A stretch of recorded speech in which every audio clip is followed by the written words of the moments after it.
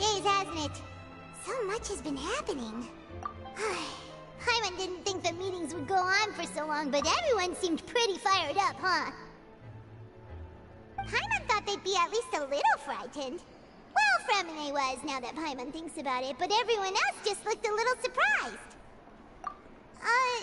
Well... Yeah. It's hard to say. Paimon doesn't have any experience with this sort of thing. But with you around, Paimon sure will do great. After all, you're the most reliable person in the world, aren't you? huh? Did you just pour some tea? Paimon didn't notice you doing that at all. Then what's that? Paimon's never seen that cup before. Don't be frightened. I'm just joining you two for tea. I merely refrained from saying anything till now. Okay, creepy. Who's that voice? But there's no one here. Ah, have you forgotten me already? Wait, you are familiar. You're the voice we heard from the sky in Sumeru. The voice from the sky, I fear that description is wrong. A pet? Though, not completely wrong. You're feeling lost now, just as you were feeling previously. I sensed that confusion and thus came to you. Guiding people is an irresistible hobby of mine, after all. Consider me a passerby, just accepting a commission from my friend's disciple on a whim. The prophecy. Yes, what has been prophesied will be fulfilled. You may view such things as the history of the future. What? Then is there any way we can stop it? I believe you have witnessed a failed attempt with your own eyes. Can everything in Teyvat so easily be changed? Ah, so you've caught on. Just as prophecies are usually only the future as seen from the perspectives of the gods, could things be happening in hidden corners where the gods' gaze does not fall? Are the things that you shall see different from the fate that the gods perceive? What is she talking about? It all sounds really impressive and important and stuff, but it also sounds kind of scary. I believe that you understand, right? Some things are insignificant, but others you must reach out to change. Ultimately, fate shall serve as your only guide, no matter what will happen in Teyvat's future. All you need to do is to play your part. This was good tea, by the way. Thank you for your hospitality. Well, that'll be all for today. The voice. It's gone.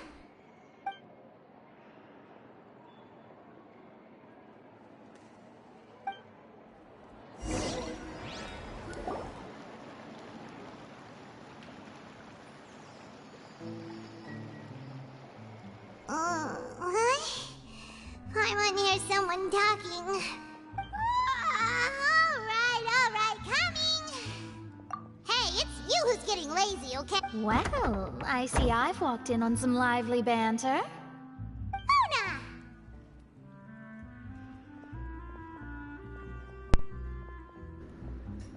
The reason I will be taking my mic out a few times is because of my noisy background, probably.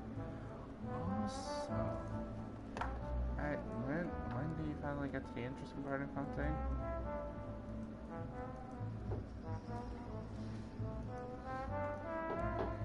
Gotta pull up the chat.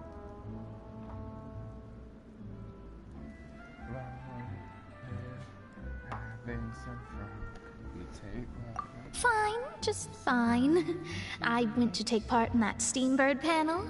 It turned out to be more interesting than I expected. Not all Fontainians are pessimistic about this. One journalist mentioned that sitting around and waiting for the end to come would be wrong, and that they should make their own rescue preparations. I agreed, so we had a brief chat with her. Did she have pink hair by any chance? Why, yes, it was Charlotte. I assume you've heard of her, no? That daredevil journalist? I'm in full support of her view. Prophecies are very important, but how can people allow their lives to be commandeered by just a few words? That's right! Paimon's glad to hear something sensible for once. Jeez. Ah, yes. About what we had discussed before. I did try, but I'm afraid I couldn't reach the old hag. I'll try again tonight, but I wouldn't get your hopes up. Huh?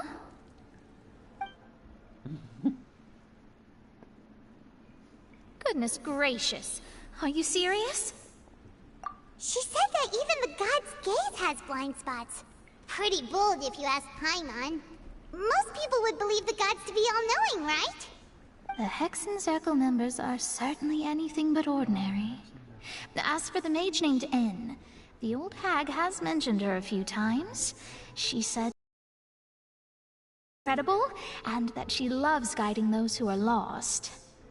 But I've never met her, and if she were still alive, she'd be... well, suffice it to say that the hag's at least a few hundred now, and N's been around for longer than that. Whoa. The Hexen Circle sounds like a scary group. But they must really stay in shape to live so long. Their abilities alone are pretty terrifying. If she came to see you personally, then the problem you're facing must truly be of great importance. Well, it's not like Paimon could understand anything she said.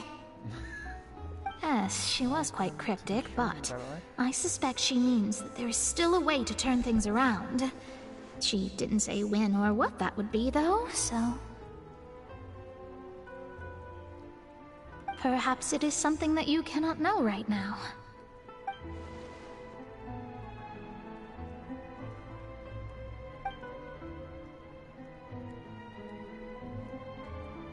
Traveler, Paimon, are you two all right? Oh, we're fine. We're just a little down right now. It kind of feels like the end is coming, you know? I see. I feel that same sense of desperation, too.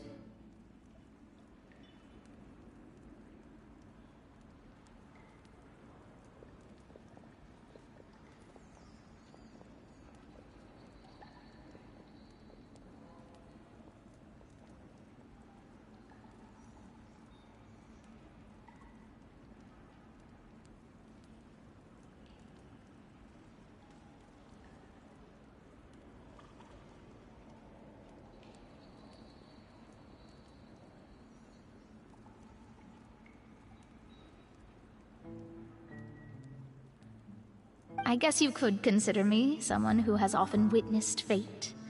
So far as I have seen, it cannot be swayed. But even so, I still hope for and believe in miracles. Astrology is eternal and rational, but fate may not be. It is cruel, but it can also be beautiful. Perhaps that's what En was trying to tell you. Not to lose heart, and to believe that what you are seeing playing out before you is not yet set in stone. I did originally think of steering clear of all this, but I couldn't. Even if this is all futile, I still wish to help everyone. If we don't struggle to the last, then how can we face the end when it comes? Huh. You do have a point. There I go, talking about astrological principles again. Sorry about that. The moment I start talking about work-related stuff... I need to get going. It was worth trying to comfort you, even if only a little. I believe that you'll help those who are struggling in the same way I did. I suppose that might be why we always seem to meet by coincidence. Paimon feels kind of moved by what Mona said, but also kind of sad too. Hey, Traveler, Paimon suddenly feels like going outside for a walk. Let's go. Let's walk around the city, shall we? There's a few spots we always like to walk by.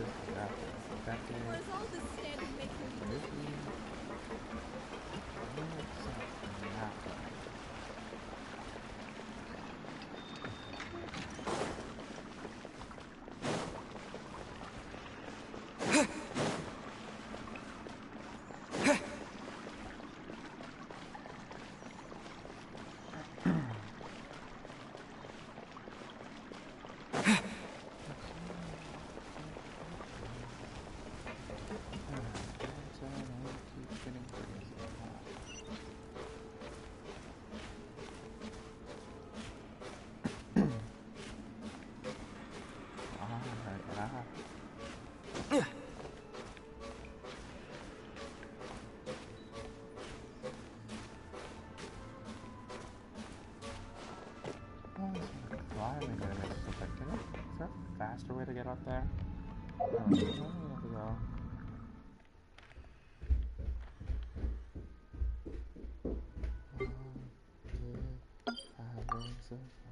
Alright. Mama.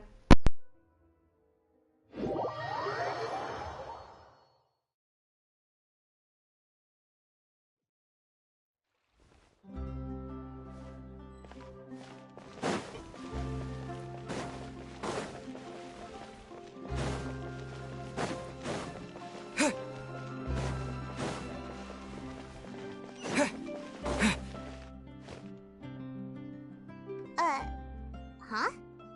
Our names are written in this newspaper. What's going on? Let Paimon see! The underwater stronghold, the Fortress of Meripede, has continued in its noble autonomy, but that does not mean that others cannot interact with it. My recent attempts to enter the fortress bore little fruit. Huh. Guess Charlotte still hasn't given up on that. Thus, did an Outlander friend become the focus of this report, a blonde adventurer with their white fairy legends trailing in their wake. It is said that this mysterious traveler once visited the underwater fortress. So while the fortress's interior remains a mystery behind closed doors, do not fear, for the tales of the traveler contain surprises in spades. Journalist Charlotte's biggest scoop yet, the Traveler's Trail, World Walker.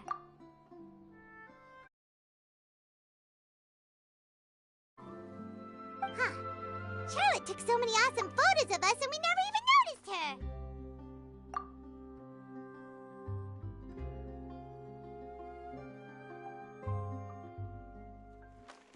She hasn't been able to get a hold of anything at the fortress, so since we're easier to find, she's using us as the subject matter instead? Ugh, seriously? Well, fine. Those headlines and photos do look cool, so Paimon will forgive her this time.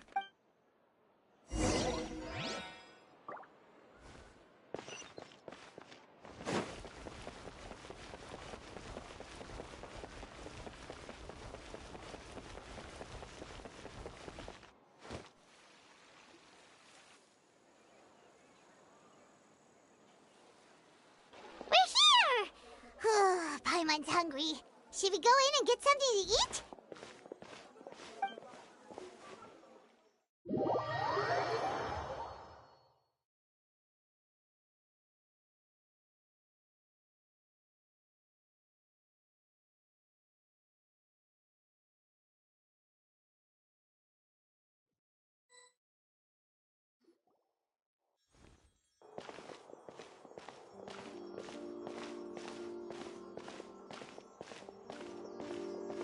Hey, quick!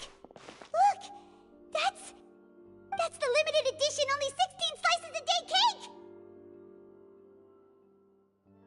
It was so delicious the last time we tried it! Despite the tense situation we were in, let's give it another go! I'm sure it'll be great! One slice of cake, please. Someone showed up after all! Oh, wait, you're the one from the Palais Mermonia! Oh, are you here to buy cake too? It seems Monsieur Nervalette was right. You really can eat. Wait, did he really say something like that? That's right. Even he has his own preferences when it comes to food.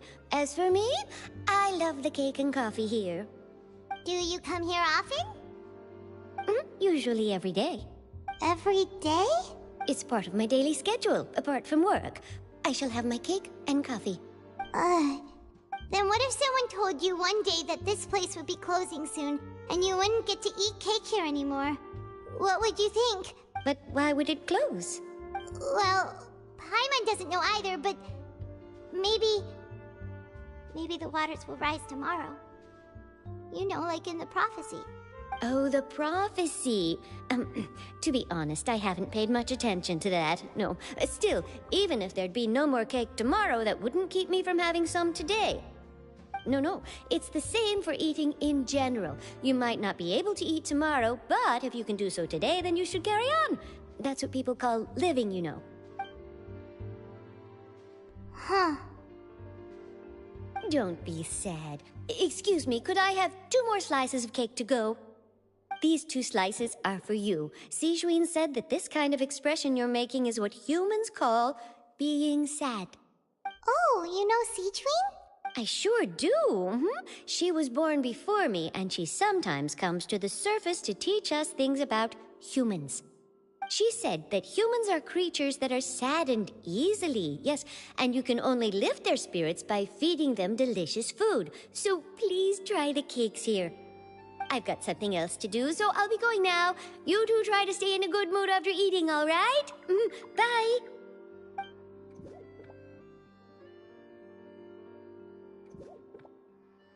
And there she goes! Alright, let's dig in. Paimon's sure this cake will be delicious.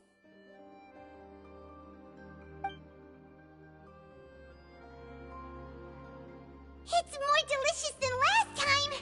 And the flavor gets even better with a sip of tea. It sure would be nice if we could come again tomorrow. Sure would be nice if we could always eat delicious food here.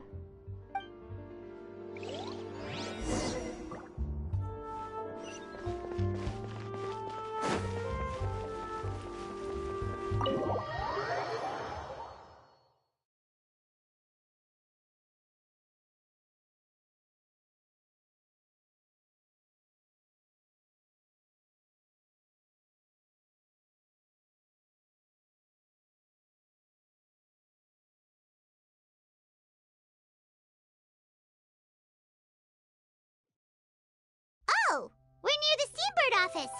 Let's go look for Charlotte and have a chat.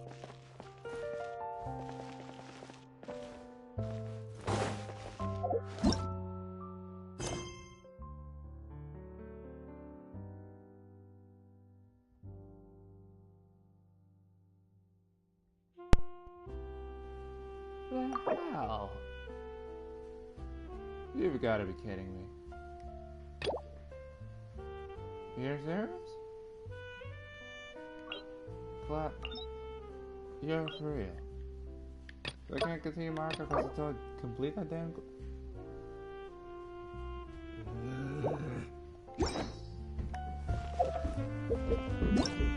Now I can just cancel. What quest is there? A world quest or a story quest?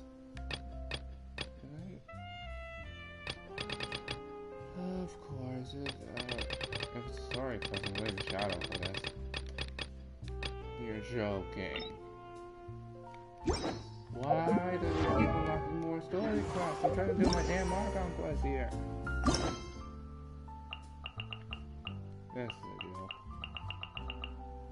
She invented. What the f.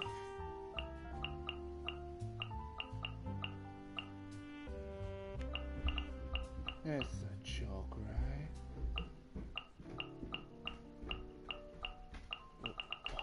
Why? I don't need all these story quests, nor was I planning to ever do them.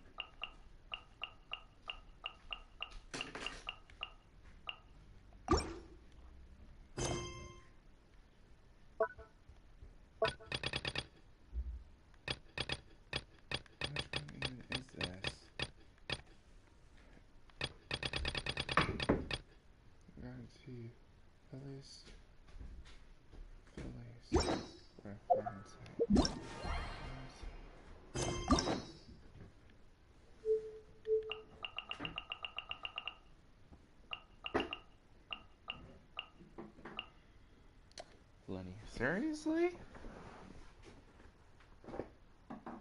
I have to do a damn story quest.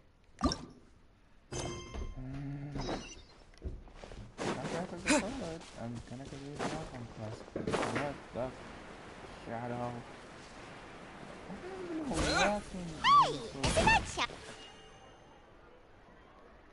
This is part of the whole quest. I see.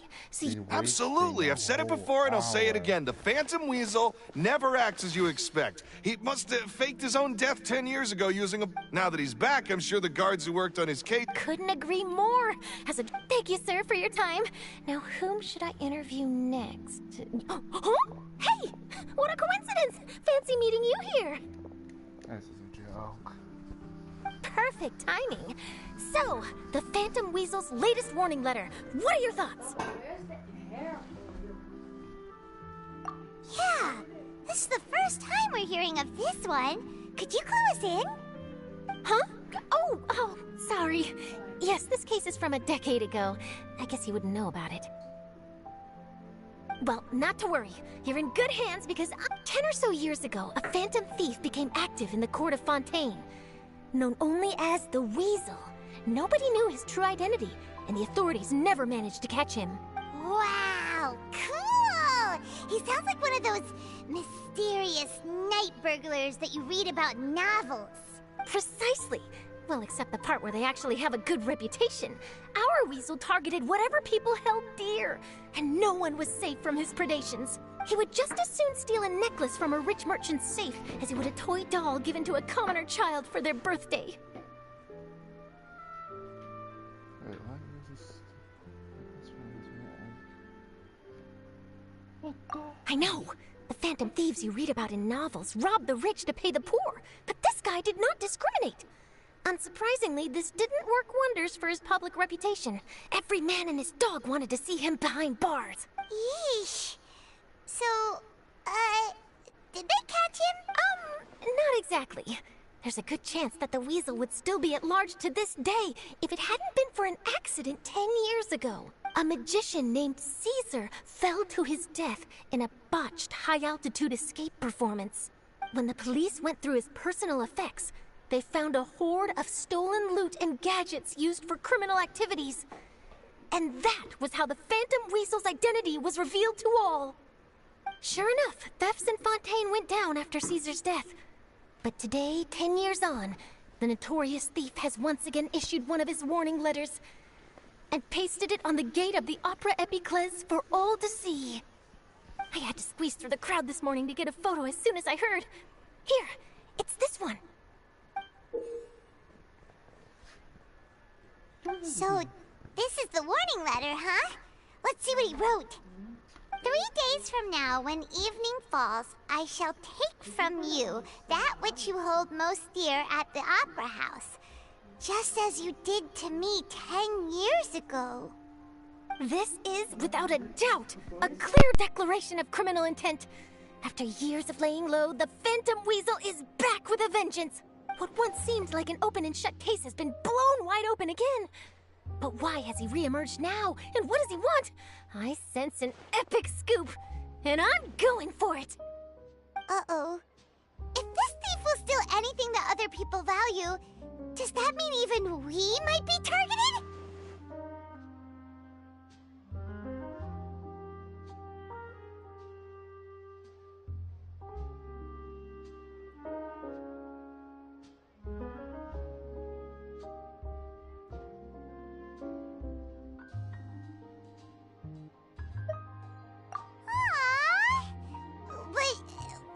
Doesn't want to get kidnapped?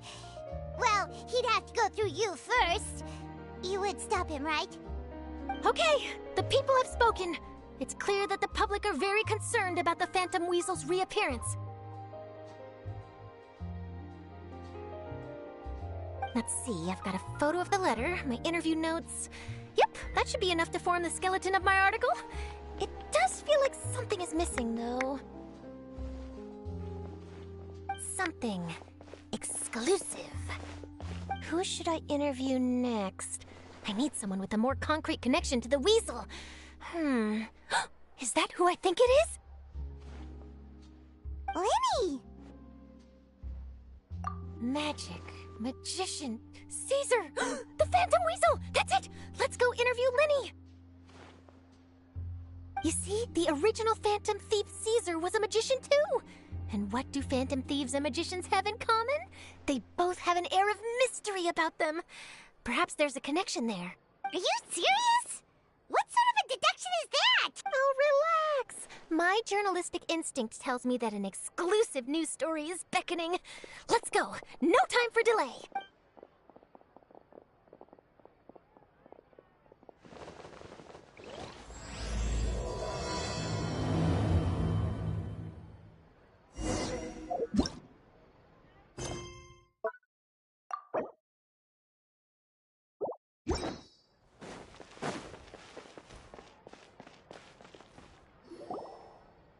Wow, Mr. Magician! How did you know which card I picked? Oh, it's simple. Come closer, and I'll let you in on my secret. Magicians have a special skill called telepathy, which means we can read other people's minds. Really? Then, what am I thinking now? Well, first you need to relax, because I can see that you're clenching your fist in your mind, as if to say, no, I mustn't let him guess it. Aww. And now you're getting a little flustered. You're trying to find a way to empty your mind, to think of nothing at all. But the more you try to hide a secret, the easier it'll come out. You snuck out from home today, didn't you? You told your family a little lie so you could come out and play. Now, that's not a good habit. You can tell? Oh boy, you really can read my mind. Of course. Oh, and that's the end of my performance. You should really be heading home. Remember to apologize to your family, all right? They must be worried about you. All right, got it.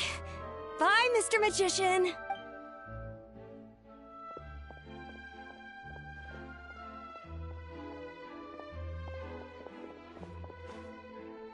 Hey, Linny? Why, hello. We meet again. Are you looking for me? What's the situation? Well, why don't you guess, Mr. Telepathic? Oh, please. You didn't believe that spiel, did you? The power of telepathy is quite beyond me. I'm sure that child would beg to differ. Seemed like you were right on the money. That was nothing more than a little trickery. I made an educated guess based on his micro-expressions. That, plus the fact that he was the only kid here without his parents, and he looked as guilty as sin. He made it easy for me. You guys, on the other hand... Let me guess. Don't tell me you're here for the Phantom Weasel, are you? Wow, got it in one! Is this more of your trickery at work? Wait, really? No trickery this time. It was pure luck.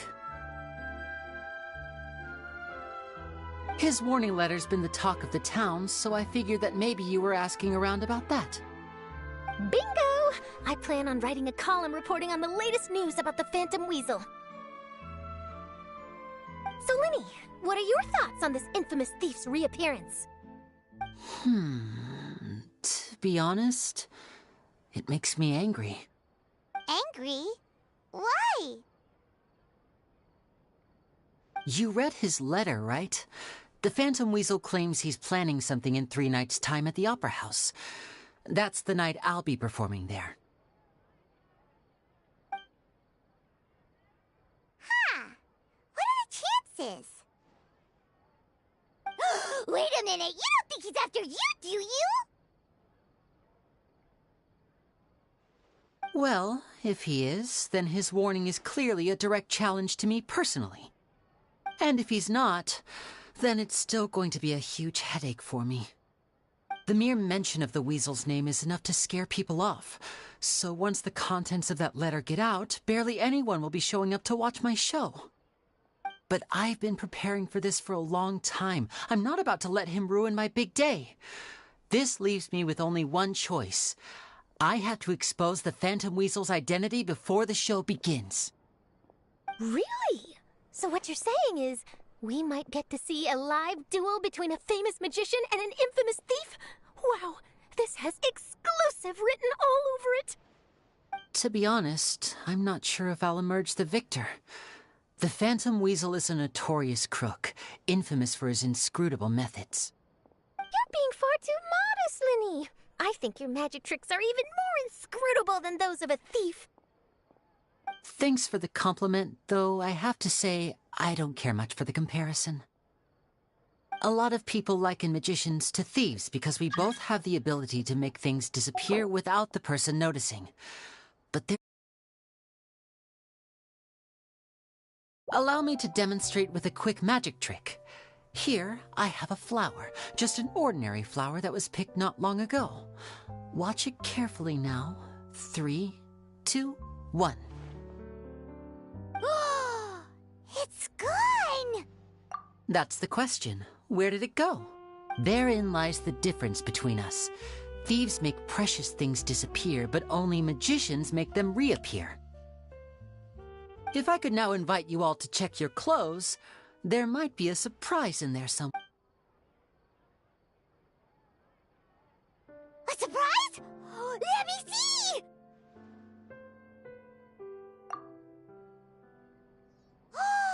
It's right there! But how? You haven't moved this whole time!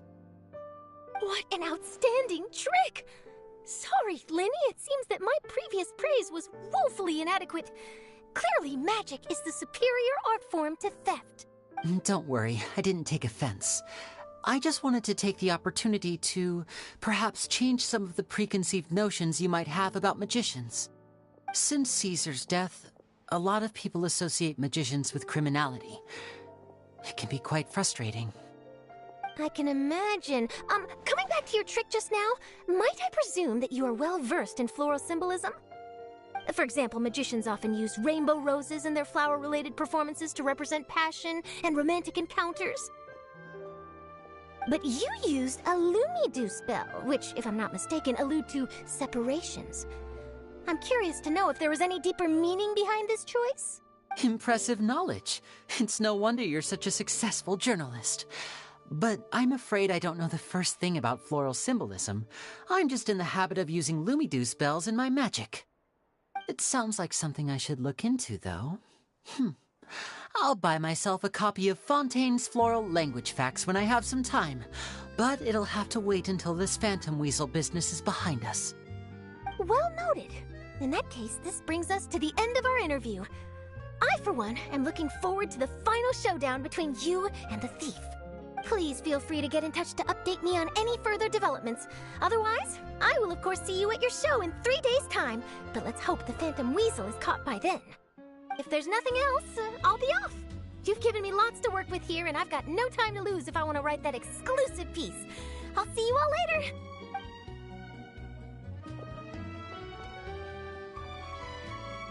So, Lenny, are you gonna tell us how you did that flower trick now?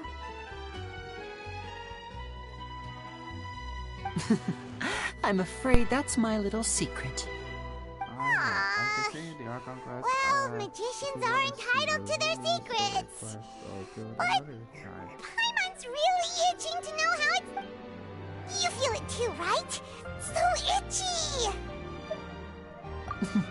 Not so itchy then, huh? Well, since you're so concerned, how would you like to serve as my temporary magician's assistants and help me investigate? Magician's assistants? Oh, that sounds fun! Assistants are technically magicians too! Also, it'll bring us one step closer to figuring out how that darn trick is done! Shall we go for it? Excellent. Thank you for putting your trust in moi. The first thing we need to look into is who Caesar really was. If he truly was the Phantom Weasel, that means that the Weasel is dead, and whoever wrote this warning letter is just a copycat criminal. But if he wasn't the Weasel? Well, that'll make things more interesting. It would mean that the Weasel lives, and he's been laying low all this time in some corner of Fontaine. And if we're investigating Caesar, his fiancée Gemma is a good place to start. Word is that she visits the cemetery often, so I asked Lynette to wait for her there. We should make a move. Let's go and rendezvous with Lynette. It's been a while since we last saw Neverlet. Paimon wonders what he's been up to. Identity? Let's go talk to him and find out.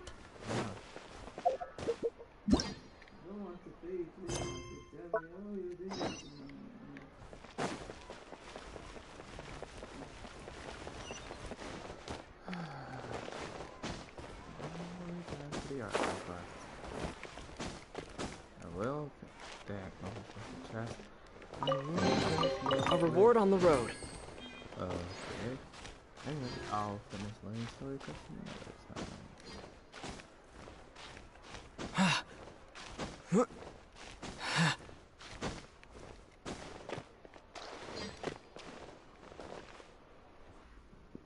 Wow! If it isn't the Traveler and Paimon! Oh, have you seen the article I wrote about you? Ha! You've got some nerve! You just used us to make some quick mora! Oh, you needn't worry about that. I heard that you were in Poisson some time back, so I sent you a letter to discuss just that. It appears you didn't receive it, though. It's all right, though. I've set aside the amount intended for you. I've even set the table with some food. Really? Oh, you're the best! You're almost a little too easy to win over, Paimon. If I were a journalist with ulterior motives, you'd be in trouble now, you know. Oh, Paimon knows you're not like that. Still, what brings you here all of a sudden? Were you looking for me? A friend of ours met you a while back, and when she mentioned it, we thought of coming to see you. Her name's Mona. Ah, so you know Miss Mona as well. She's a guest columnist for our paper. A really good one, too.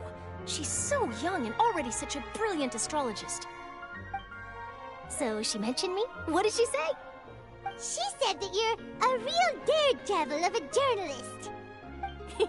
Nice. In which case, can this daredevil journalist dare to request an exclusive interview with the legendary traveler and Paimon? Huh? So your article in the paper today doesn't count? Oh, of course it doesn't. That was more like live photography. What I'd like to do is dive deeper and ask you to talk about the things you've seen and experienced. Yeah, are we even qualified enough? Why not? If I say you're worth an interview, then you're worth it. But not right now, of course. I'll need a few days to prepare. Are you serious? Oh, in that case, we'll just chat when you have the time then? Oh, so that's a yes? Ooh, splendid! I'll tell the editor-in-chief immediately. I'll have to apply for lighting, a venue, some props, and... Whew, so much to get done now. Talk to you later. And what now? Literally just Wait, gonna Charlotte, no. Paimon's still got a question for you. And what's that? If, just for example, Fontaine were to be flooded tomorrow, what would you do today? Huh, that's the prophecy you're talking about, isn't it?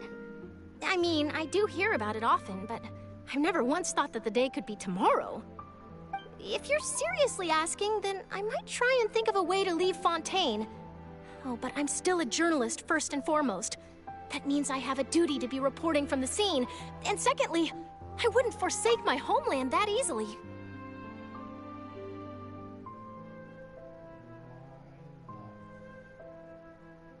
From what I've seen, most people don't know what they'd do should the worst come to pass. In truth, it might be better just to behave like normal rather than worry over such an end. Sorry, just gotta check something.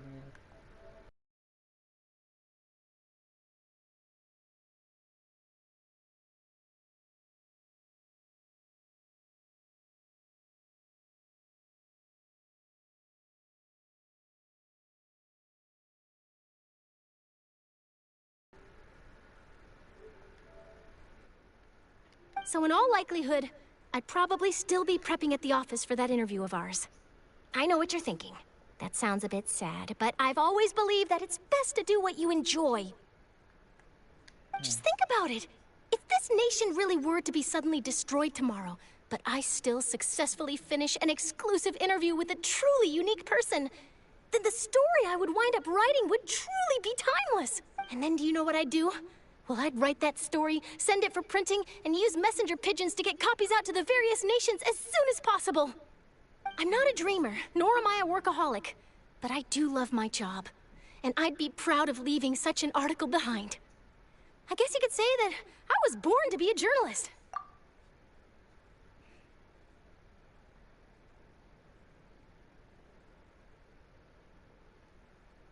Charlotte really is something special.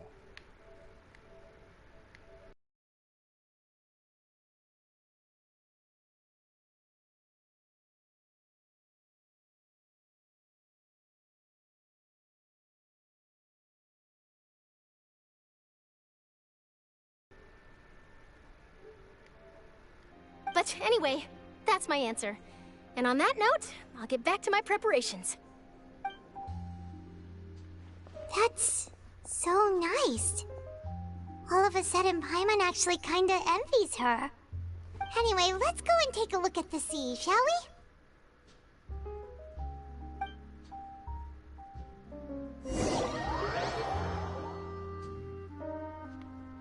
It might be. Hopefully got like 2 days. Paimon's been thinking. If it wasn't Fontaine, but all of Tevat that would be destroyed tomorrow, where would we go and what would we do? No, Paimon should ask, if you could choose, what would you like to do?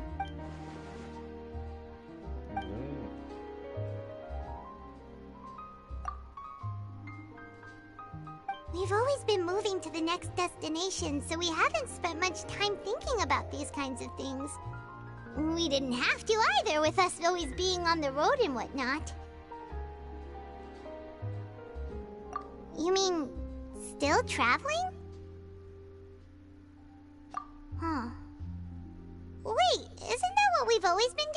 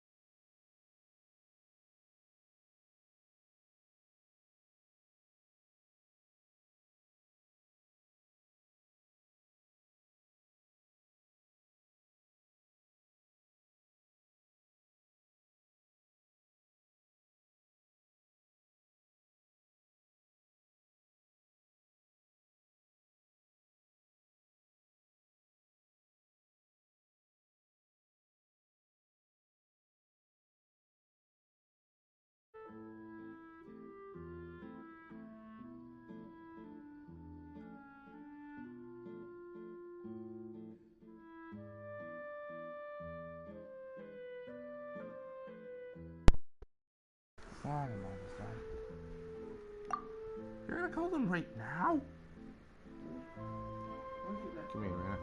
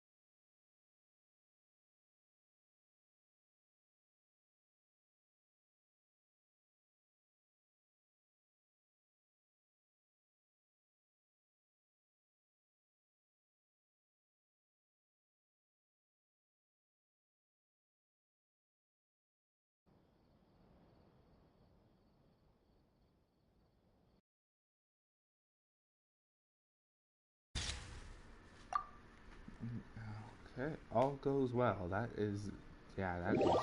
Okay. When do we finally get to the important part? I want to finish this for Wednesday, before not like.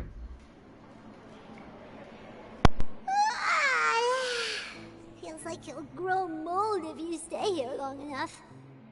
But it's still better than the Fortress of Mirapede, that's for sure. It's not only damp there, but salty too. Ah, so the two of you are still here. I'm well aware that you're friends of his. Actually, I'm here to pass along a message from him.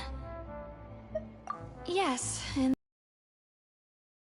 the Chaussee Phantom has declared the incident a small-scale riot. A riot? Well, that said, I don't personally think it was that serious. Lady crowd continued to grow, and protests against the Hydro Archon started to... People have started to put the blame on Farina.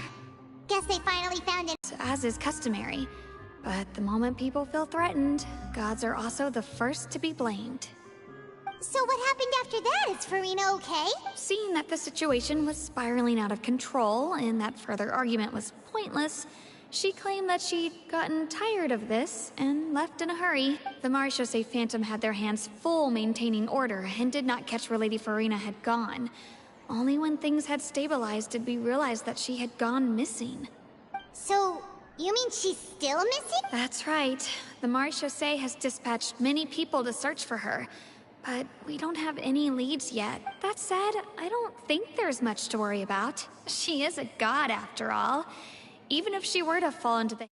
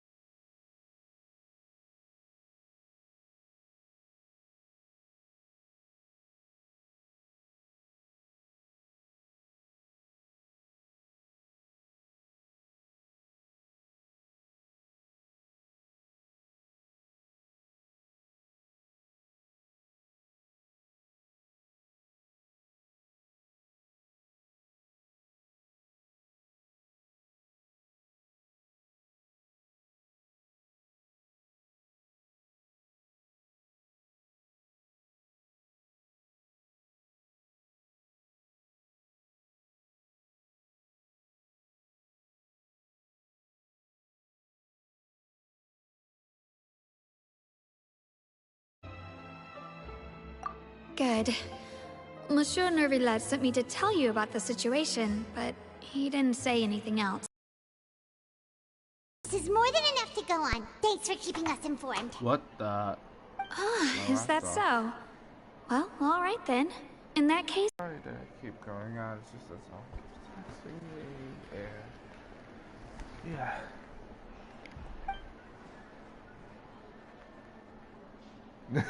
Well, sounds like we should hurry over to Poisson then.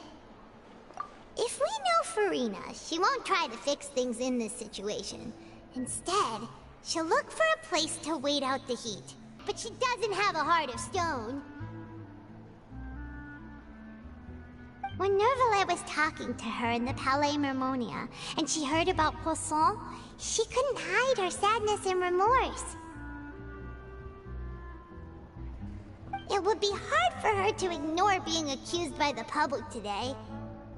Paimon thinks Farina's probably taken the opportunity to slip away to Poisson and try to relieve the sense of guilt that she's feeling. Huh. Well, what do you think? Paimon knows the answer, of course, but Paimon can do the analysis to back it up, too. Cool, huh?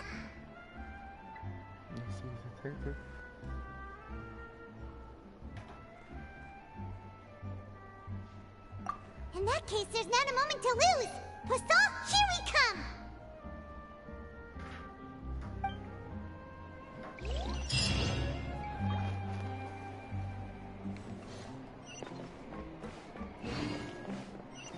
Oh, yeah, that's fun, huh? What the heck?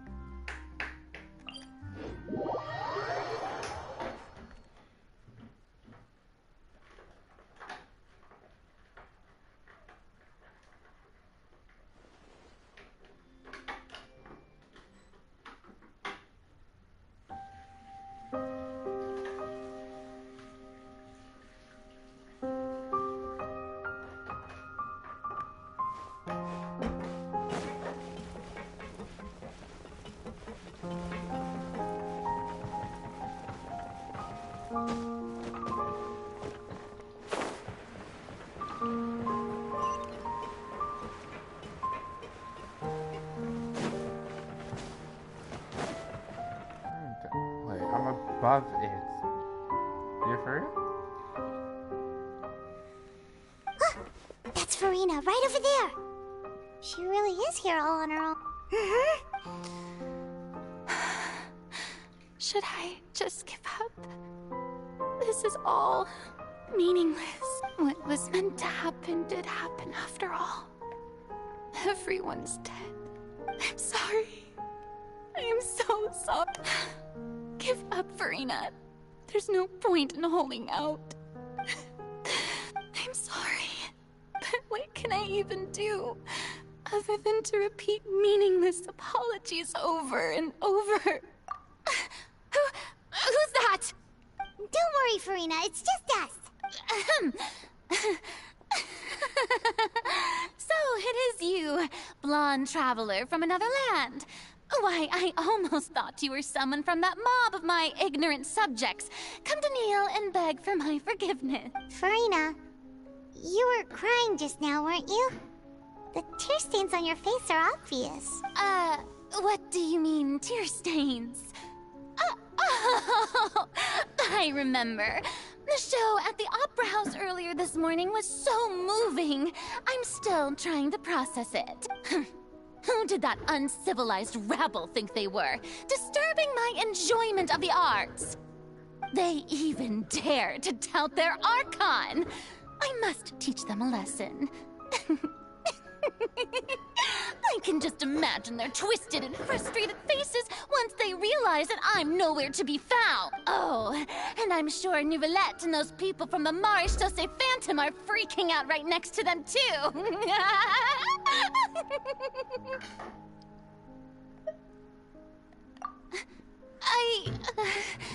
Of course not. Hey, there she is! The Hydro Archon's over there! Quick, after her!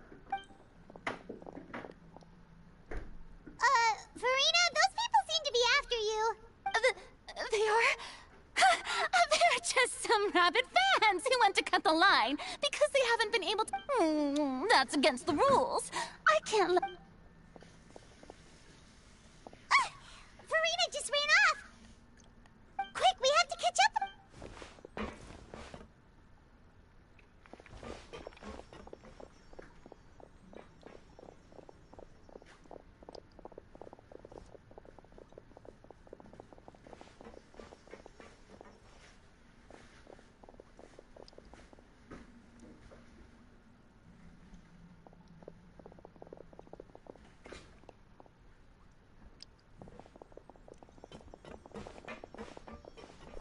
This should be the place, right? Hey, Farina! There's a good hiding spot over here. Quick, come to Paimon before the rest of them catch up to you. What is this place? Hurry, they're almost here! Fine. I suppose haste is warranted. Jeez. She cannot be honest with herself, can she?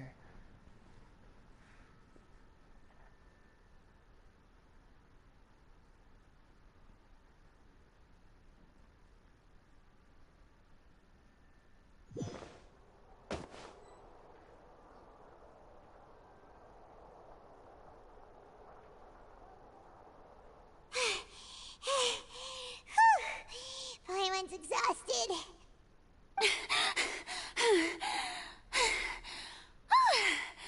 I'm so tired. I totally thought they had caught me. No, I merely gave in to the sheer enthusiasm they displayed.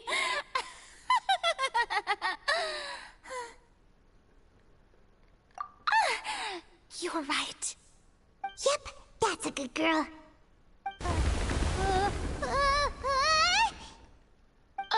What's happening? The ground's shaking. Is it an earthquake? Yeah, a quake of this kind preceded the flooding in Poisson, didn't it? It can't be. It's happening again. Well, there's no need to worry too much about that. Nouvellette's made some emergency plans, so the evacuation should go a lot smoother this time. Yeah, I hope you're right. But the people of Poisson, they've already...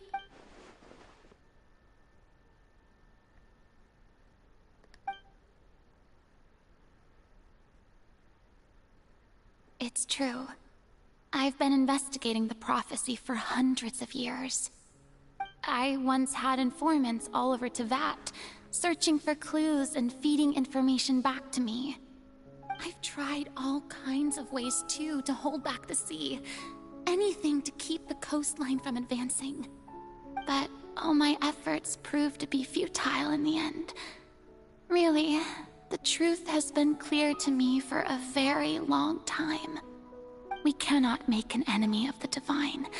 No matter what we do, the will of the heavenly principles will have its way, and the prophecy shall be fulfilled. Give up. I do love the sound of that phrase. It would mean finally coming to terms with fate, but also for me to finally be free. Indeed, I've thought about giving up so many times, especially after we almost lost Poisson. Fate is really unreasonable, isn't it? It has no heart and obeys no rules. The prophecy has only just started to come true, and so many people have already lost their lives. But just now, it all became clear to me. I still don't have the right to come to terms with fate on behalf of everyone else. As long as the final moment hasn't come, it's still not too late. Don't worry. I will keep hope alive for everyone until the very end. Well, that's enough for now.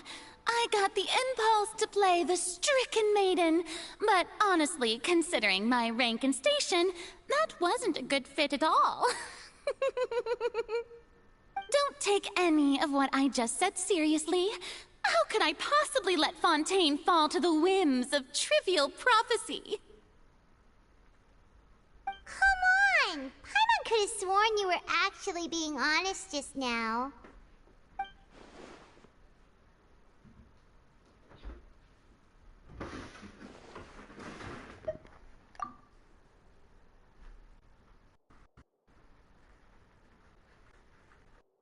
Share my burden.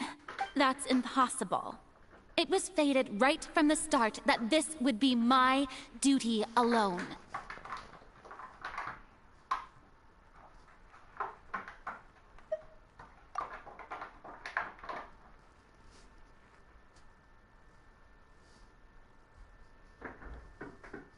A witness.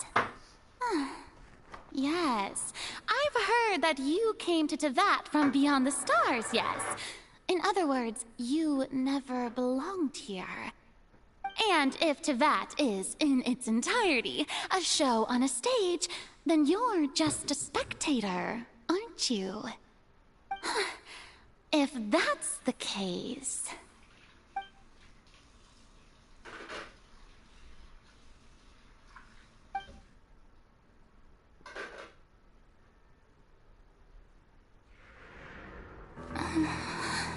Cutscene.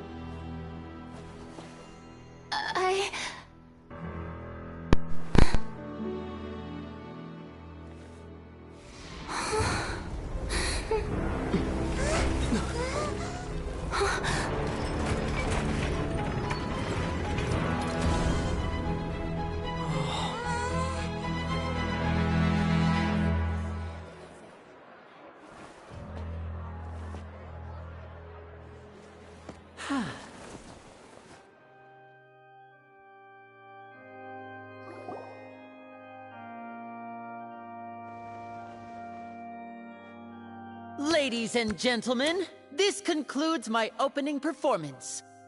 Now, without further ado, we may proceed to the trial of our god. I'm sorry? So, this is what it is. Yes, you deserve praise for the effort you took to raise the dramatic stakes. Do not forget, however, that I am Focalor, the god of justice, the embodiment of justice itself. Does it not strike you as even the least bit absurd to bring the very concept of justice to trial? May I interpret these words as your refusal to stand trial? In that case, you will have the opportunity to defend your honor through a duel. You would draw your blade against a god?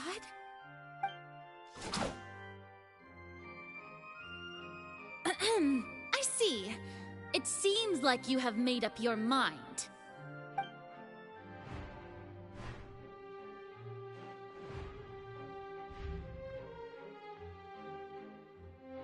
Paimon can't believe it. She just surrendered. What the heck is going on? Did I just see an Archon surrender to a human? Wow, how utterly humiliating. Lady Farina, what is the meaning of this? Shh! It would seem that there has been a misunderstanding. To be clear, the raising of both hands is not always an indication of surrender. Looking for excuses again, huh? I raised my hands just now to indicate my acceptance of the trial. No duel shall be necessary. I will admit that I've been running away for a long time. I'm sorry, everyone. I was unable to protect the people of Poisson. It is my duty to stand trial for my crimes. You are not the only ones to be disappointed in me. I, too, am exceedingly disappointed in myself. But now, it is time for the Hydro Archon to show you her courage and resolve. I, Farina, will use this trial to show the world the true meaning of justice! This time, I will protect you. Applaud and rejoice.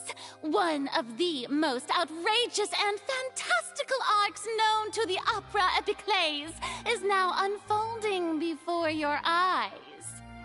Mark my words, this shall be one of the most exhilarating and brilliant shows ever to grace the stage of Fontaine. The trial of the Hydro Archon, Focalor, will now begin! Woohoo! Oh, now we're making history! Why does it feel like Farina just took over the whole thing? Like, come on! Didn't she just get forced to stand trial for her crimes? Also, even though she's still acting super dramatic, she is taking this seriously this time, right? All right, then. Who will be my opponent in this trial? The court asks the prosecutor to please take the stand. Is that so? Very well. Then please speak, witness of Tivat, my accuser and fated opponent.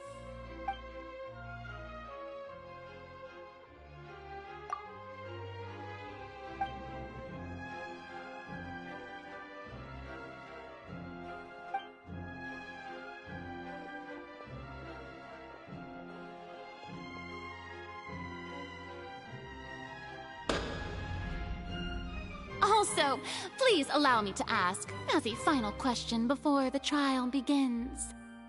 Just how much work did you do to force me onto this stage?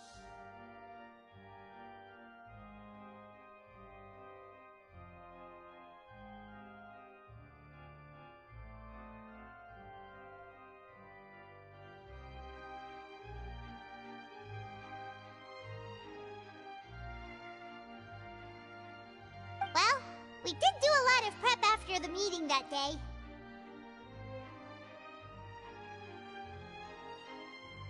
I can go over the tasks assigned to the Spina di Rosula, since they were rather straightforward and easy. Navia, the president of the Spina di Rosula. Most of the people who participated in the disturbance this morning were my subordinates. They changed into plain clothes and came to the Opera House as to incite insurrection against you.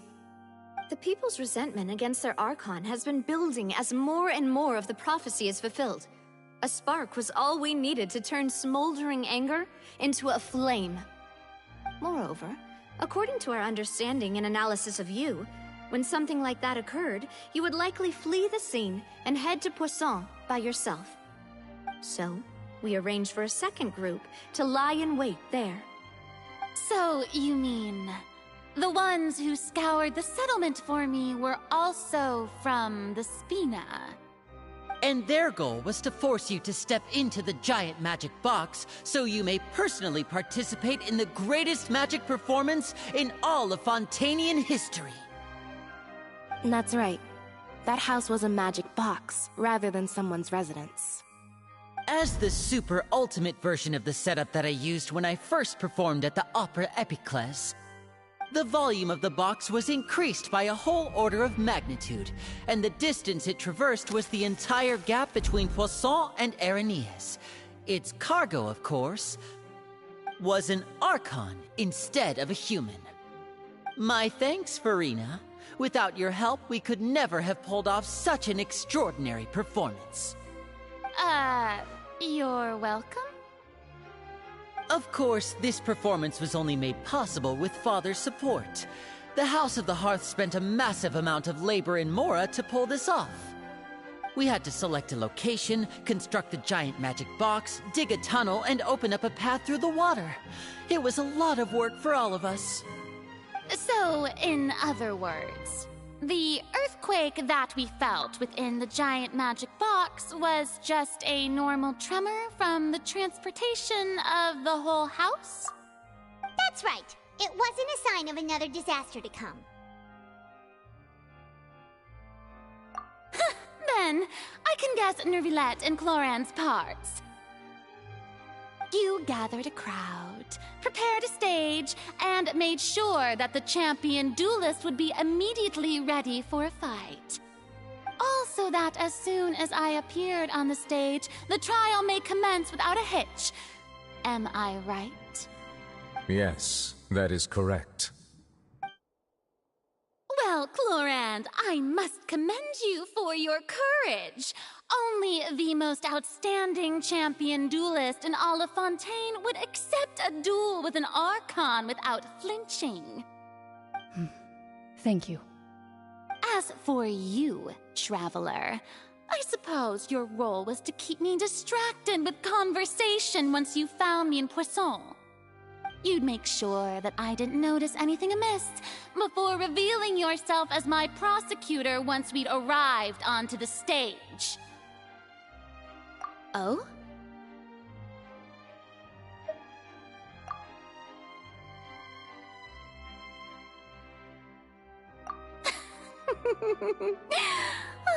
Is that so?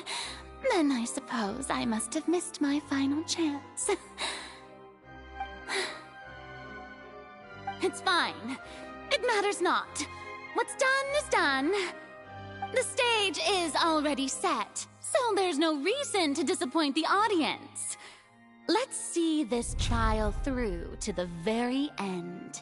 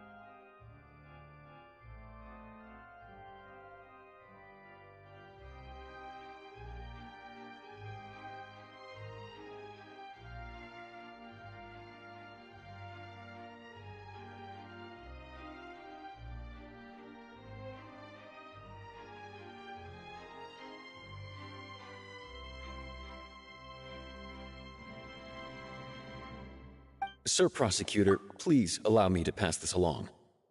This is a document that Miss Charlotte applied for and received permission to share with you during the trial. According to her, it should speed up the proceedings. Huh? Charlotte wanted to give us something? Oh, so she's here too! Hey, Charlotte! Oh, let Paimon see. Isn't this the exclusive interview that she did with us before? So she's already finished it, huh? Wait, then that means this document is a perfect timeline of everything that's happened ever since we stepped foot in Fontaine! So in other words, we can refer to this anthology of evidence every time we want to use something from our journey as evidence for an argument! Let's quickly confirm the information in it. Just think of it as a refresher, alright?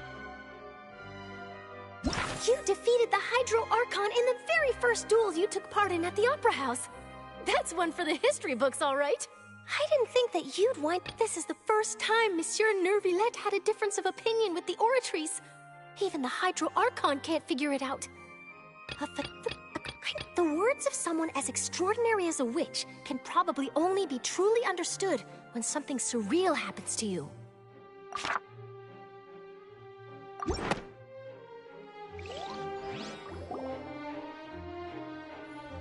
The prosecution and the defense are both in position. The trial shall now begin. Oh, come on, Nervillette. There's no need to repeat all the unimportant legalese. Just fast forward to the part where the prosecution lays out my offenses. As the defendant and the lead actress of this performance, I still haven't even been informed of my supposed guilt in all of this. Of course, it is only natural for humans to struggle to understand the actions of a god. However, you will need more than that to convict me of a crime. That's true, but my charge here is unrelated to your conduct as an Archon. Instead, I would like to charge you as a fraud who's never been the Archon in the first place. Wait, what was that? Lady Farina's a fraud? Hey, I came here thinking that we were going to try the Hydro Archon for forsaking her duty, but did I hear that right? She's not our Archon at all? Charge accepted. Lady Farina, do you plead guilty to the charge?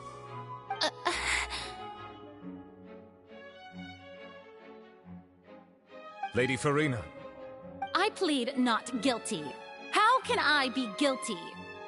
There is no way that I, Focalor, otherwise known as Farina de Fontaine, a member of the Seven and the Regina of all waters, kindreds, peoples, and laws of Fontaine, could be anything other than your true Archon. Yeah, even though Lady Farina can be rather eccentric, isn't it going too far to doubt her very identity? Yeah, I've never questioned her identity either.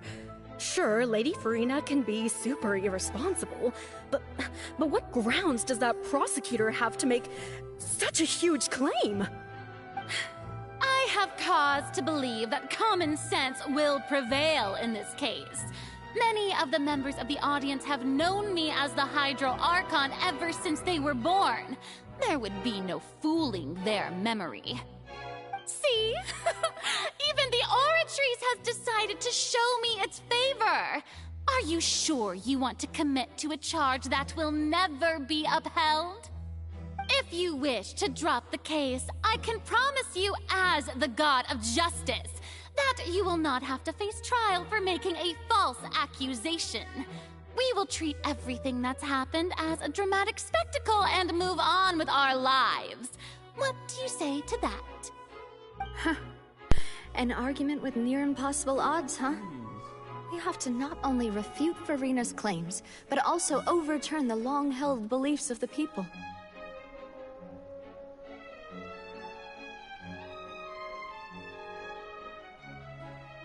Well, I tried to give you the chance to surrender. If you must persist, then let me ask. If you believe I'm not the Archon, then what manner of being do you think I am? And if I was not the Archon, then how did I manage to live for over 500 years?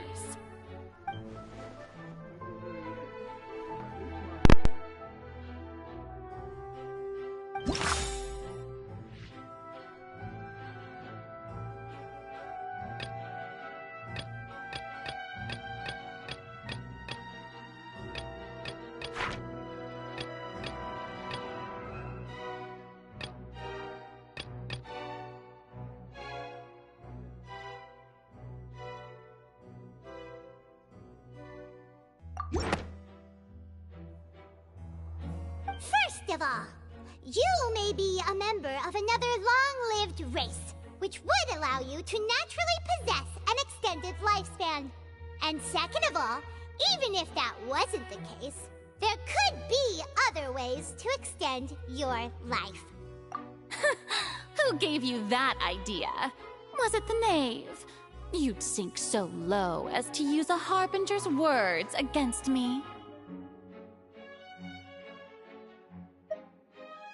A curse? I once thought it possible that the aura of an Archon might naturally resemble a type of curse.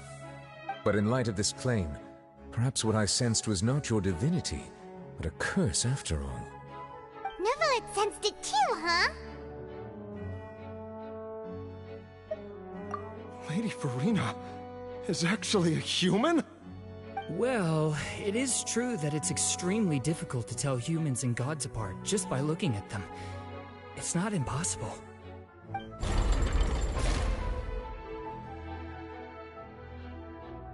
Well, don't start celebrating too early now.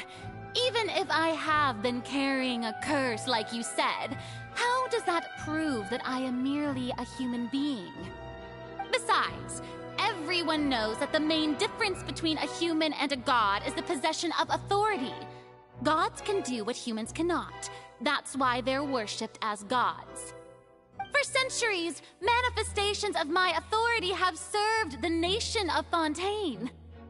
One need only to turn their eyes towards the Oratrice Mécanique d'Analyse Cardinal in this very opera house, or consider the endemnitium that is used in every aspect of life.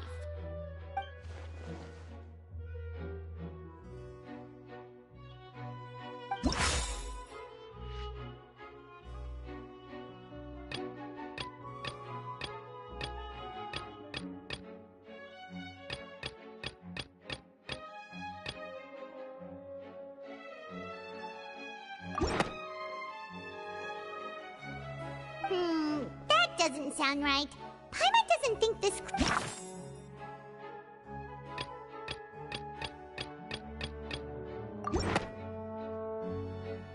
You tried to reference the Oratrice, but weren't you as confused as all the rest of us when the Oratrice declared Child to be guilty without any proof?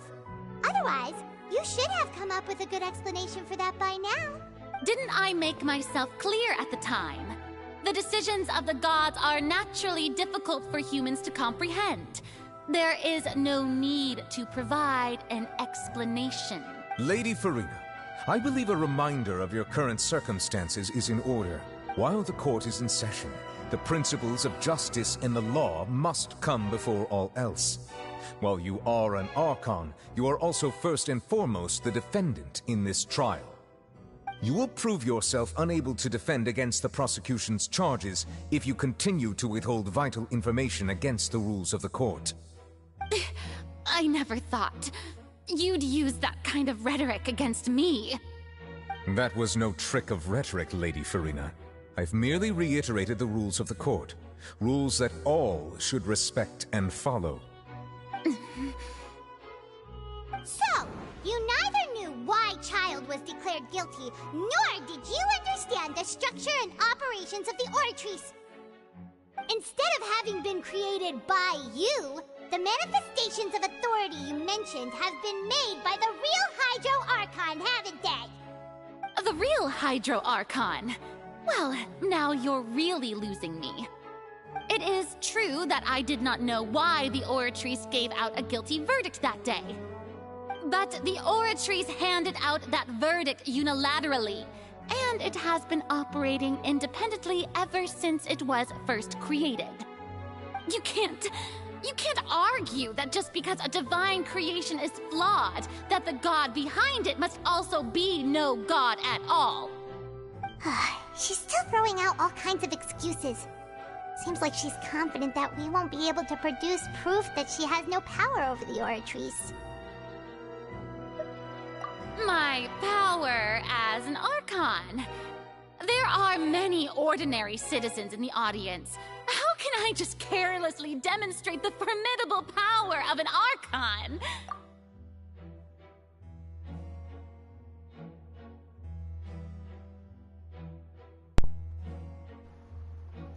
Right, it literally did that the whole time of Inazuma, from the first moment we met her. If that poses a concern, I'm prepared to extend my protection to the audience. You don't need to go that far.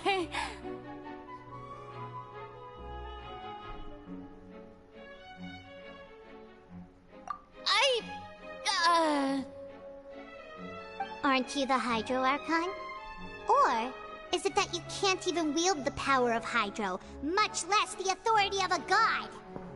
Indemnitium! Yes! It's all because of Indemnitium! All Archons derive their power from the faith of the people, and I've converted the people's faith in justice into Indemnitium!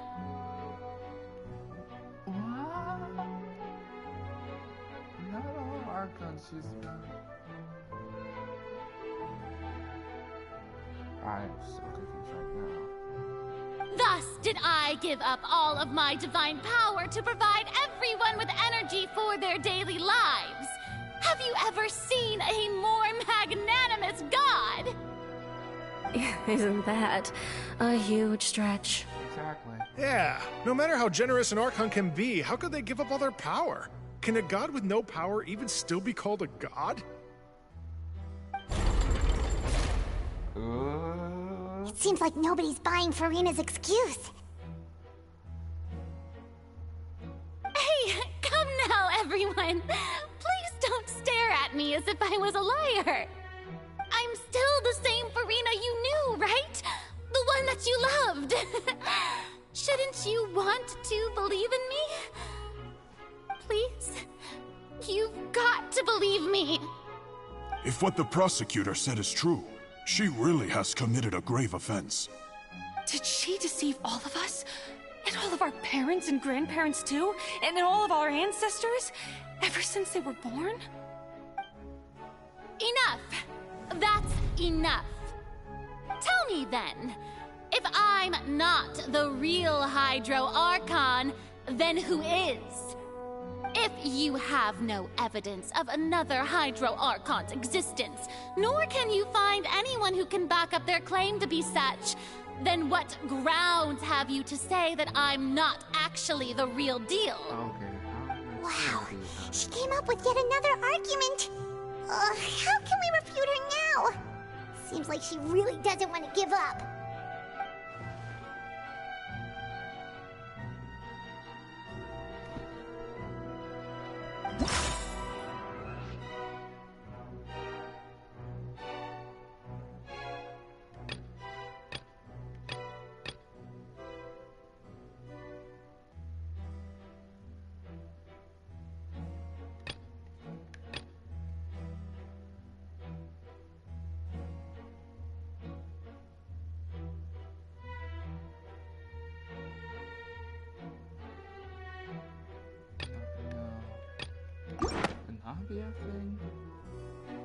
Thing? That doesn't sound right. That doesn't... What is it? This guy, I feel... He's wrong. That's her, right? Okay, how... Seriously? It has been established that all Fontainians can dissolve in water from the primordial sea. And that means... Since you insist on claiming to be a god and not a human, then there's a method that you can use right here and now to eliminate all suspicions of you being the latter. Miss Navia, please apply to serve as a temporary attorney for the prosecution before addressing the court. Though you act in partnership with the prosecutor, you must still adhere to proper procedure. Super sorry, Monsieur Chief Justice. I swear this really will be the last time that I'll speak out of turn. Now, I've brought some seawater from Poisson. As everyone knows, a massive flood struck the area not long ago, taking many lives, including those of some of my closest friends. So, Miss Farina, would you dare to touch some of this seawater? If we are to believe that you are indeed the real Hydro Archon, touching this seawater would have no effect on you. All it should do is strengthen your case. But if you don't dare to touch it, then we would have basically proved the reverse. Oh, and I must remind you that after the disaster at Poisson, nobody wants to see any more people dissolve. I do hope you'll act prudently and choose the simpler path of admitting guilt. Navia from the Spina di Rosula. The Spina has governed Poisson for many years. I guess her suggestion is valid. If Lady Farina is indeed just a human, she's probably Fontainian like all the rest of us. Would she really dare to try? No, Farina, you're insane.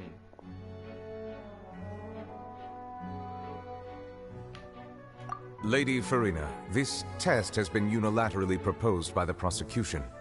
As it falls outside the realm of standard court proceedings, you possess the right to decline participation.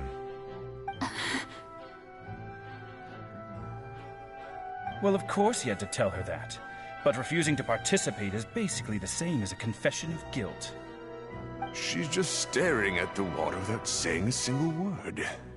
It really does seem like she's quite terrified of it. That could only mean... What's going on? Is she really planning to... that's not what we thought she would... You're insane. Due to the inherent risk of the test, Lady Farina, you may... And she does it. Hey! What?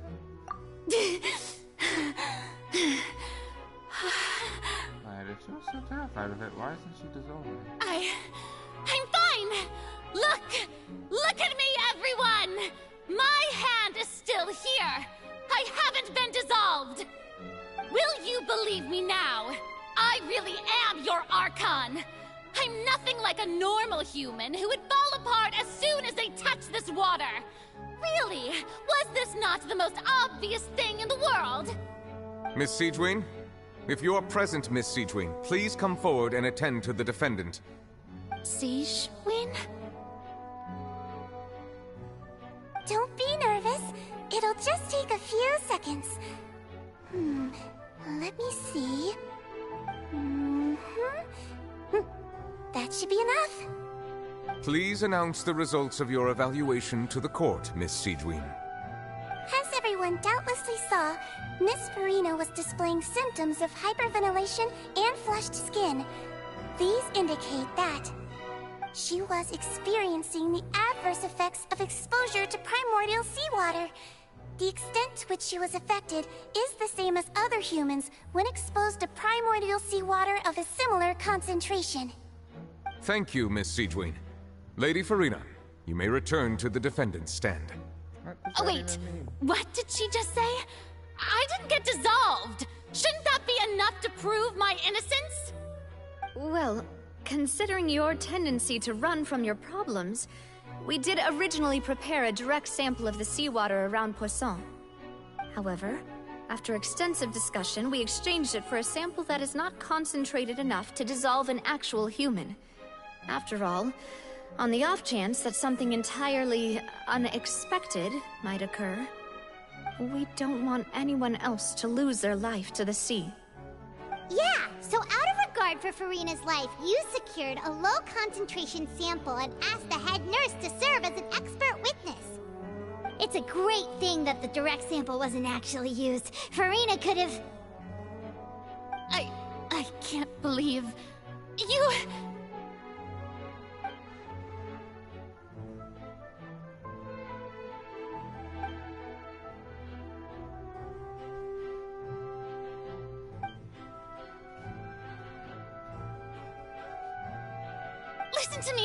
Listen to me, everyone. Please don't give me such cold and disdainful looks. What happened just now didn't prove a single thing. Think about it. How can you conclusively prove that an Archon can't also be affected by the primordial seawater? Also, if I was really just a human, why would I dare to just put my hand in that kind of water?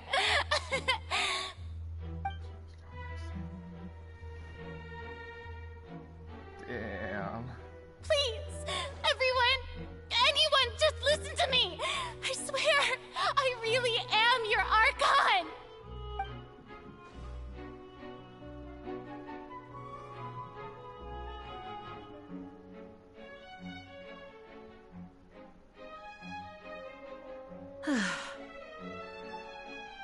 I don't think anything she says at this point will sway anyone.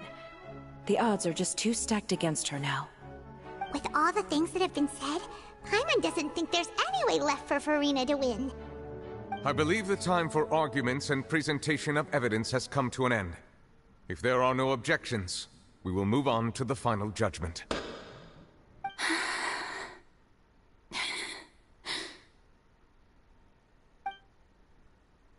I don't think anything she says at this point will sway anyone. She's too stacked against her now.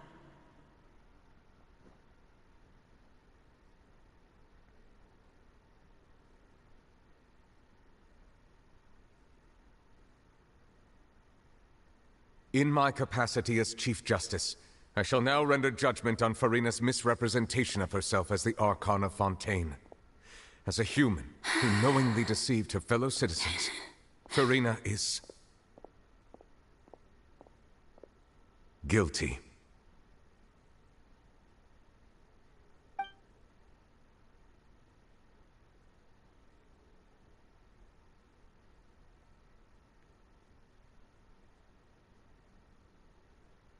We shall now turn to the Oratrice Mécanique d'Analyse Cardinale to render the final verdict on the charges.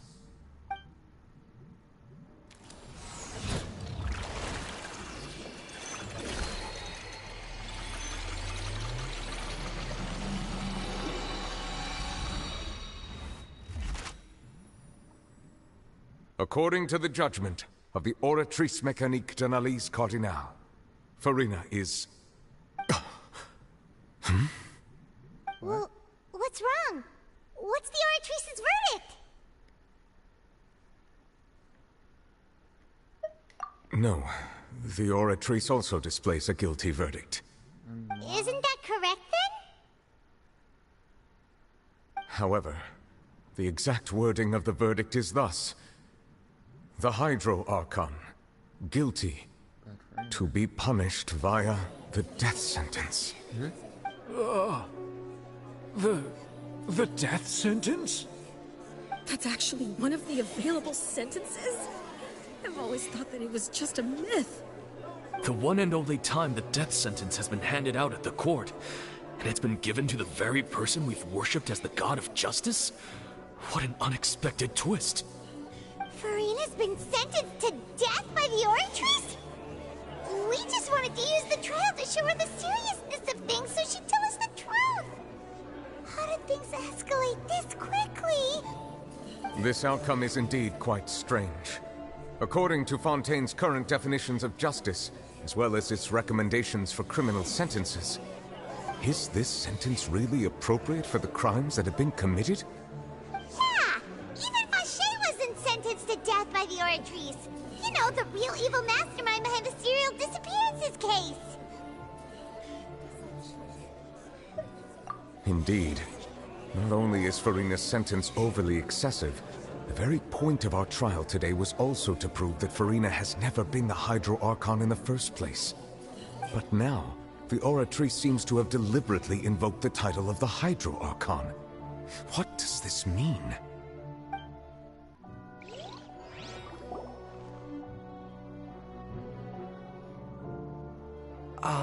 Excuse me, if I may interrupt. Is the trial still going? Fremine! You finally made it. I assume this means you've completed your mission? Mm-hmm. Any mission Father assigns to me will always be top priority.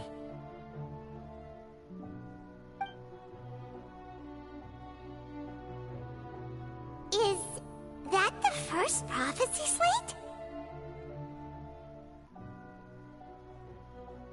Huh.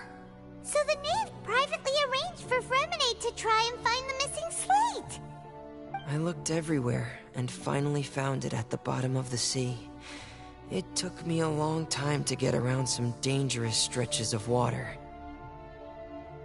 But has the trial already concluded? Then doesn't that mean I've come too late? Oh no. Father will be disappointed in me. Thank you for your hard work, Mr. Fremine.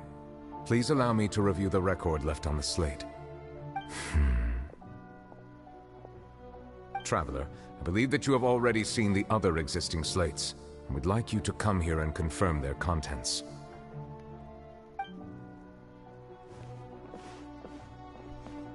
Huh?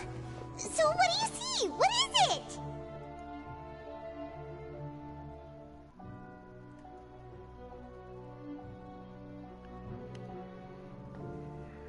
What?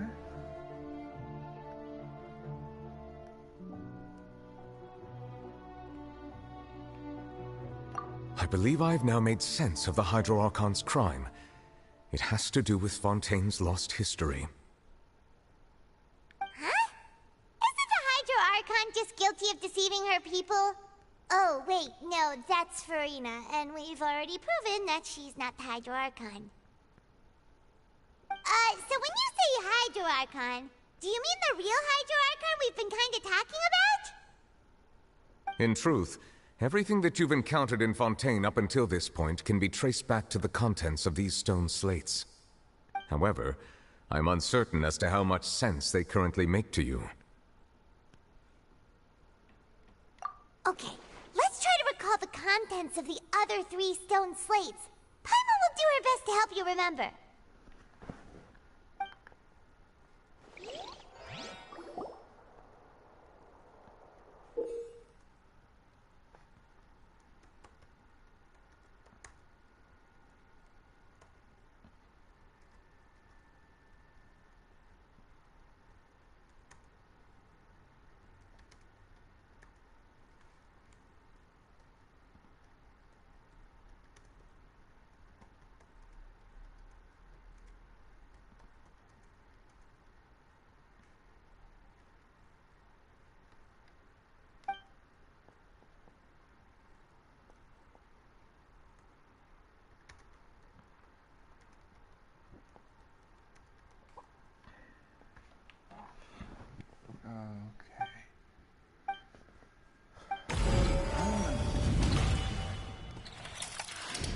The first stone slate describes what you just said. It seems to show the previous Hydro Archon using her divine power, and then the Oceanids turn into humans. Does that mean that Fontainians are transformed Oceanids? Oh, Paimon wasn't expecting that. But if Oceanids can turn into humans, then perhaps this process can be reversed as well. The second stone slate shows Celestia floating in the sky, and the Hydro Archon and her people worshipping it together. But the heavens still brought judgment down upon them. This must be the point when the Hydro Archon and the Fontainians were branded with their original sin. Does this mean that the original sin and the Hydro Archon sin are the same thing? The third slate shows the Hydro Archon sinking into the sea surrounded by many people. That reminds Paimon, didn't we also watch that happen to someone else? Well, the fourth slate is the prophecy the Fontainians have been talking about. People dissolving into the sea, the Hydro Archon crying on her throne, and so on.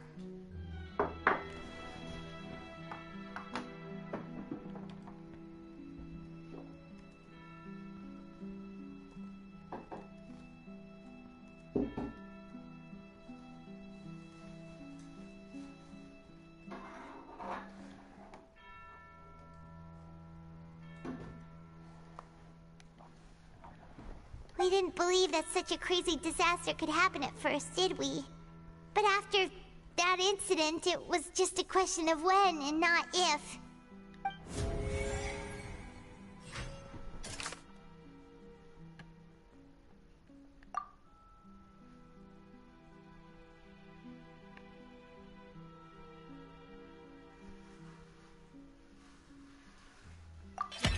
We know from the case of the serial disappearances of young women that Fontainians can be dissolved in primordial seawater.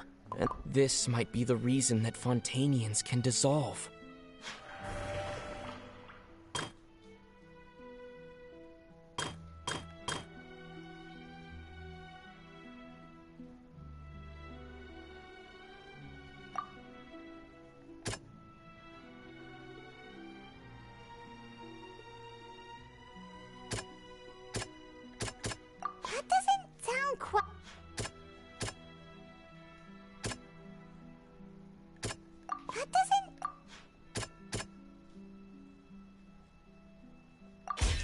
Perhaps what is about to take place has all happened before. The true sin of the Hydro Archon that Nervalette mentioned, and the original sin cast down on the people of Fontaine by Celestia, as recorded on the stone slates. So we're basically repeating history then?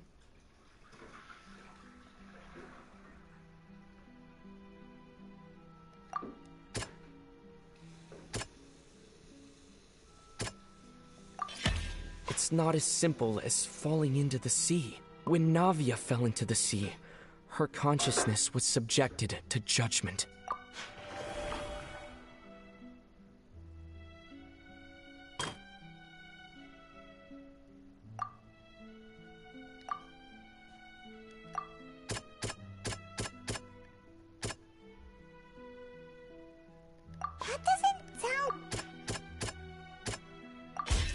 The prophecy from the stone slates found its way into society, but not many people believed it at first. The fortress of Meropide was nearly flooded with primordial seawater, which we know can cause Fontainians to dissolve. It seems increasingly likely that the prophecy may come true. If we hadn't dealt with it in time, things could have gone very badly. They'll dissolve into the primordial sea but won't cease to exist. Their essence will flow in the seawater, converge, and take the form of an Oceanid. The Hydro Archon was sentenced to death in court, shocking everyone present. Perhaps this means that her sin was actually Fontaine's original sin. Navia fell into the water inside those ruins, and she nearly dissolved. She was surrounded by the people of Poisson in a court within her consciousness, and was forced to take part in a trial meant to make her stay.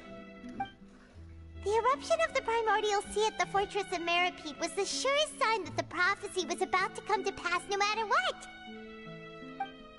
The stone slate's contents can all be verified by recent events. If we combine what we know together, right.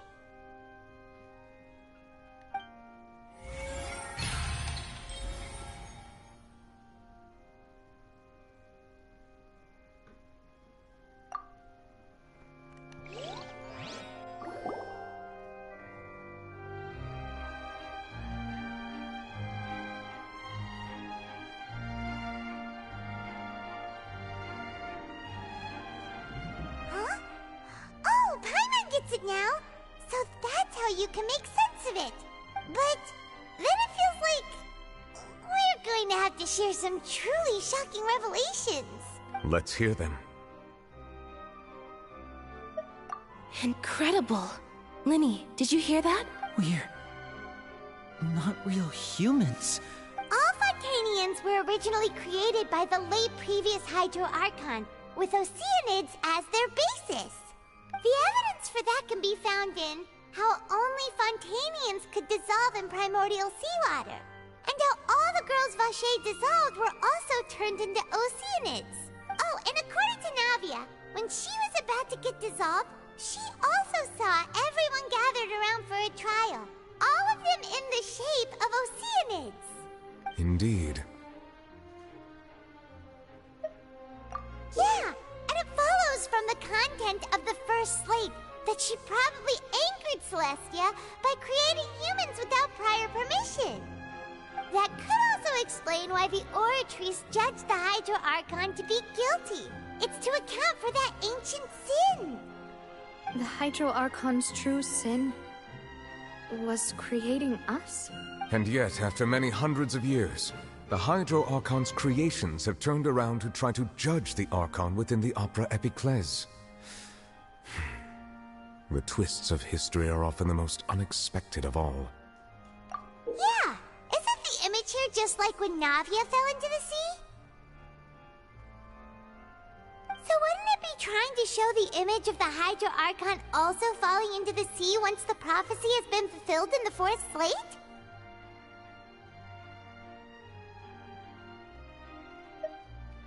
In the end, the people will all be dissolved into the waters, and only the Hydro Archon will remain weeping on her throne.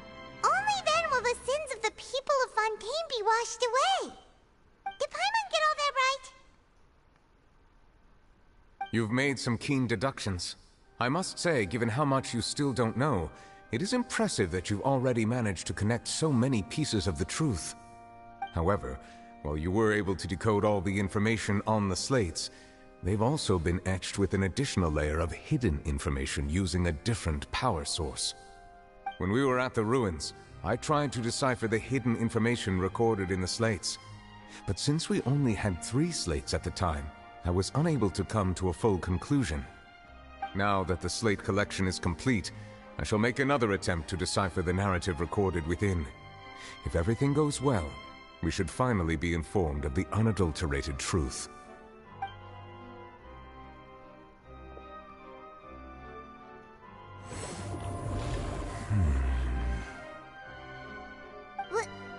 Well?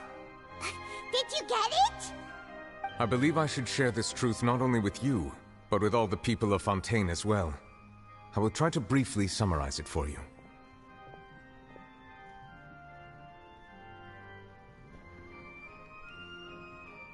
Your hypotheses regarding the origin of Fontainians and the sin of the Hydro Archon were both correct. In the Fontaine of old, the previous Hydro Archon sensed the yearning of her Oceanid familiars for life on land.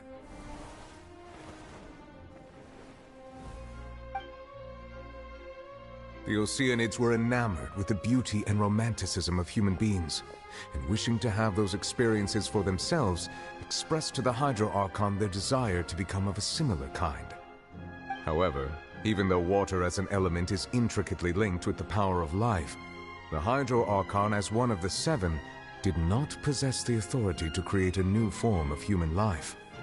Not one to give in, she eventually found a way to create permanent humanoid bodies for her familiars by appropriating the power of this planet's primordial sea.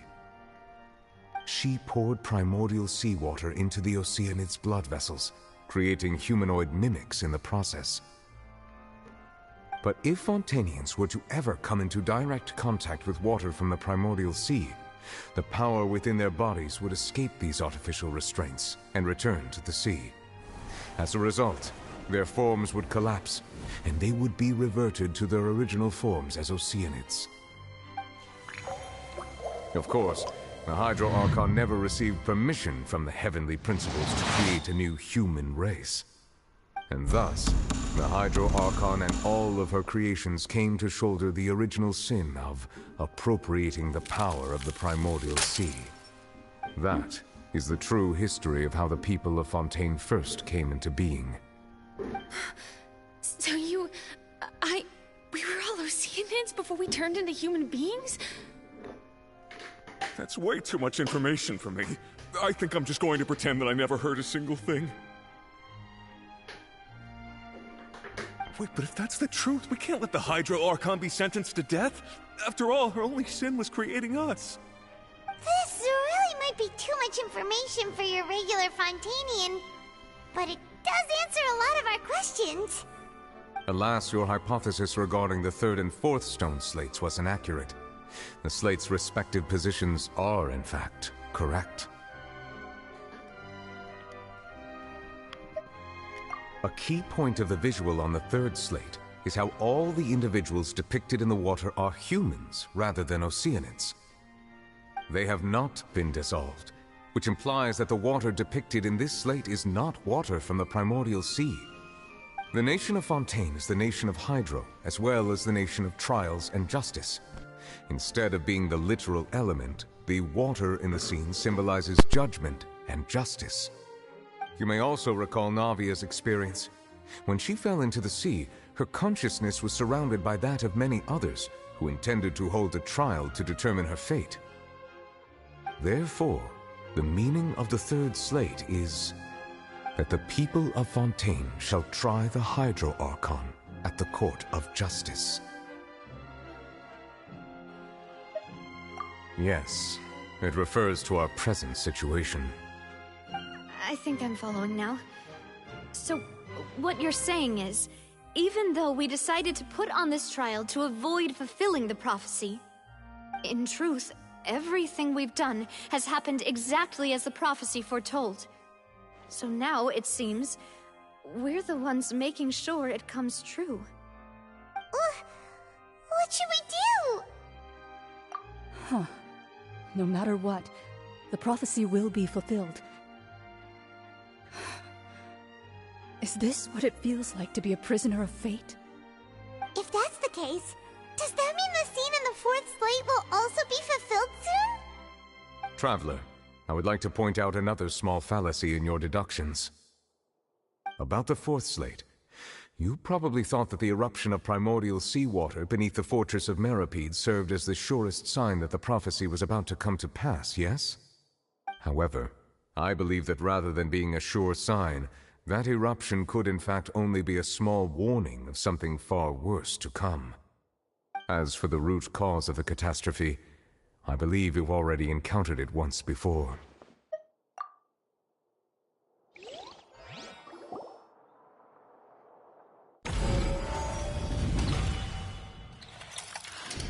This eruption was just a small warning of the things to come.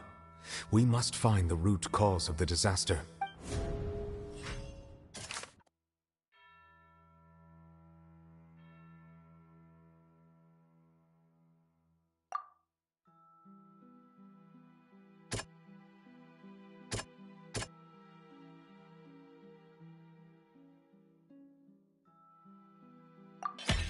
It was both dream and reality. If we're talking about a true culprit, that could only be that thing inside the primordial sea, right? The truth, the original sin, the trial, and the root cause of the disaster.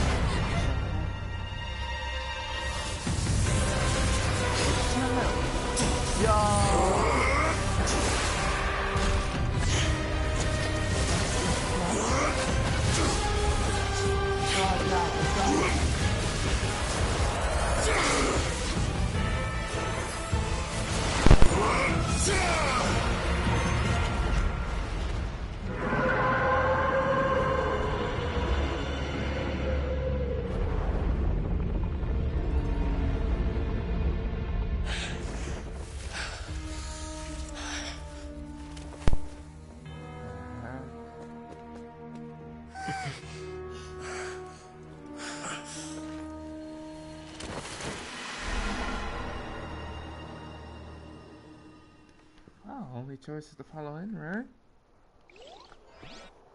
Please tell me we're going in. That was way too close! How did that thing just burst into the Opera House? Wait, was that the huge whale you saw in your dream? So we've met it at last. I understand very well why it has chosen to make an appearance here. That whale does not belong to Tevat. It is a monster that has traversed the stars, weeping all the while. It has been greedily consuming the energy from the planet's primordial sea, using it to grow. That is the main cause for the rising sea levels.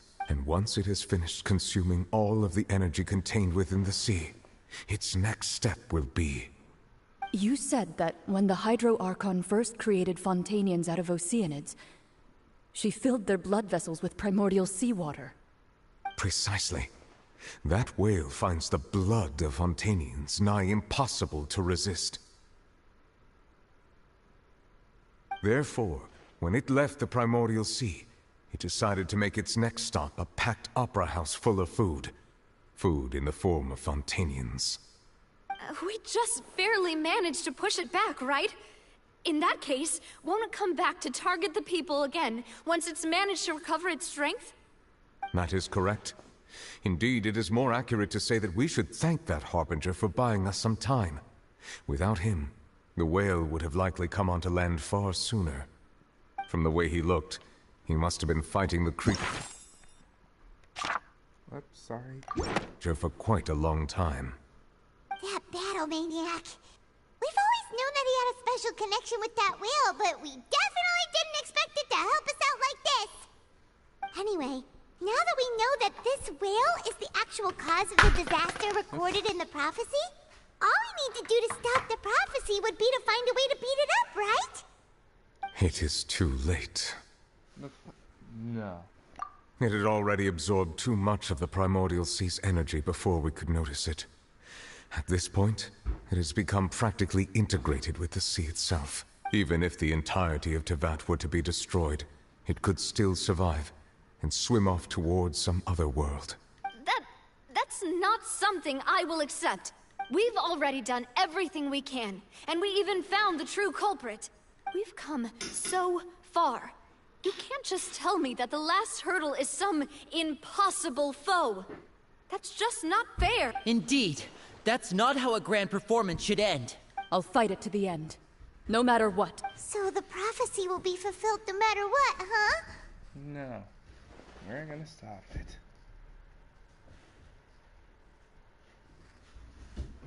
The prophecy. Yes, what has been prophesied will be fulfilled.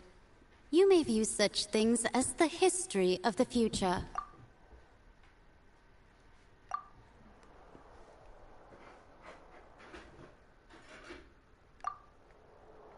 Just as prophecies are usually only the future as seen from the perspectives of the gods, could things be happening in hidden corners where the gods' gaze does not?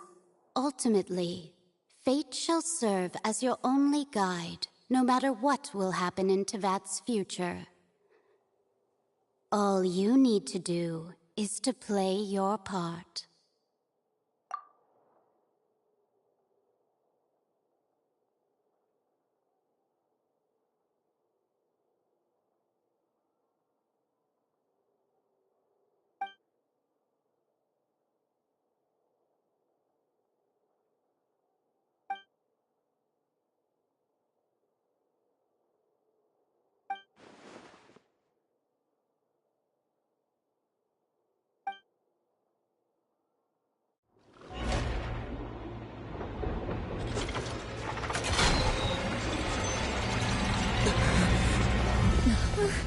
What's happening with the oratories?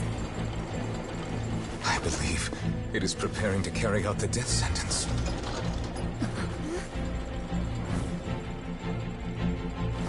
Farina!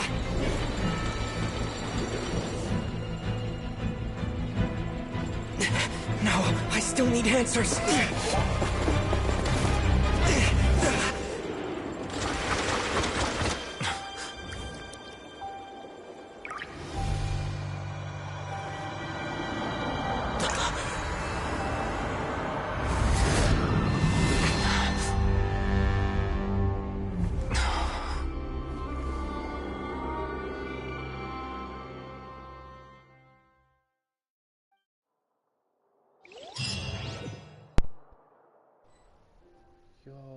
the hell was that?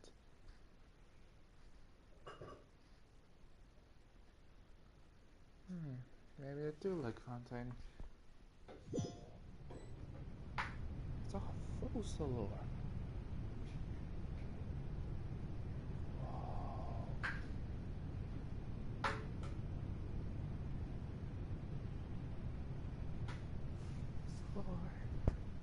You.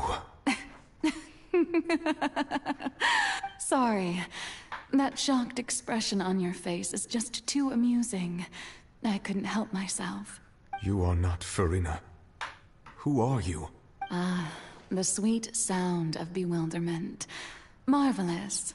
A sure sign that my attempt to deceive everyone was a resounding success. But to answer your question, I am Focalor. You know, the god. Focalor. Why did you deceive us? Oh, that wasn't my goal, of course. Goodness, no. But I had to fool everyone else too, if I was to stand any chance of deceiving the heavenly principles. Deceiving the heavenly principles? It's all because of that pernicious prophecy. Dreadful, wasn't it? Everyone doomed to dissolve. Fontaine condemned to be flooded. One was not amused. In fact, one was positively bemused when that problem was thrust upon me by my dearest predecessor. That's the former Hydro Archon Egeria, for the uninitiated.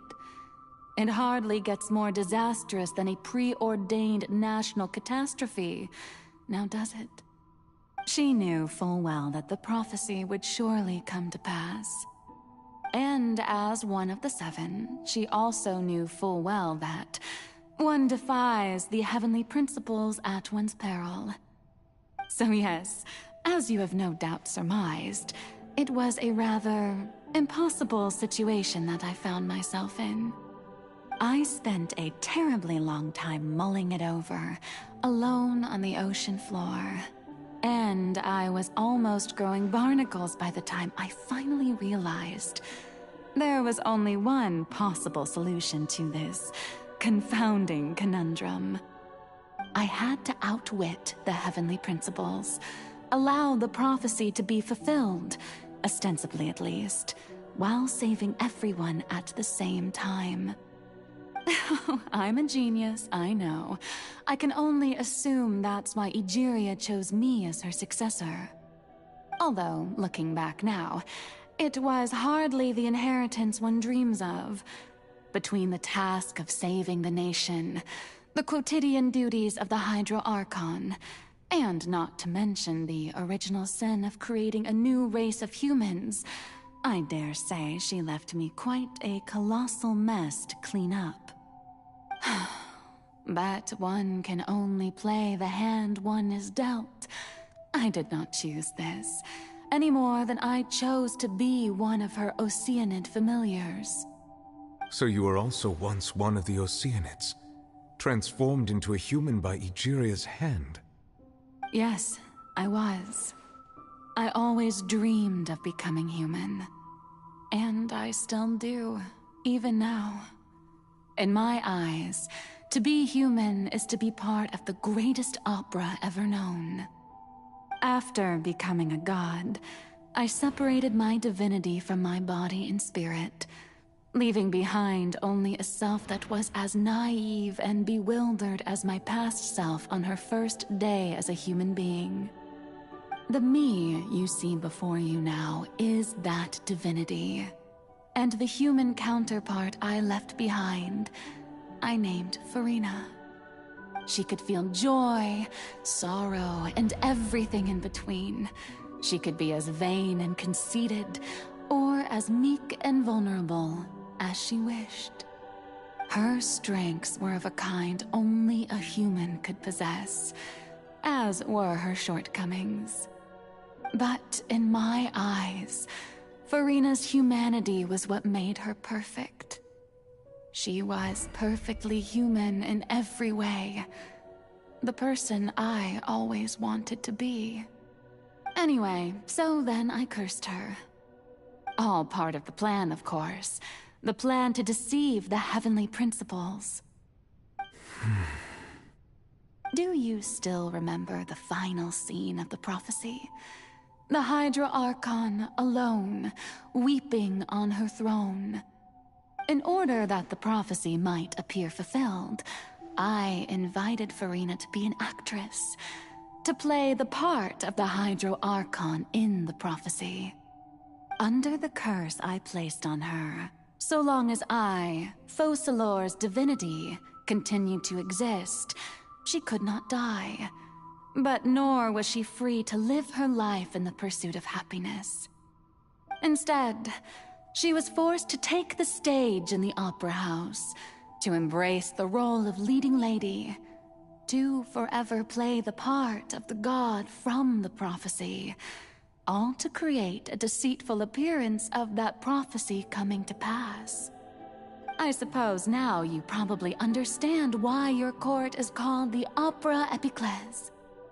But Furina is only human, isn't she? Even though she has had a long life, her mind is no stronger than that of any other ordinary human being. I cannot begin to fathom what she has had to endure. It must have been torture for her. It has indeed. And although she is, in a sense, me in human form, I most definitely owe her an apology for it. It's been 500 years. And all along, she's been playing her part in the most unimaginably long, unbearably lonely, and agonizingly painful opera of all time.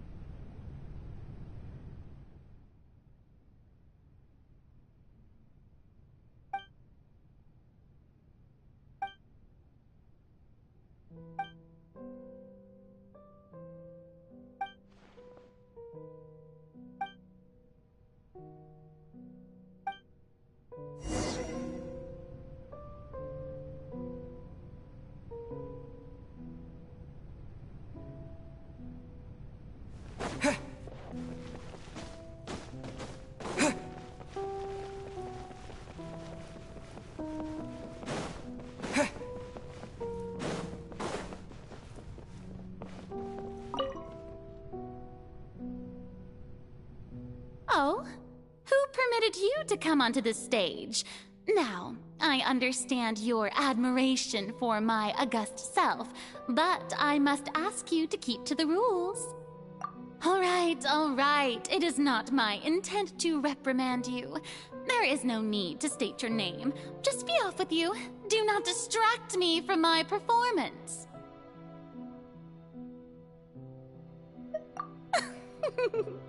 Oh, do not jest. Can you not feel it? I am Focalor. The eyes of countless Fontainians are upon me. I must, at all times, display the utmost elegance and nobility. Okay, this is just torture.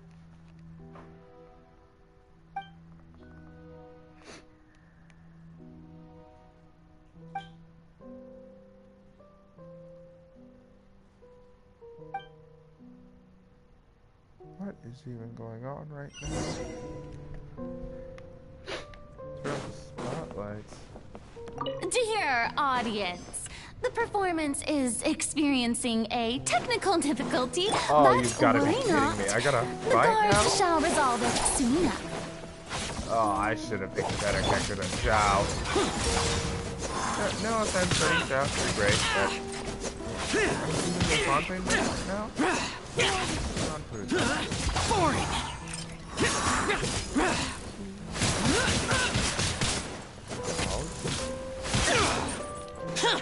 Our bond is strong. Can I just do this?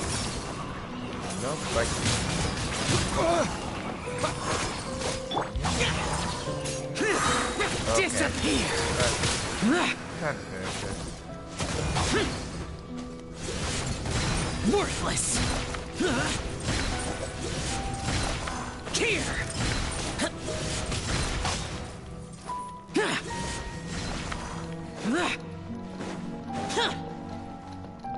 Hey, what gives?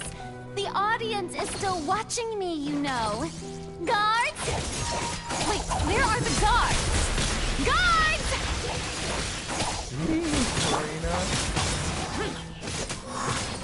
No, I seriously told everybody to refrain from telling me anything about Fontaine. I mean, I know all the prophecies and stuff, the important stuff. The bond is strong. The masquerade of the guilty. I had no clue this was even a part of the story. Like, this is new to me. Useless. And considering we're almost at Atlas, this Wednesday, I think, the new Atlas pack is going to release, plus Emily and Mila's new skin. Stand with me. And now I here just trying to finish the masquerade of the guild, so we're finding out that this is some new game mode. Okay, not some new game mode. Get that. Kill these faster, but on for the most part. Not that. That water is just really annoying. Yeah, after this is a nice amount of something. And now for the final one. Finally.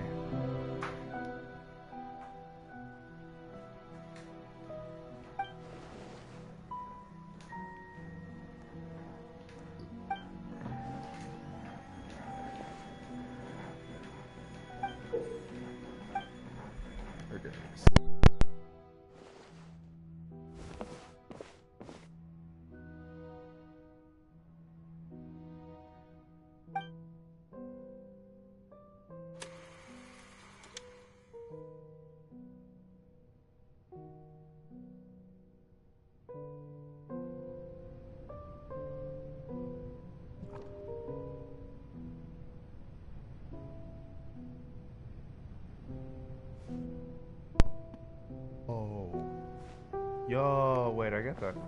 Oh, I don't get to do it. Wait, can I see Aether back there? No, you don't see him.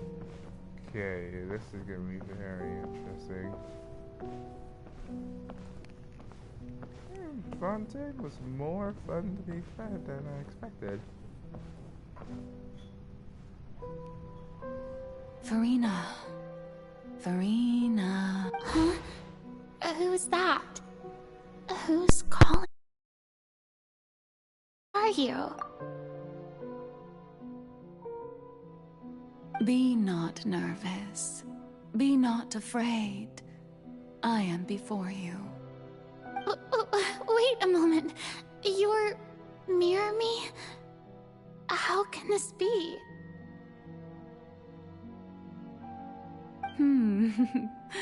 Mirror you, huh? You know what?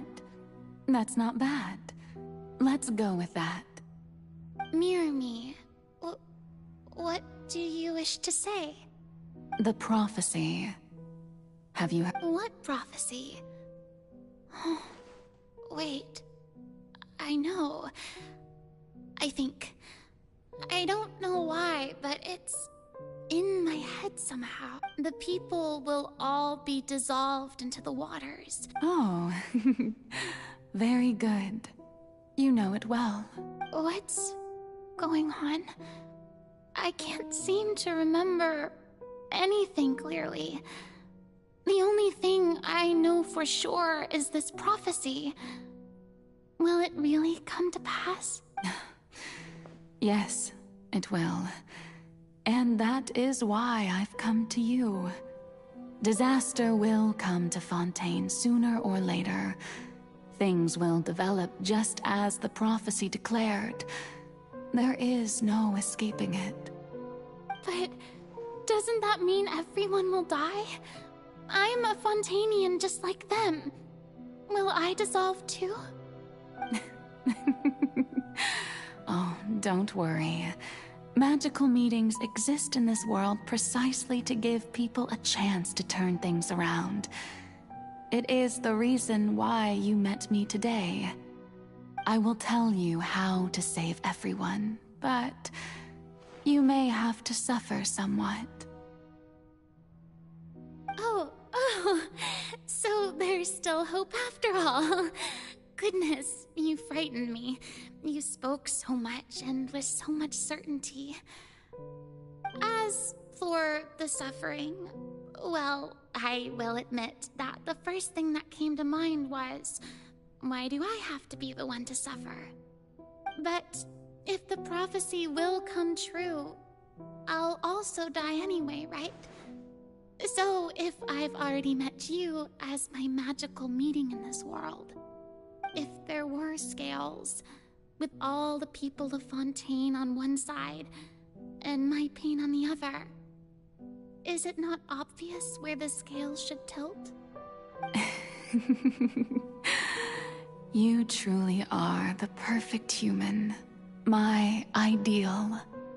I suppose this would also be the justice that belongs to you. Huh? Don't worry, it's nothing. Listen well. Fontaine has just lost its Hydro Archon. I need you to play a role, that of the new Archon. Play as a god? That's right.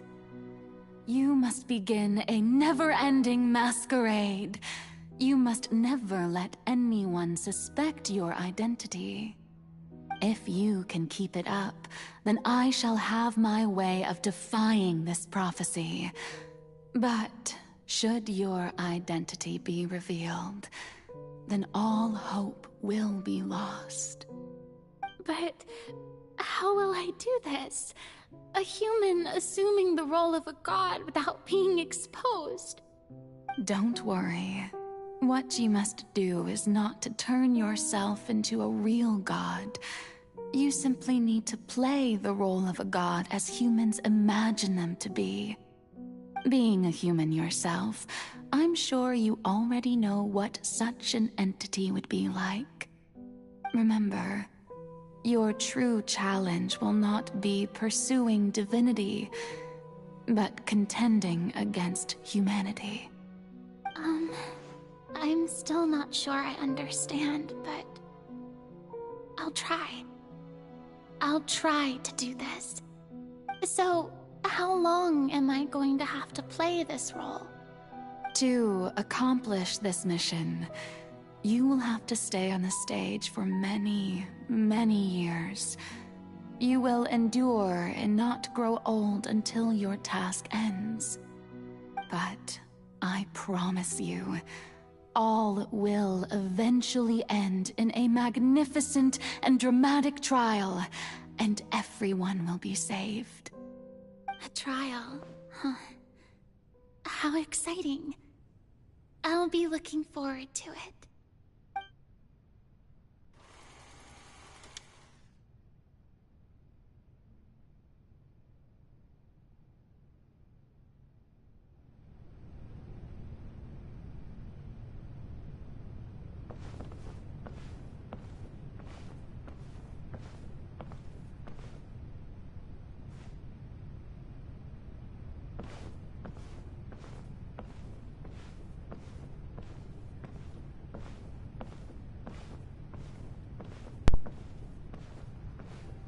This really is interesting. Getting to her say that she's the new Archon and stuff.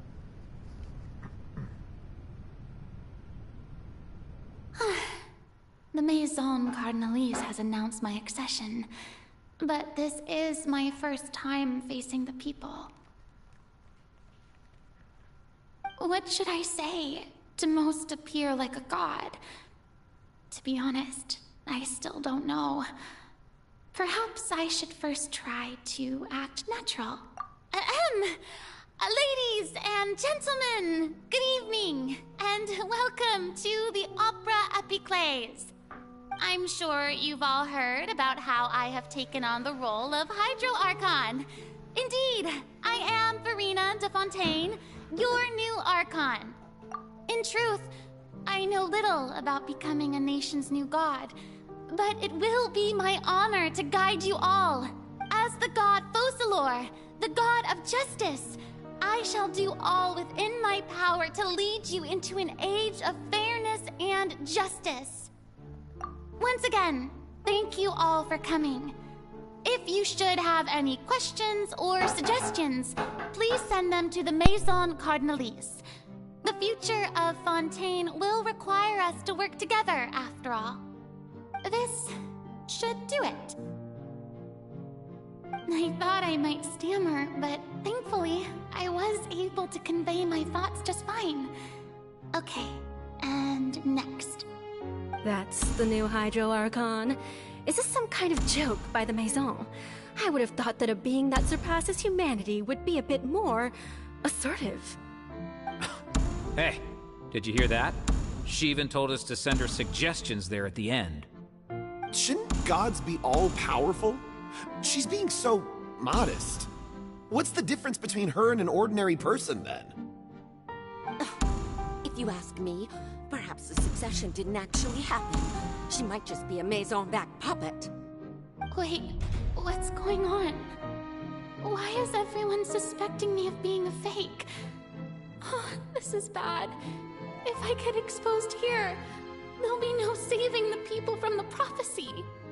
Right.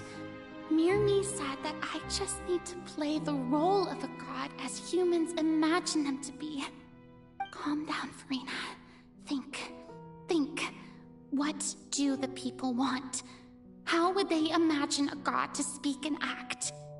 Assertive, with a strong sense of presence. One who can dispel all doubt. That is the character I'm fated to play.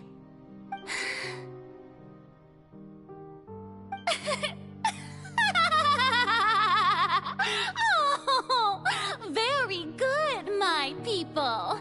Only ones such as you are deserving of my rule. Now,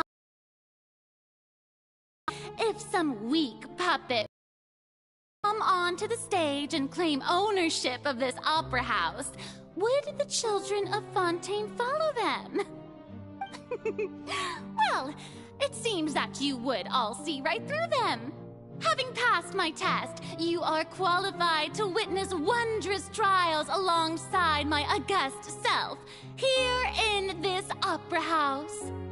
You may consider my previous act a door gift of sorts. I thought it was a debut that suited the atmosphere. Now then, let us be reintroduced. Ah, so that was just a performance. How could I have forgotten that we were inside an opera house? Her personality. It's quite shocking, to be honest, but I suppose it's a better look than before.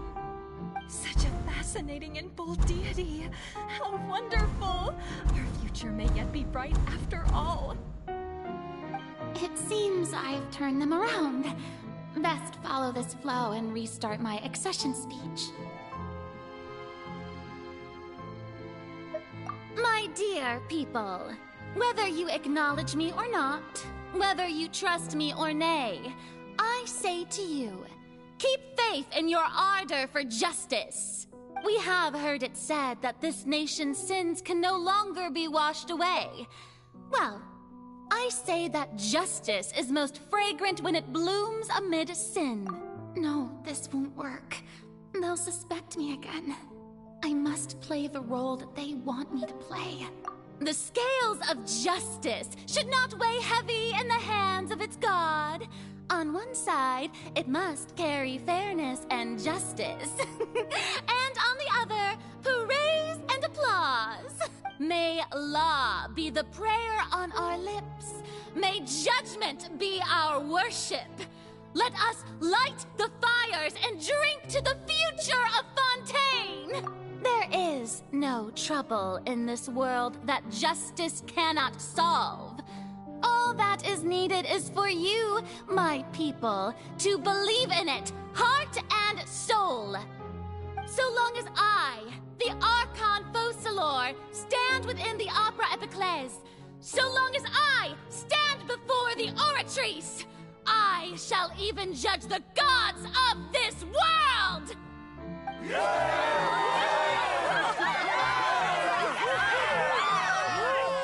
Oh, yeah!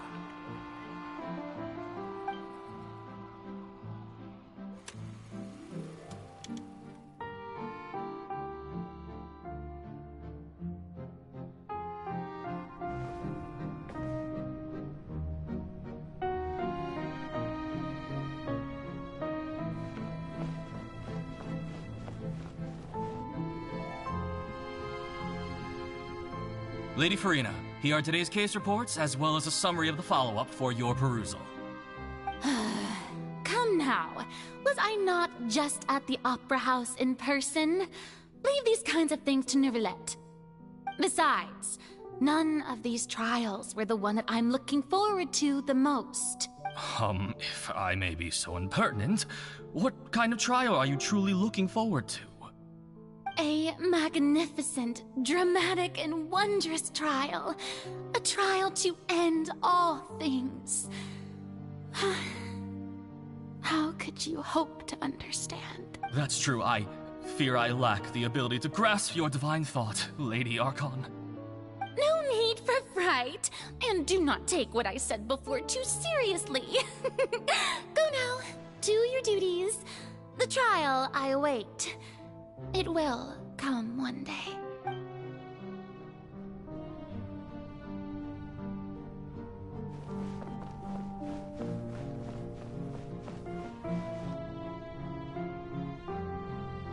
Lady Farina, I don't know what to say. Thank you for agreeing to see me.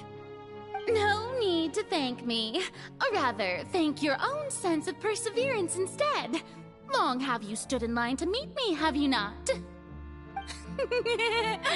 Oh, I'm afraid that's just an inevitable consequence of my divine charm.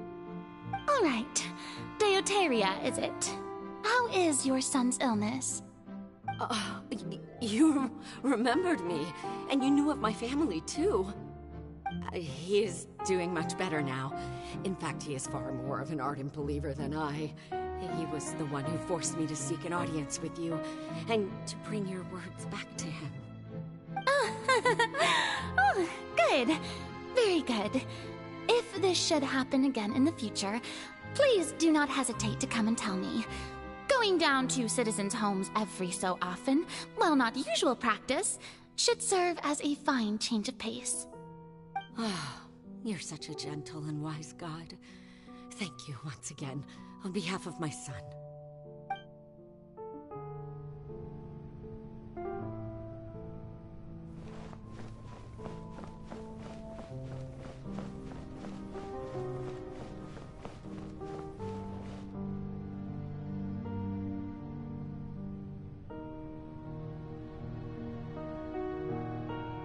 Lady Farina, here are the latest hydrological reports. As for the specific parameters you asked to take note of, I'm afraid things still don't look good. I see. It's as I thought, then. As your god, I did already expect this, but I wanted to see how far your human wisdom would allow you to analyze it. All manner of signs indicate that the prophecy will still come to pass. Forget it. That's not something you need to worry about right now. Well, as I understand it, the Fontaine Research Institute is also trying to find a way to counter the rising water levels. Really? Have they found anything? I'm afraid that they haven't found any effective solution thus far. Oh, is that so? Well, no wonder. This issue has reached the realm of the gods, after all. Still, their spirit is praiseworthy.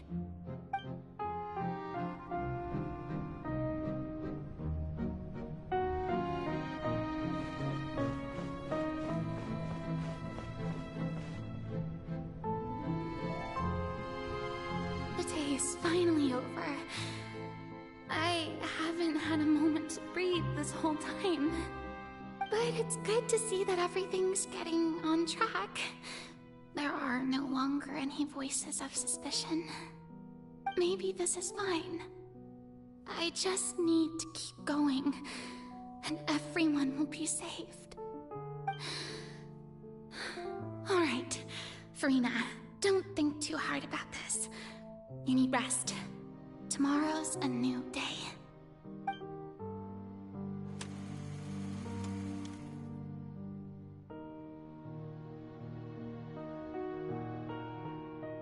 Lady Farina, here are the new trial reports for the latest cases, as well as a summary of the follow-up.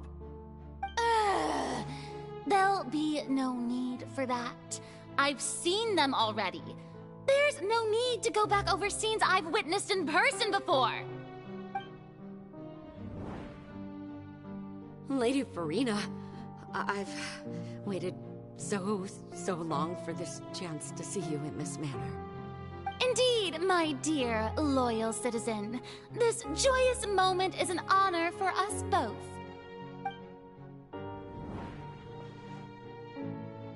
Lady Farina, we're detecting significant hydrological anomalies near Poisson.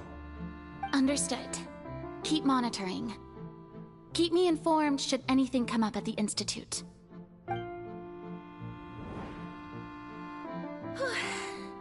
I don't think I let anything slip today. I must show the people that there is nothing to worry about. I just don't know when these days will end. I feel utterly exhausted. Best to rest early today, too.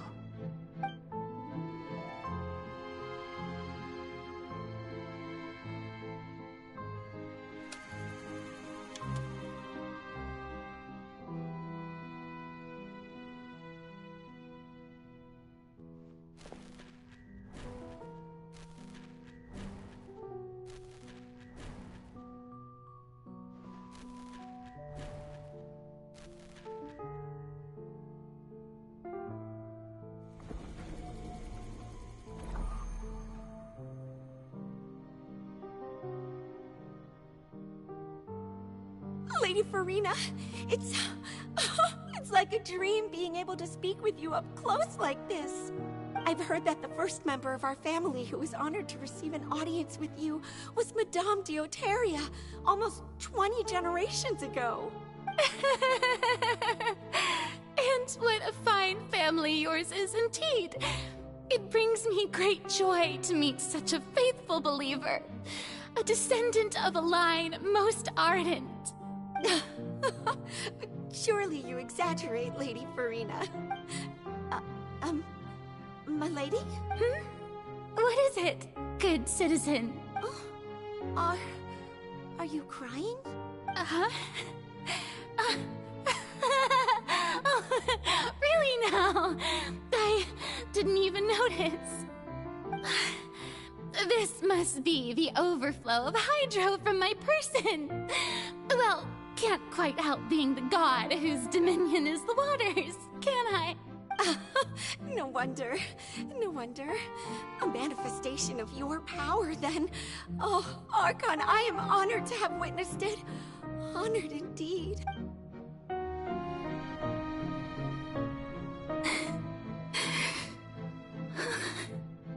So interminable. So lonely. Just how much longer? Hundreds of years must have passed by now. Perhaps the show must go on for hundreds more.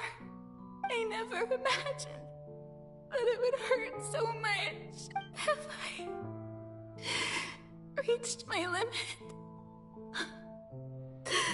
No. Perhaps I reached it long ago.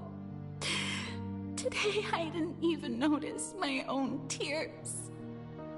I want to tell someone, anyone, about this. But would that not destroy all I've done so far? I've conducted so many investigations across the centuries. But there's not even a sliver of hope that we might break the prophecy. All I can do is keep heart. I must maintain this act. It is the only way to save Fontaine. Please, mirror me. You have to succeed.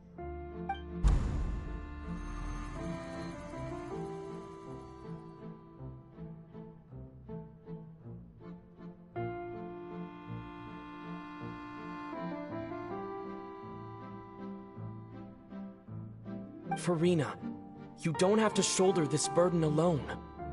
Although I don't know what you might be keeping from everyone. your people are more than willing to share your burden with you.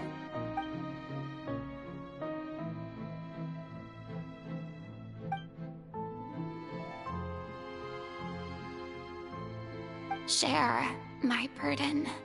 That's impossible. It was fated right from the start that this would be my duty alone. But even if your burden doesn't need to be shared, you can still choose to confide in someone. Just share it with me. I'm what you'd call a witness. A witness? Yes. I've heard that you came to Tevat from beyond the stars, yes.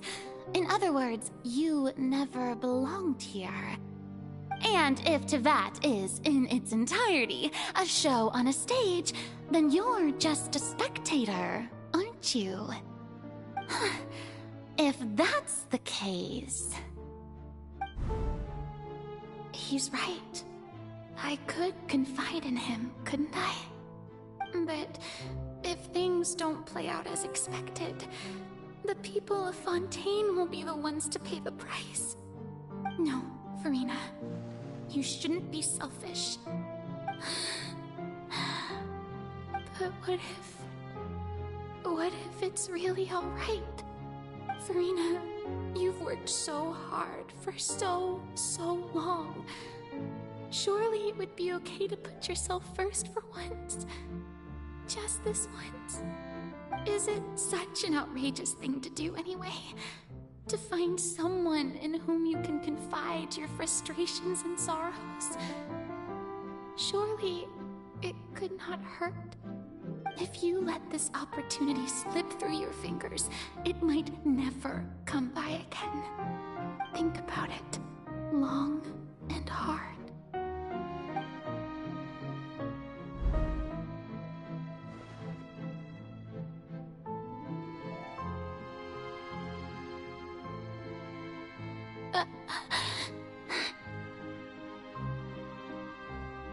No, I have nothing to say. I am Farina, the Archon of Fontaine. Everything will surely get better. All you need to do, dear spectator, is to witness my performance until the curtains fall.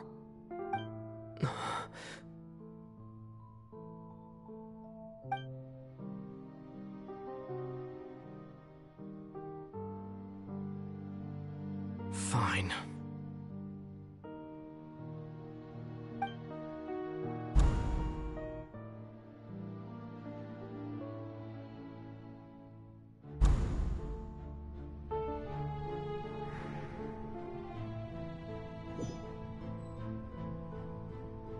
So even Farina doesn't know the truth?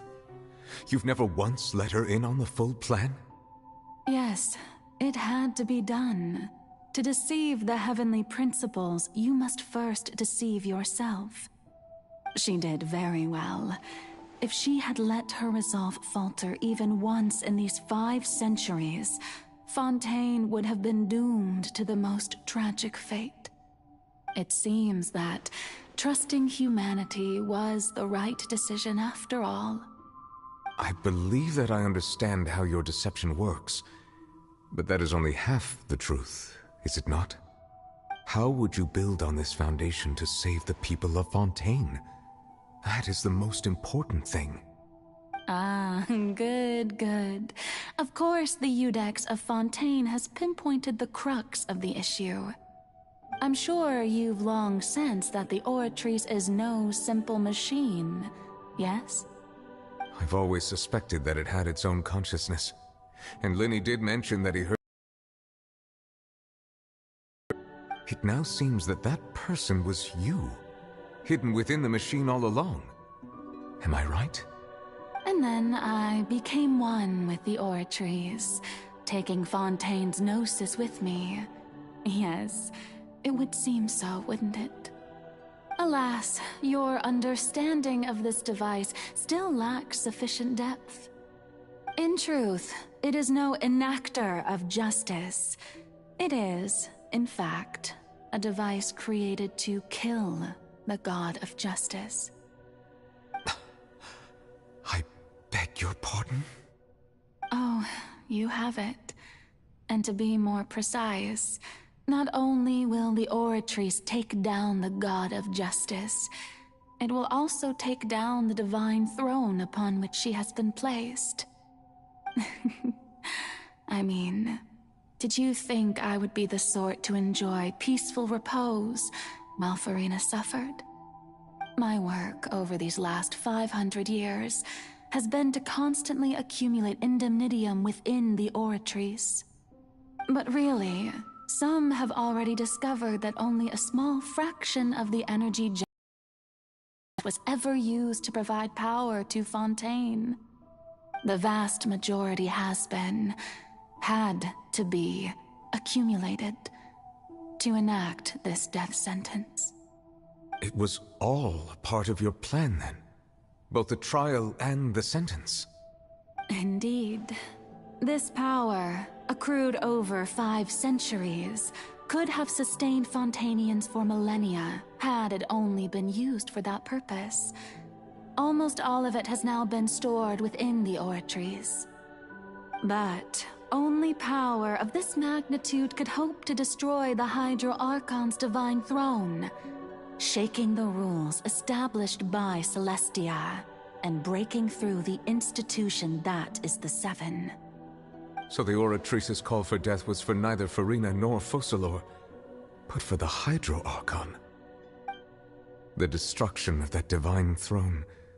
If I do not misunderstand your intent, you must be...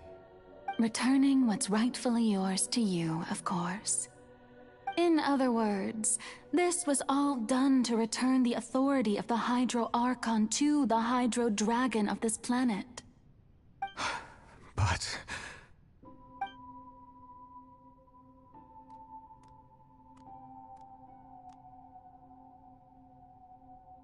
Oh, what? Getting sad again, are we? The authority of the ancient dragons shall soon be yours once more, O Hydro Dragon Sovereign. And this is the face you make. All you've done throughout the years is just so you can sacrifice yourself at the very end. I've never quite seen it that way, you know. Even now, I'm quite pleased at how well my deception worked.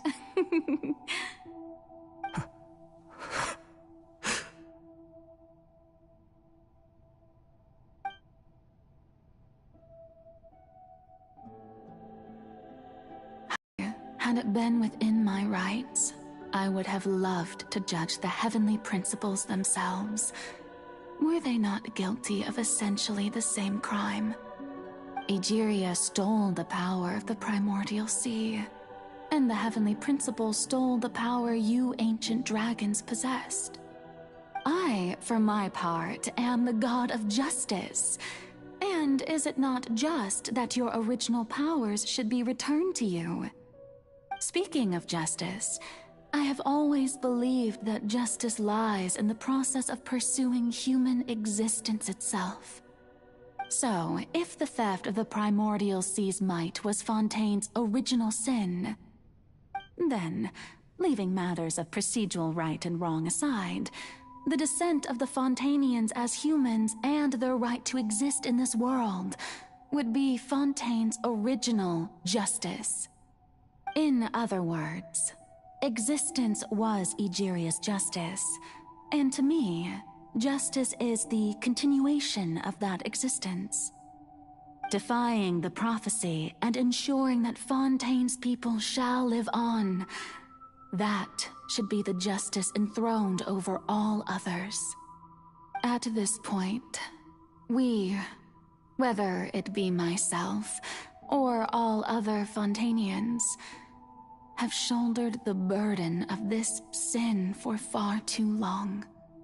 Iudex Nervillet, the highest judge in our land, when you regain your full power as an elemental sovereign, what verdict shall you pass upon us?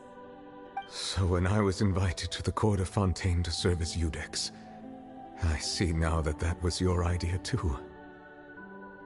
At last, I now understand the true purpose behind this position. In the beginning, I was uninterested in human existence. But these 5 centuries of living alongside them have gradually brought about mutual understanding between us. And I have even attempted to feel as they feel. You are a devious one, Focalors. Things being as they are, surely you know that I could never declare them to be guilty.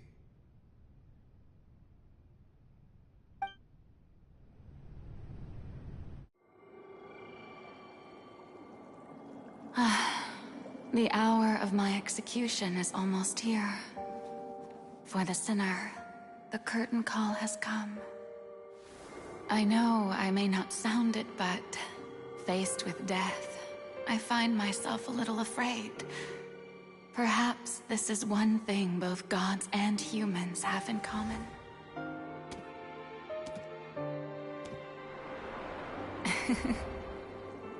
Farewell, Nervalette. I hope you've enjoyed the part you played these 500 years.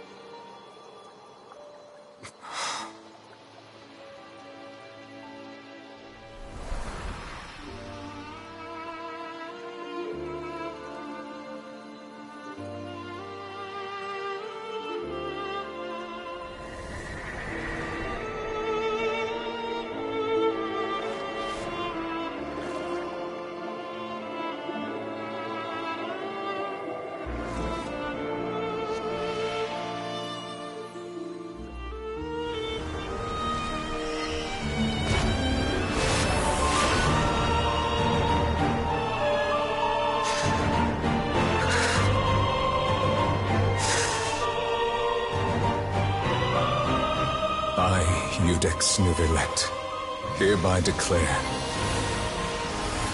people of Fontaine, your sins are forgiven.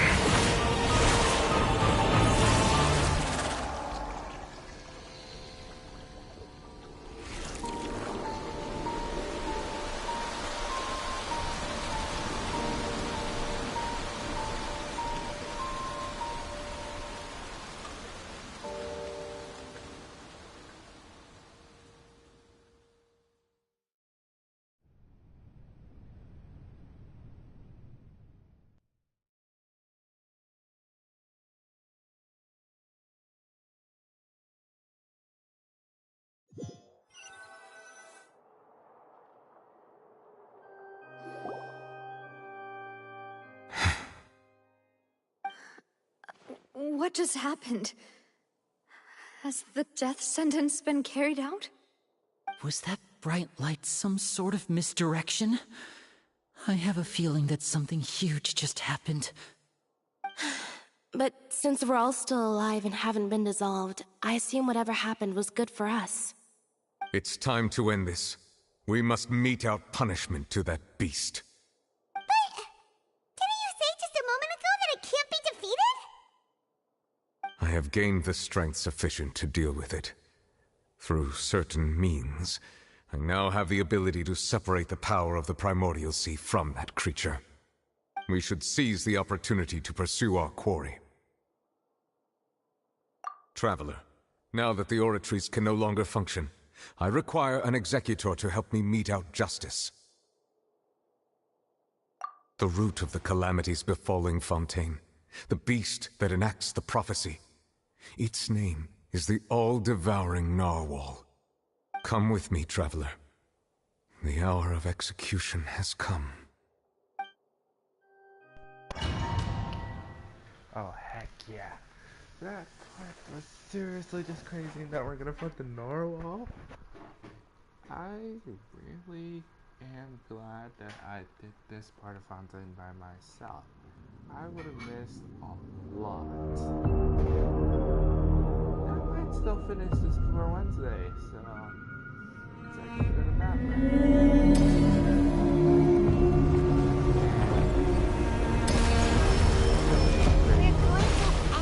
Wait, how the heck are we supposed to beat this thing? It's huge! How are we I've already done my best to separate the power of the primordial sea from the whale. Considering the size of the beast, I cannot reach the power source. Unless we can find a way to attack it from within. And share part of the ancient dragon's power with you. We shall look for an opening together.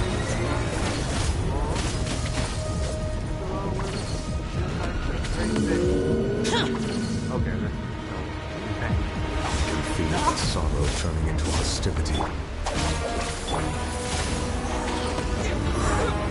Come on. No escape! I'll settle this.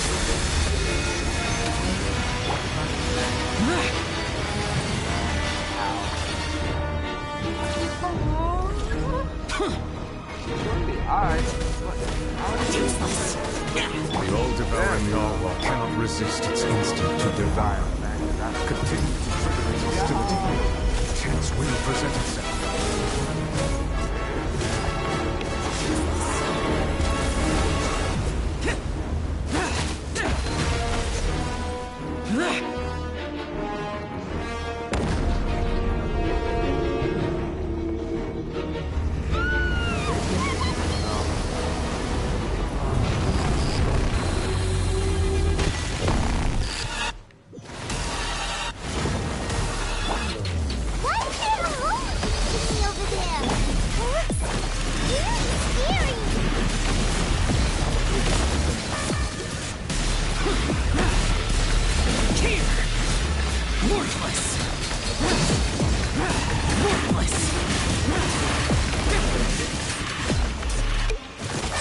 I have granted you my protection. Do not fear. Seize the moment and use my power to suppress its roots from within.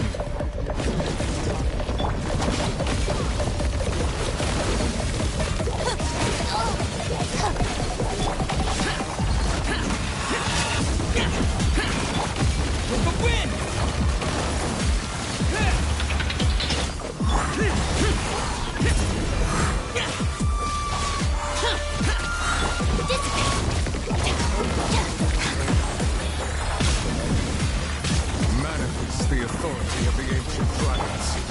Witness the might of the primordial sea.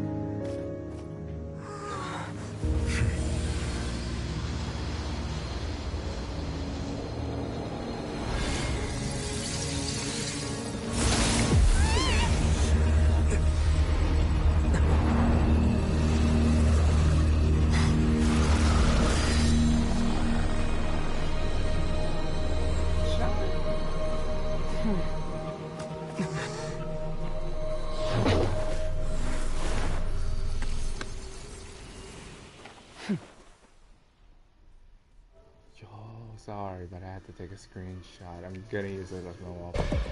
Thanks for helping with the cleanup. It should have been my job, but... oh well. It was just supposed to be a short private training session for me. I didn't think that my disciple and my master's pet would start brawling in the meantime. Well, actually, I had a feeling that it would happen at some point, but they bumped into one another earlier than I thought. What a blunder. I suppose I'll have to swing my sword 3 million times as penance. That power. Who are you exactly? Paimon has an idea. From what she said she must be Child's master. Skirk, right? It's just that he gave us the impression that she was the less talkative person. I simply did not have anything to say to the weak.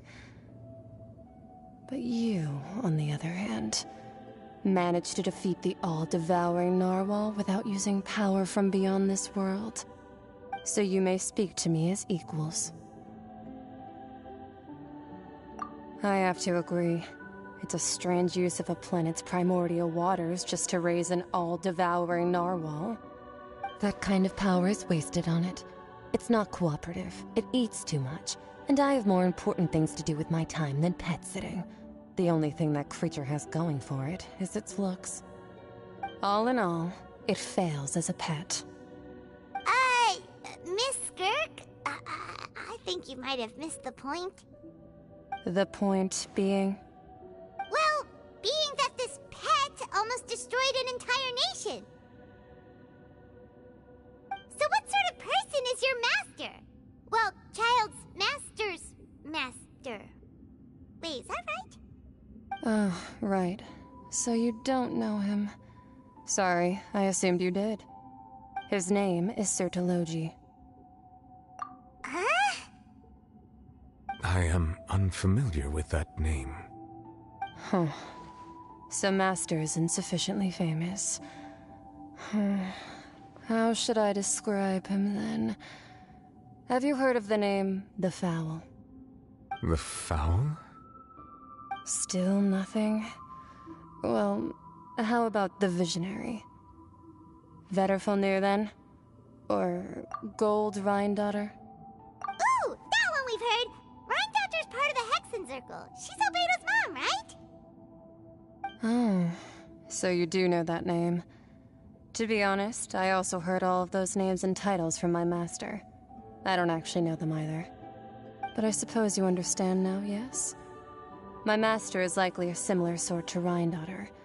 They are both pursuing some form of perfection. Wait! Didn't you also mention a visionary person? Paimon didn't quite catch their name.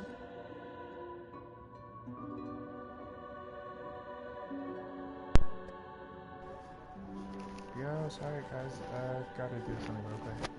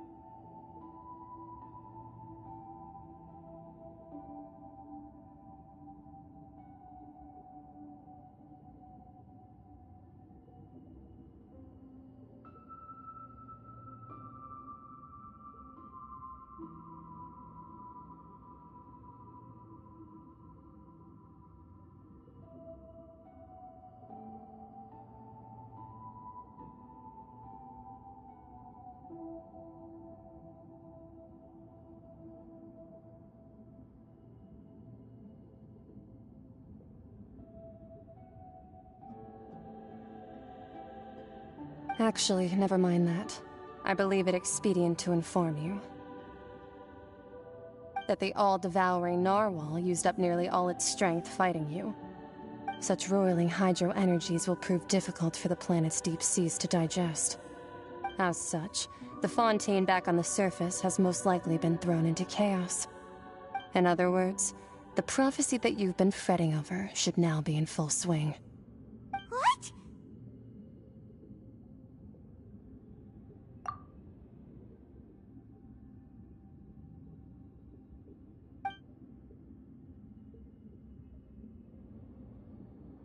Not to worry. Focalor has already managed to deceive the heavenly principles.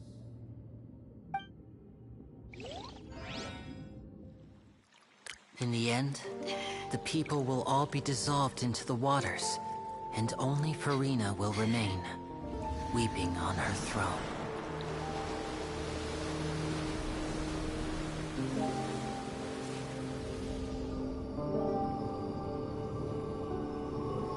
Only then will the sins of the people of Fontaine be washed away.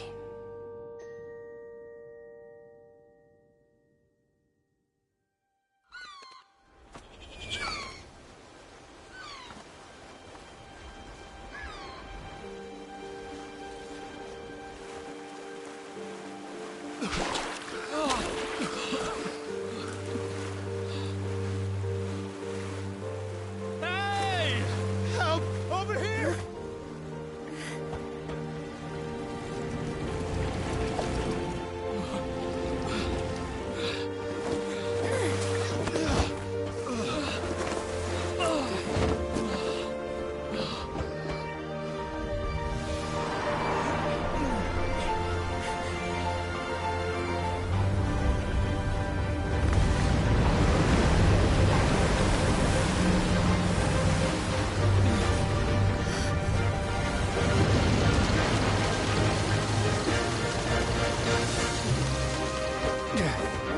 All hands, initiate emergency rescue!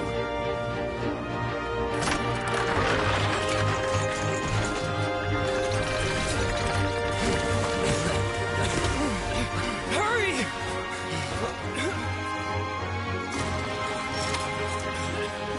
Hey, lend a hand!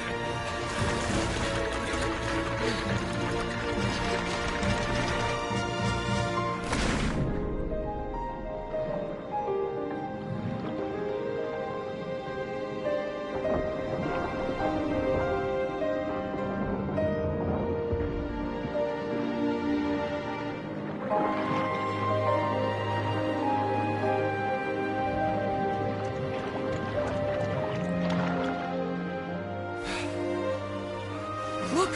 The water's receding!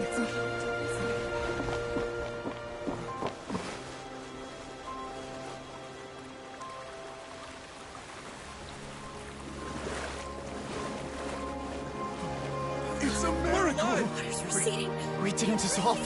The prophecy was wrong. The prophecy was wrong.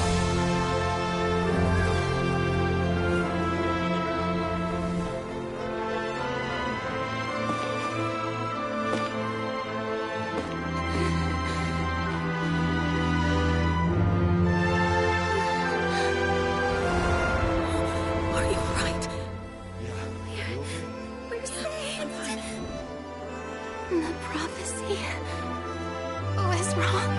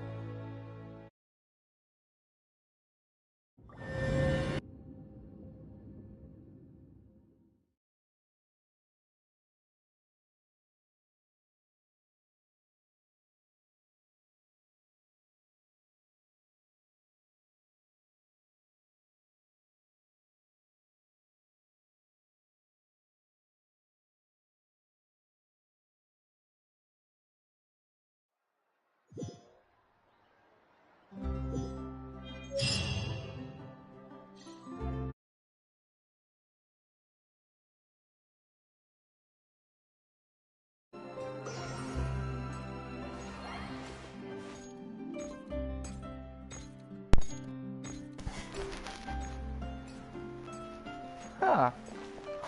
Is that it? Finale. You have got to be kidding me.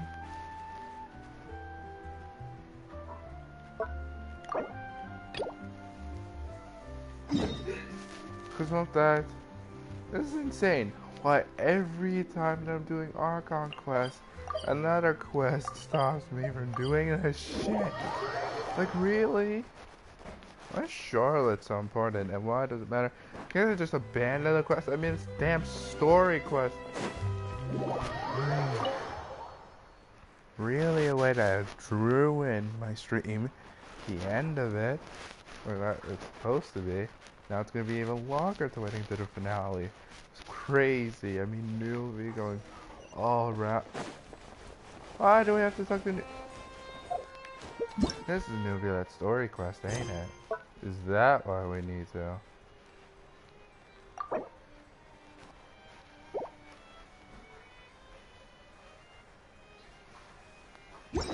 Because we finally did the final Archon quest.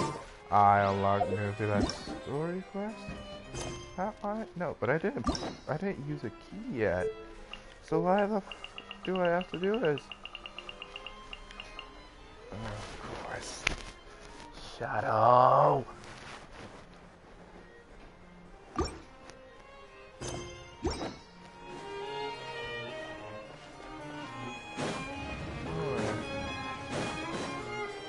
So, do I have to complete this whole quest? Wait, did I hear that right? Monsieur Neurvalette, are you sure you'd like to take over the case yourself? It's not Shadow's. That's right. So... No, but why? Technically speaking... Neurvalette! Sadine! Hey there! What are you two talking about? Ugh, Traveler in Paimon, please help me talk our Chief Justice out of this. He wants to investigate a case on his own. Now, this is completely unprecedented. How can we have the Udex acting like a private detective? Hmm? Thank you for your concern, but I currently have no such plans. Oh, apologies. I took your question in earnest, but it now occurs to me that it was most likely in jest.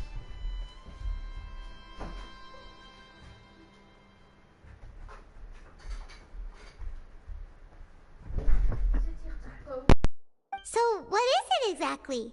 It shows up. A Melusine named Kiara received a threat letter. And then? That is all the information I have acquired. I have no idea why you're so hung up. I've checked the schedule in advance, and it seems like there aren't any trials today. So, if you insist, I have no objections. Thank you for understanding. I will leave a note explaining my absence on my desk. She may have no interest in official affairs, but standard procedure dictates that I'm still responsible. Yes, understood. I'll come back later and deliver the note to...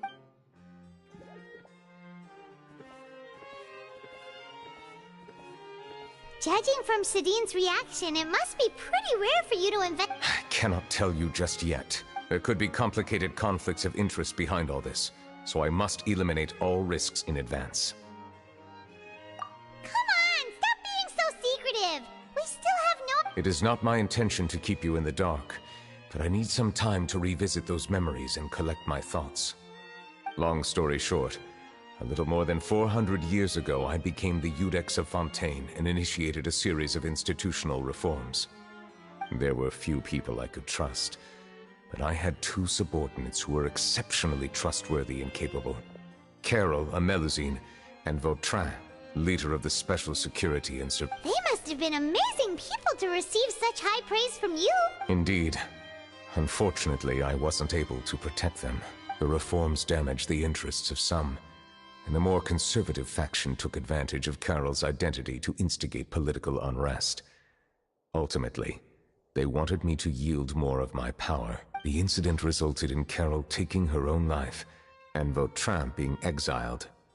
From then on, I've been especially careful when dealing with cases related to Melusines. All Melusines used to live a secluded life. I granted their wishes when some of them, including Carol, asked me to bring them. Many common folk believe that I share a special bond with the Melusines, and Some of them, especially those who hold a grudge, I have nothing against the opinions of others. But the moment a whirlpool of conspiracy forms, it inevitably affects the innocent. It has already happened once, and I want to make sure it does not happen again. Even so, why do you have to be the one investigating? There's the guards, the Marechaussee Phantom, and the Special Security and Surveillance Patrol. Aren't they more than enough to figure... Based on prior experience, there is a high chance that those who hold hostility towards me do not belong to the same department. The political system of Fontaine is relatively complex and involves the interests of multiple different factions. However, since I am technically an outsider in Fontaine, a lot of trouble could be avoided if I personally took on the case. Outsider? But aren't you the Chief Justice of Fontaine? Why would you be an outsider? I understand where you are coming from, but there is not necessarily a connection between my responsibilities and how I perceive them. You know very well about my true identity, and have even met others of my kind in other nations. Even though I was born with a human form, there is a fundamental difference between dragons and humans. Taking on the role of Chief Justice does not make me a part of this community.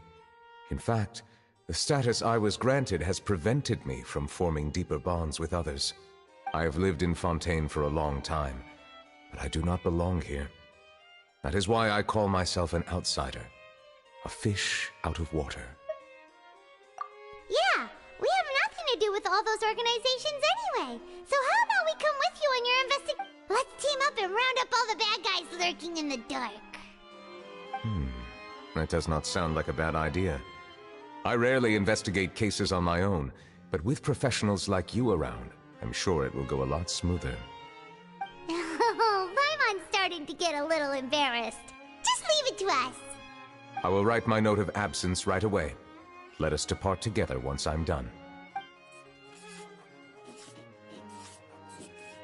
Let us go. We should visit Kiara first and try to gain a better understanding of the situation.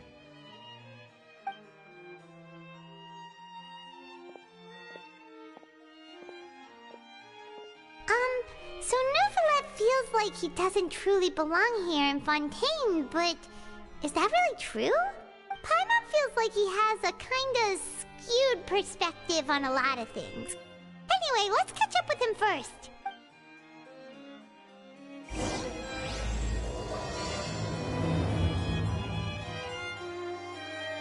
Paimon's been thinking.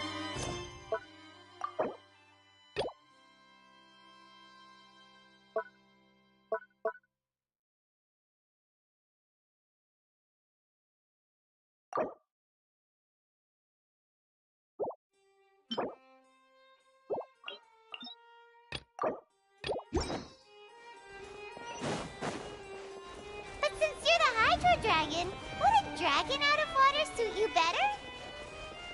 Thank you for your suggestion. I will consider using the more accurate term in private occasions.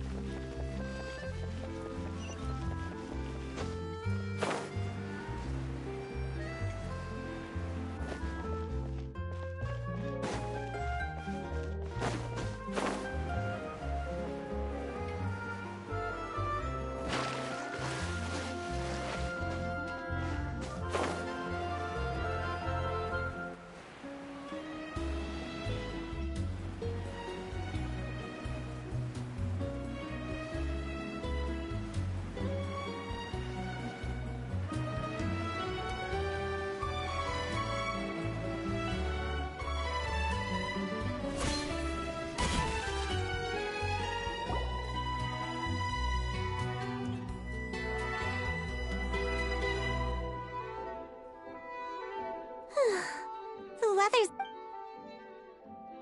Kiara. Monsieur Neuvillette! And you are? Oh, I remember. You're the Traveler and Paimon. I've heard about you. Aw, she's adorable! Hey there, it's nice to meet you. Thanks for the compliment. Is there anything I can do for you? I heard from Sidine that you received a threatening letter.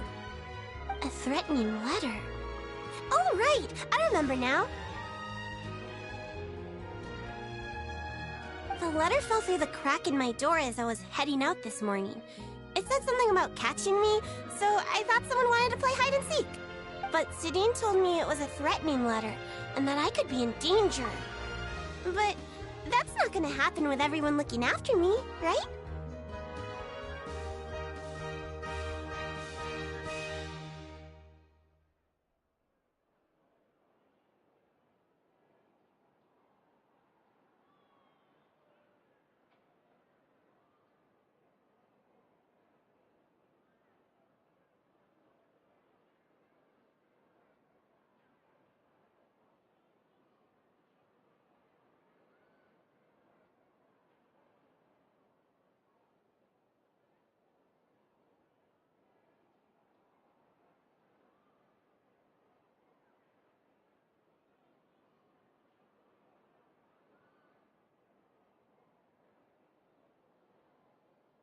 Have you run into any suspicious-looking people? Suspicious-looking people? What counts as suspicious? Ah! Did you think of something? Nope. I don't remember meeting it. Do you still have the letter with you? I want you to show me. Oh, let's see. Found it. Now then. Get lost. If you don't leave the Maréchaussée Phantom, I will come and catch you in person. Don't say I didn't warn you.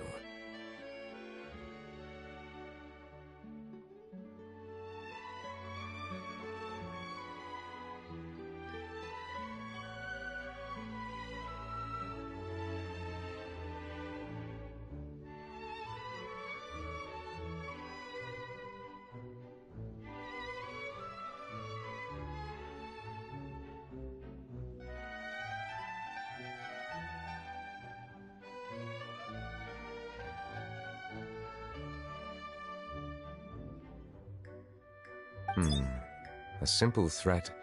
Neither the handwriting nor the content itself reveals anything about the writer's intentions. We can't rule out that possibility. Since you can't think of anyone suspicious, I will be heading back to the Palais Mermonia to review some official documents. Kiara, you should come with us. It's safer if you stay close by. Sure! Wait, no. I still have a case to work on. I promised Alof that I'd check on her place later. But you are being watched right now. Going off on your own could be dangerous. And that's where we come in to help. We'll stay with Kiara and make sure she's safe. With us around, anyone scheming to hurt Kiara can forget about it. Thank you, Traveler. Big Sis Paimon.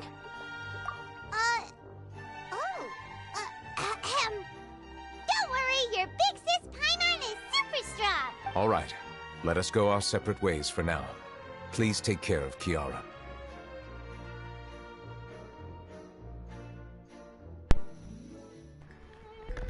We'll take her to a lost place right away. We are come See you around. back in. So, Kiara, how old are you? Oh, you're gonna be kidding me. Can I abandon this? Are you Let me think. serious? 1, 2, 10? I can't remember.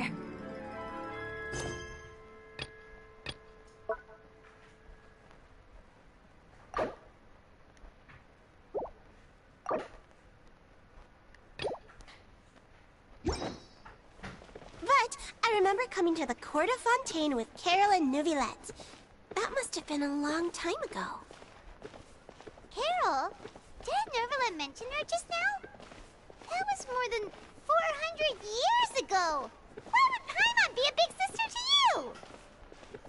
My memory isn't that good.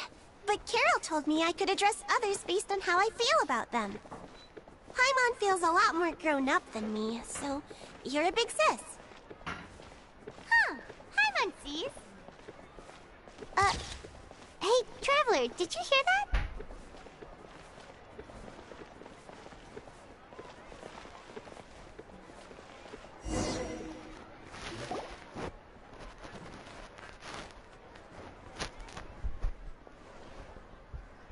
Wow, that was super easy. Strange.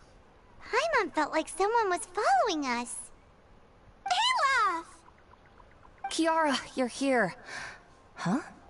Wait, aren't these two... Oh, they're the Traveler and Big Sis Paimon. I thought so. What brings you here? Did you run into any trouble? It's not really trouble anymore with us around. May I begin inspecting the store as planned? Of course. Go ahead.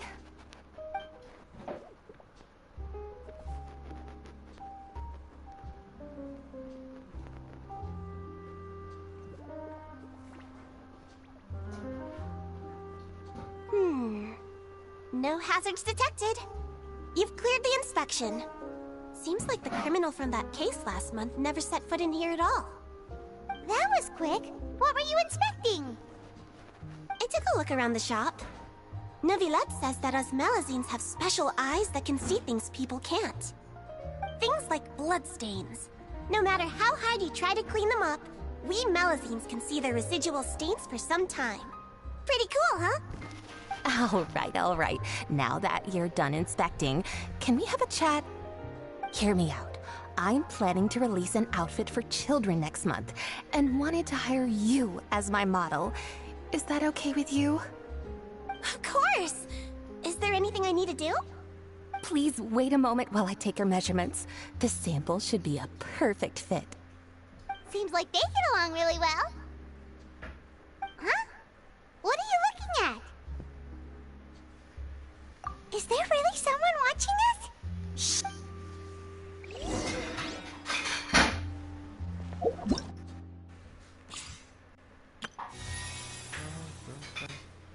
Complete massacre to go. I wanna do that. Yeah. Do the bedtime story. Yeah.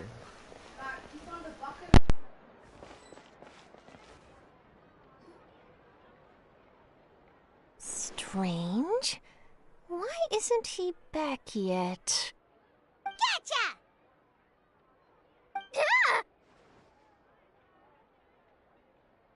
Charlotte, what are you doing here? Oh, wait, don't tell Paimon you're the one who sent Kiara that threatening letter. But you don't seem like the type to... Threat letter? What threat letter? This is starting to feel like an interrogation. Okay, I'll be straight with you. I don't know the slightest thing about that threat letter you mentioned. I only wanted to follow Monsieur Neuvillette and request an interview with him. You want to interview him? That's right. I'm not the only one, you know. Interviewing him is every journalist's dream. But it's not an easy task to accomplish. The Palais Mermonia rarely accepts appointment requests from us, and we never have the chance to interrupt when the court's in session. So imagine how surprised I was seeing him out on the streets today. It seemed like you were investigating something too. The perfect opportunity to whip up an exclusive, don't you think? Of course, I'll make sure to turn in my manuscript to him for review.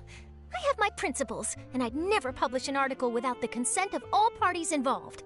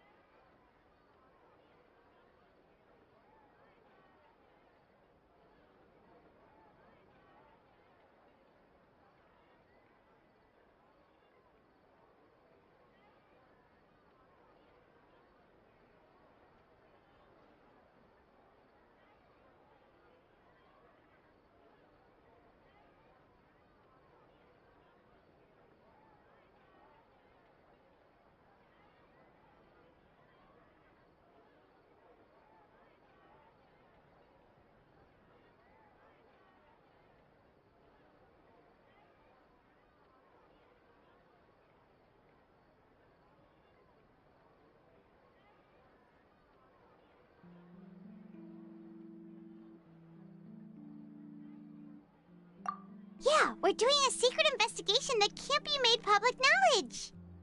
I see. Well, if you say so, I guess I'll put this matter aside for now. What a shame. Chances like this don't come by very often, you know.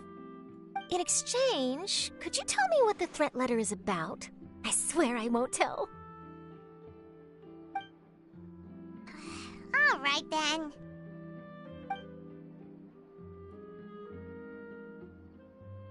What?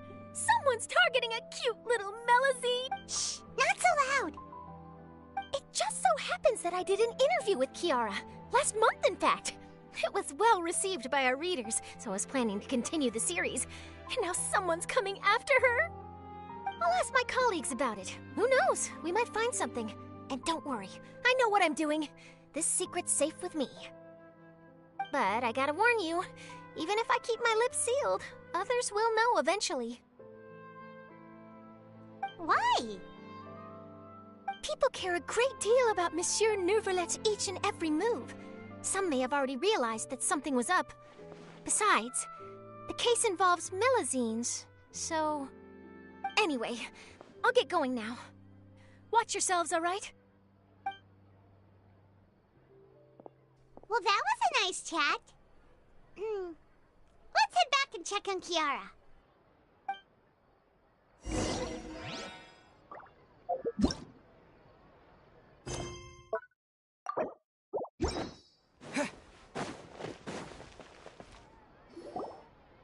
What do you think? I think it's great! Huh. It's very pretty indeed. Haran! What are you doing here? It seems that you just As I passed by the Palais Mermonia, I heard that Neuvrelet was investigating a case with you. Technically speaking, he and I are under an employer-employee relationship. It didn't feel right to have my employer personally take on such trivial cases. I happened to have some time at the moment, and came to take a look. I sometimes have my clothes custom-made at this boutique, in any case, so we always have a lot to talk about. Neuvrelet sure is lucky to have someone like you. Leave this to me. You should go meet up with Neuvrelet. Okay then, we'll leave Kiara in your hands. Come on, let's go find Neuvrelet.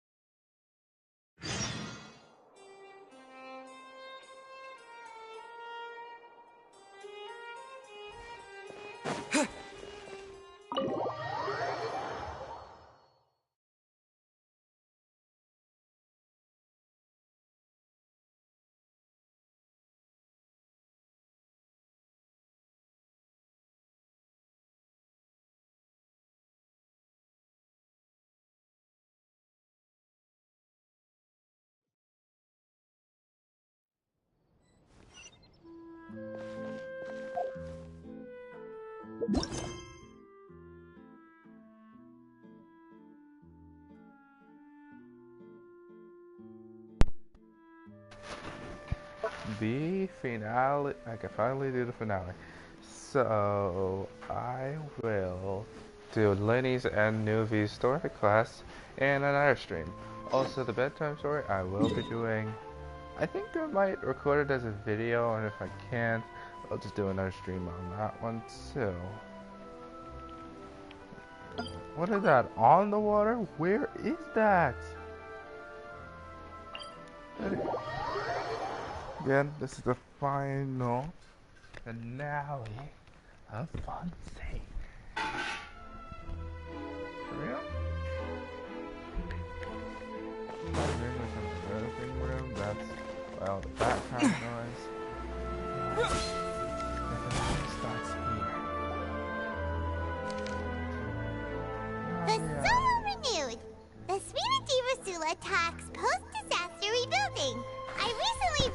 Poisson to meet with Miss Navia, spokesperson of the Spina Di. Old soil can still give birth to new bloom, Miss Navia stated. Hope is like seeing a small cookie when you're starving late at night. You just need a little of it. Skyship Winglet, boon or bane of the Fontaine Research Institute. The various disputes that have arisen on account of Mr. Edwin have suddenly become a shield over the Institute, with Jurier turning out to be a once overlooked hidden gem. People always call the first researcher mad, but few know what to call the second. And should that latter person achieve a miracle, they would find it all the harder to find a word with which to classify him and his team. Wow! Paimon barely recognizes the people in the reports. Are those really Jurier and Navia? They sound like real big shots.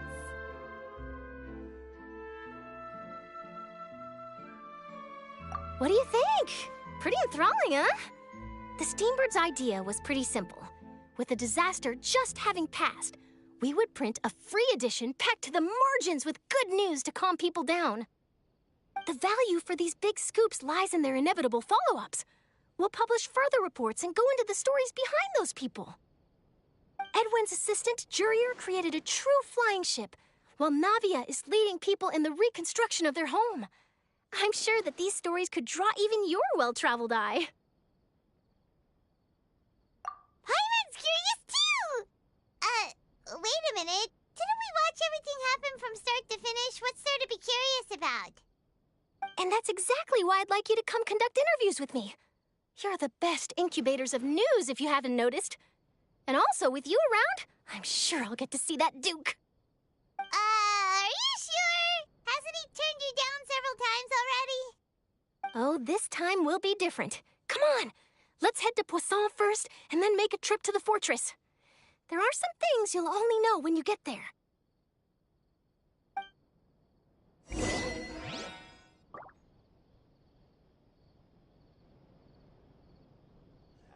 It's not about the money. It's about the principle. Do we have anyone doing maintenance on this, statue?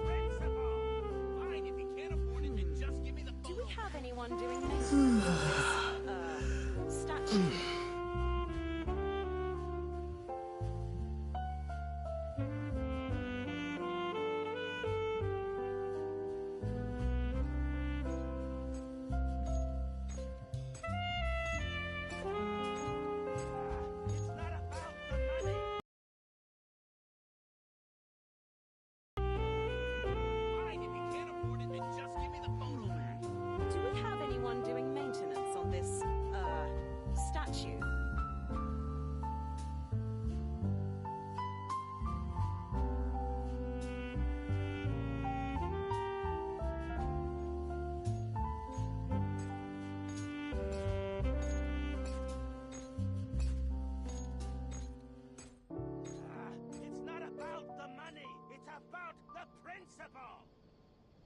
Fine, if you can't afford it, then just give me the photo back. Do we have anyone doing maintenance on this, statue?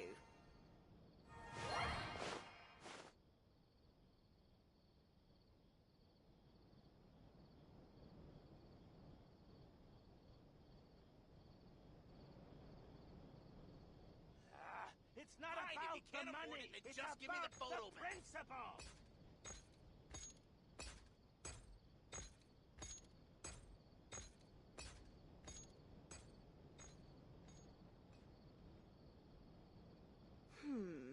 Do we have anyone doing maintenance on this, statue?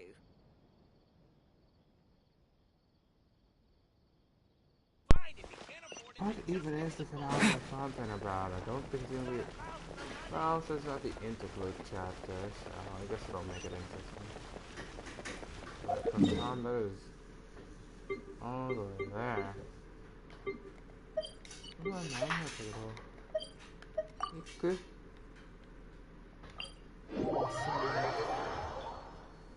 Realistic, a whole life's work. A whole day's work. A whole day's work in kitchen.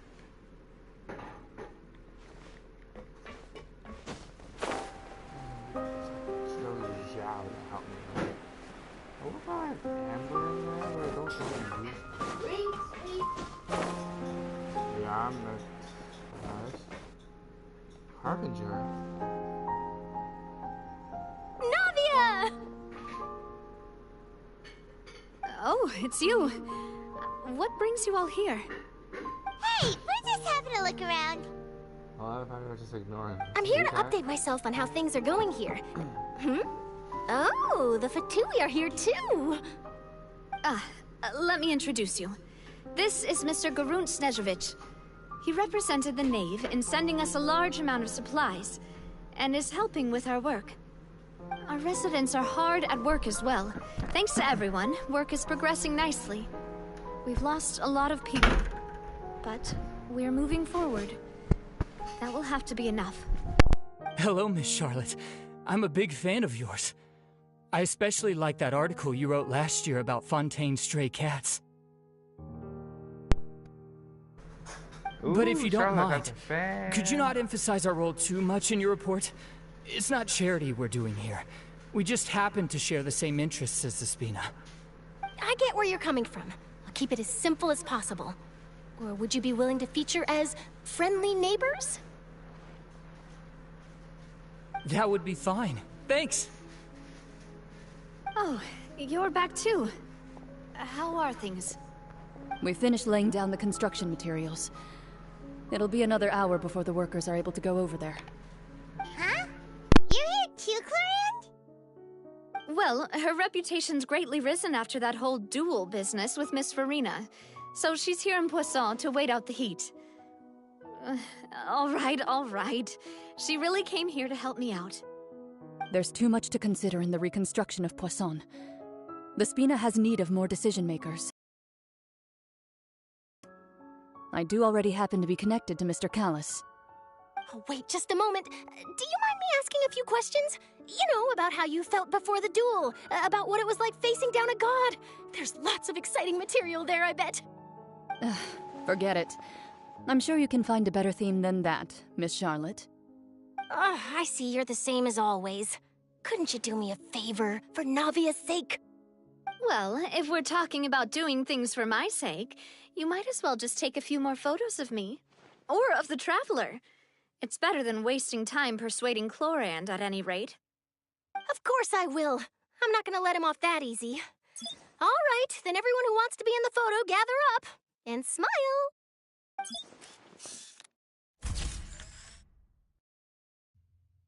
How did it go? Was it a good shot? Did Paimon look cute in it?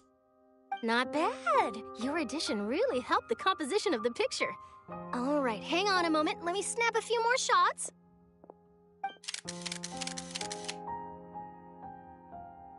All right, that should do it. I'll be back here later anyway, so let's call it a day.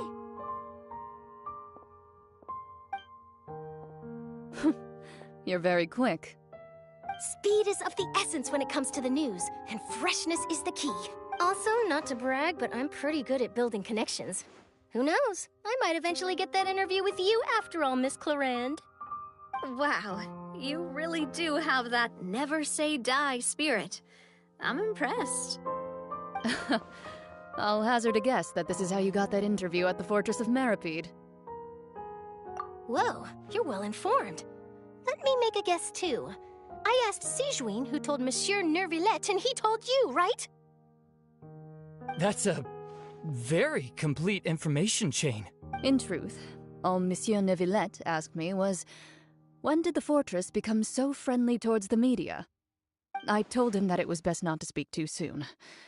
There's no guarantee that Ridsley will make a personal appearance. You're right. I've got to treasure every moment I have with them. In which case, I'll be making a move first. Stay safe now, and tell me if you hear anything interesting. I'll treat you to afternoon tea in exchange.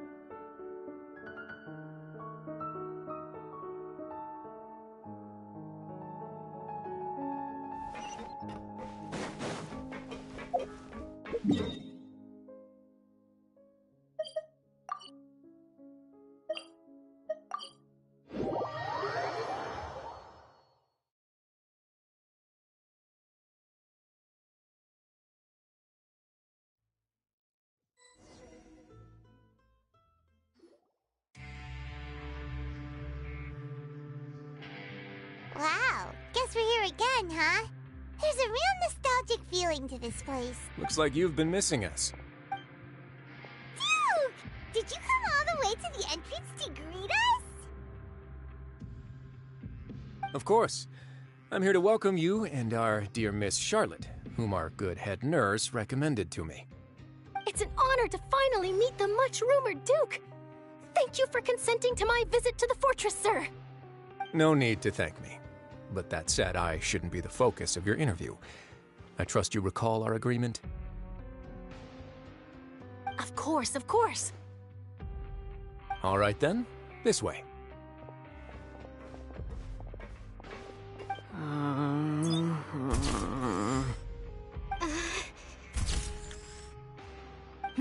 Hey, no need to be so nervous. I've already taken all the photos we... Miss Charlotte, do these pictures really need to be published on the cover of the Steambird? It would seem that Miss Lorvine doesn't want her face to appear beside that of Mr. Jurier, Sir, please don't say things like that. But it looks like dear Mr. Jurier denies it.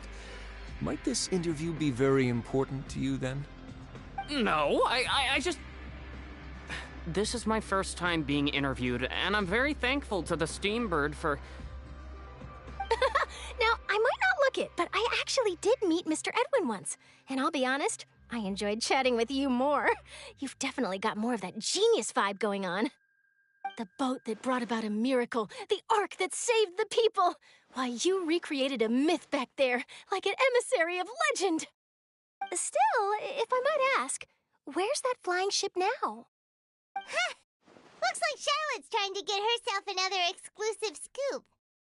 I have to apologize, but that ship is presently in the bowels of our factory.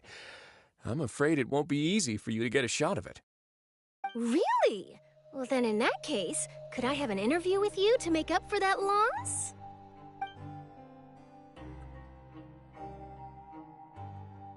You already know my answer, I'm afraid. Best you interview our head nurse instead. Or perhaps you'd like to take another photo of this couple of researchers? Did you really have to use the word couple? Well, then, 2 solo photos will do. Is my hair messed up? Please, someone help me have a look. Things sure are getting pretty lively here. We've seen this kind of thing before. Oh, seems like everyone's here. Would any of you like to try this new drink I came up with? Ah, Sigewine. Hey, Miss Charlotte. Why don't you, take some pretty photos of our head nurse?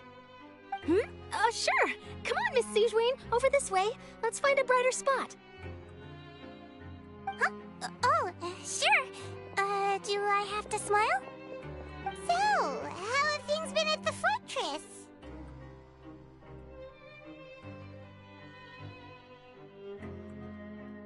Same old, as you can see. Fontaine's undergone some changes, but this place is still more or less the same. Other than that flying ship, it got a tad too much attention, I think. That's why I decided to let the interview go through. We should direct more public opinions toward the behind-the-scenes heroes. Am I right, Mr. Jurrier? Miss Lurvine? You're too kind, sir. I believe that you too should have your day in the sun. Not that you would want that, which is a pity. I'll just leave the spotlight to you two.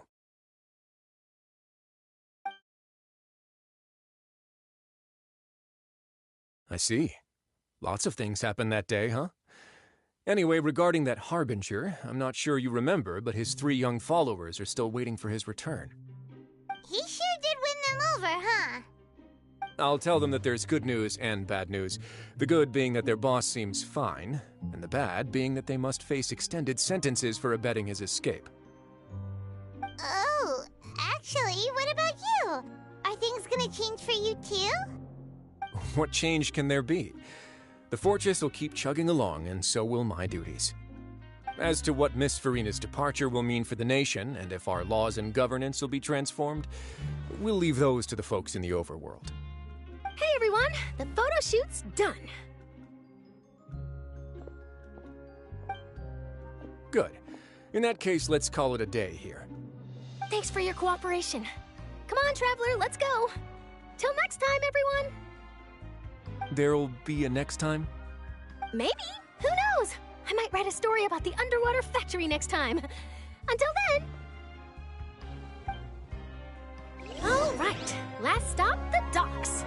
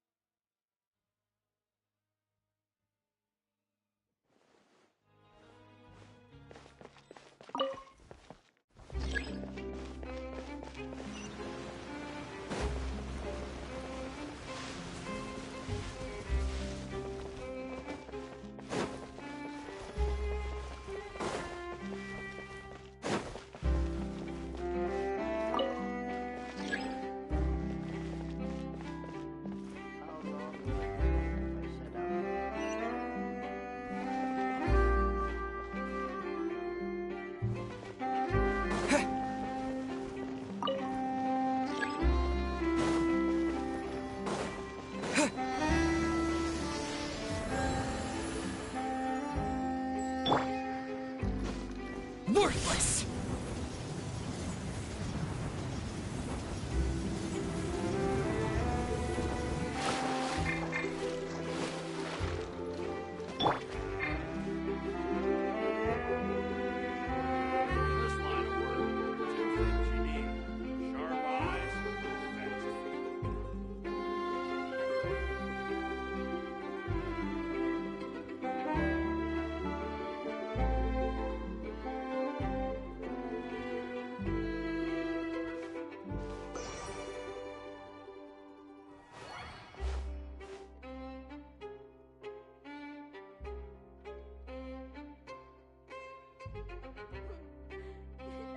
One more story to add to my collection.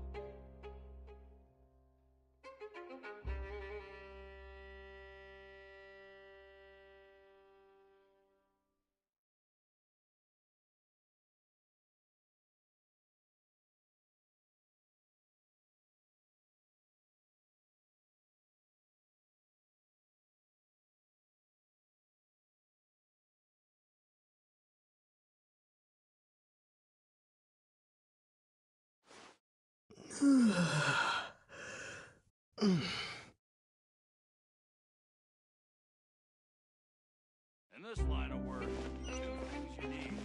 Sharp eyes.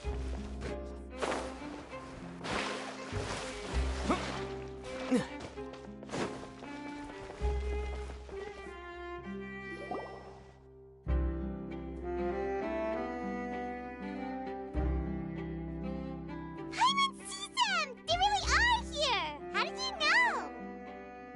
Navia mentioned that she stayed in touch with Linny and the others after working together. Apparently, they've been at the docks distributing these strange pockets the whole time since. Traveler, Paimon. Ah, and Miss Charlotte, too. Would you like a magic pocket? What sort of gadget is it? It's a wondrous bag that can be used to carry many things. The water level has returned to normal, but if you see any of your things floating around, you can use this to carry them. Or you could trick a friend into doing it for you. Trick a friend? I wonder which of my friends would fall for that.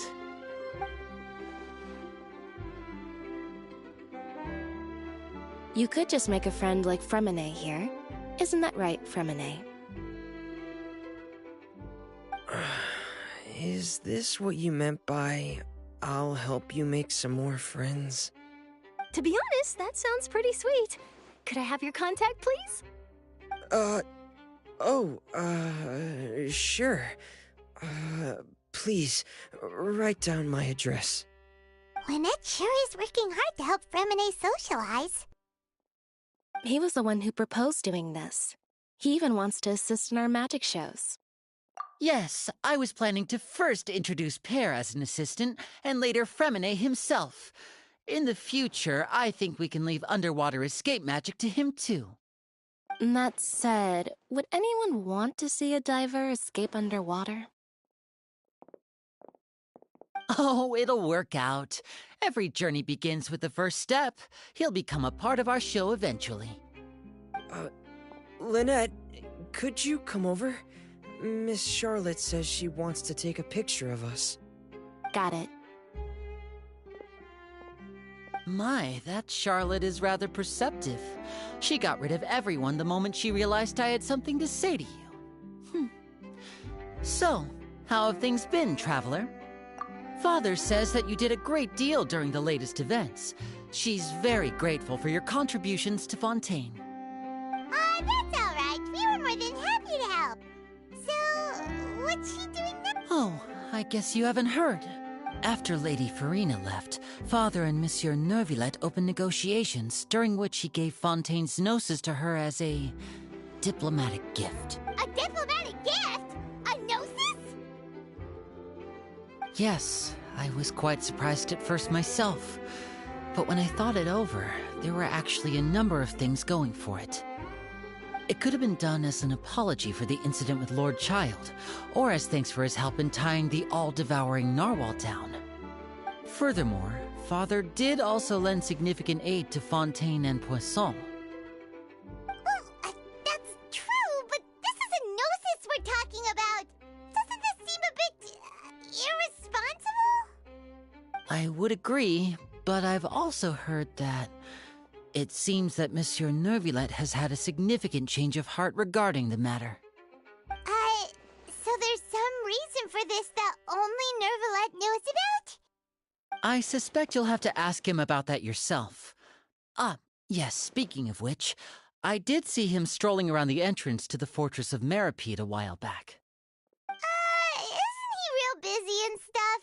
Paimon didn't think he'd have the time for that. But back to the topic. The gnosis was given to the knave, right? What about Child? They say that he's returned to Snezhnaya to recover from his wounds. I hear that the recent disaster really did a number on his health.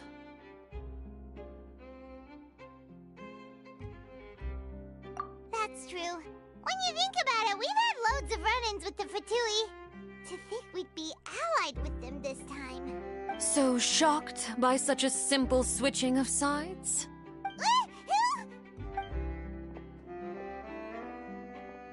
Father!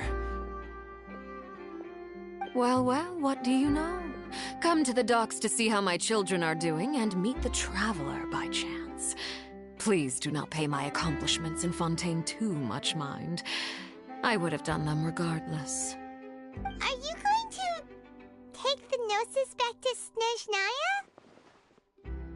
That is our duty as harbingers, yes. Don't be too preoccupied with sides. The goal of the Fatui concerns not a single place or person, but the entire world. With such a grand goal in mind, it is inevitable that we must wear many masks. Switching my masks is something I've always done. Well, that depends on many things. No one truly knows what the future holds. What good is honesty if you can't rely on it forever? As for you, I very much look forward to our next collaboration. Good things cannot be achieved alone, and you've proved yourselves to be great partners.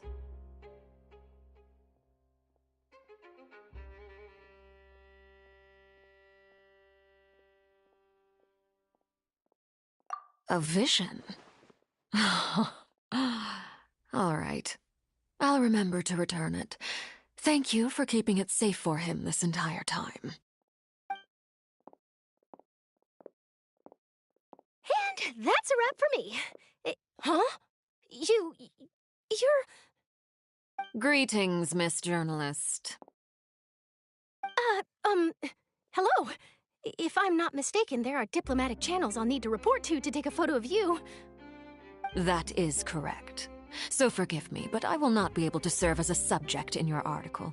However, feel free to write as much as you'd like about our dear magicians and our upcoming rookie talent. I will. The sea breeze is quite pleasant. I shall continue my walk while the weather remains so agreeable. Farewell. Farewell, Father. Oh, she has such an intimidating presence. I didn't even dare to take a picture. Thankfully, I've already wrapped up all my pre-scheduled interviews. Thank you all. This'll be more than enough for me to write about, I'm sure. Don't be too nervous. Why don't you take a magic pocket before you go? Here, Traveler, Paimon, you take one too. To move things about? That's right. Funny. I was giving out magic pockets when we first met too. And what do you know? I'm doing the exact same thing right now. So many things have happened, but the pockets are still the pockets. I guess this must be life. We will all follow our own paths, and serendipity will lead you to your fated friends. All right then. We'll be handing out pockets in some other districts later, so we'll get going now. Have a good day, you two.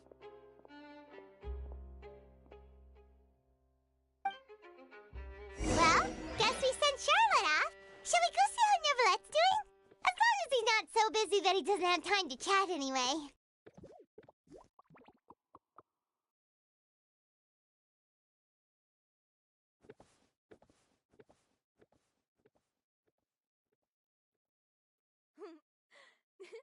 One more I story can't to wait add to my give her my collection. gift.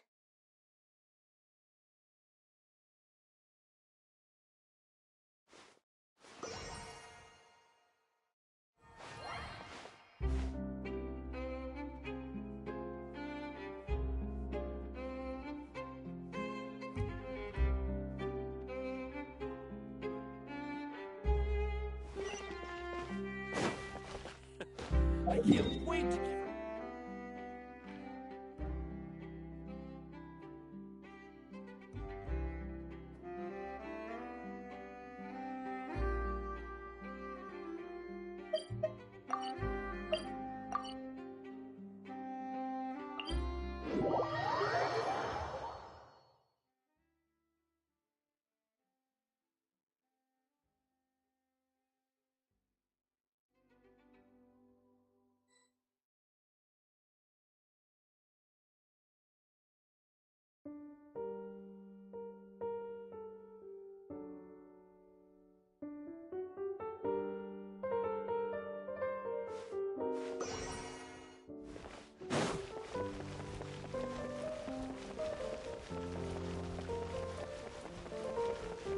I can't wait to see some more romantic touch.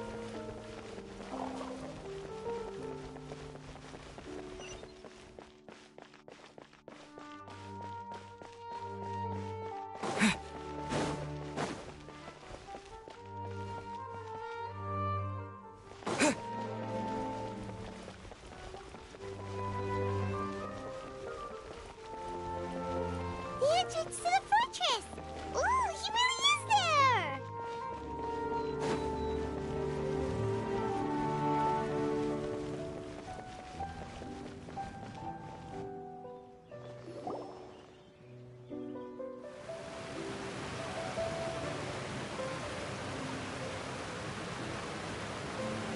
So, you really are here, Neuvlette! Paimon today. Really? Oh, I suppose you must have met Mr. Linney. He took the time to greet me earlier when he passed this way. In any case, you came at a good time. I was just considering reaching out to you to set up a meeting, so I may explain some things that I haven't had the time to before. Aw, Paimon's glad that you remembered. Thank you for keeping us on your mind, what with you being busy and all. Alright, let's have it then. How was Fontaine actually saved? The whole business is still quite the mystery to us.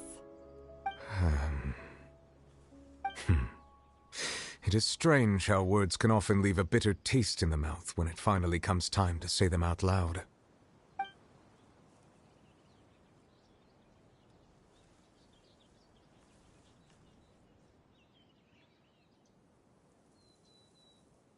Whoa.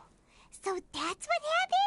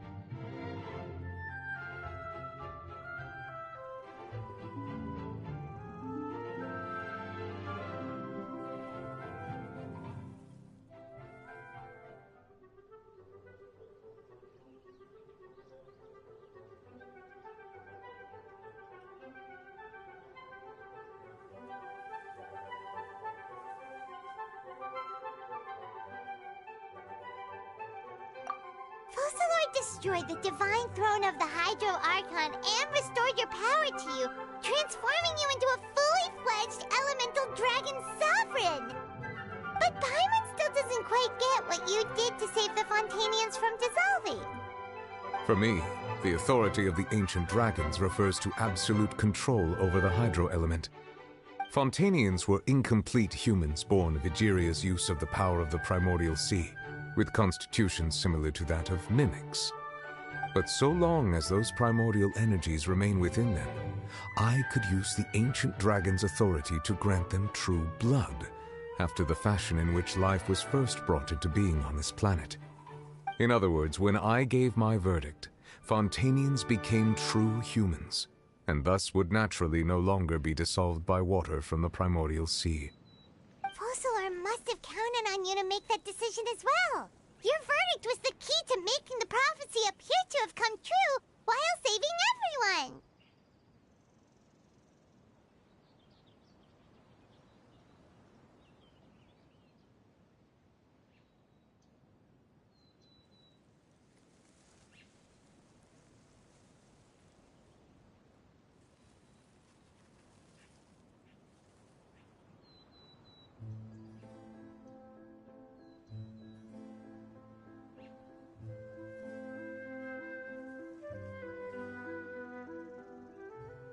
Yeah, and in a manner of speaking, Focalord finally managed to fulfill the original Hydro Archon's wish to turn Oceanids into real people too!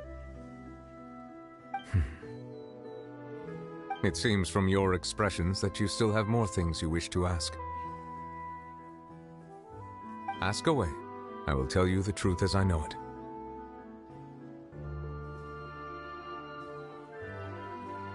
I have investigated his case along many avenues, and I have learned that he once fell into an unknown chasm when he was young. There, by chance, he awakened the all-devouring narwhal. But whether it be by sentiment or reason, that should not have been enough to consider him the root cause of the disaster. At most, he would have had tangential liability. As for the judgment passed by the Oratrice during the trial, whether it was due to that liability by association or Focalord deliberately using him to buy time for us on the assumption that he would be able to hold the creature off, I cannot say. guess Focalor had Fontainians in mind the whole time. In the end, it was thanks to her that they finally became real humans. Hang on a second. Paimon suddenly got another question. Back when Fontainians hadn't yet become real humans, were the children they had also transformed Oceanids? Life has always flowed like water. Do you recall how Fontainians would often come to the Fountain of Lucine to pray for children? Yeah, Lynette said the fountain is where all the waters in Fontaine converge. In truth, even those couples did not know that such prayers were no mere custom, but instead a form of ritual. Those Oceanids who were blessed within the spring water would later descend as new humans in the coming months. Paimon sorta gets it now. Either way, seems like this ritual won't be of any further use, but it'll probably live on as a local custom. Ask away. I will tell you the truth as I know it.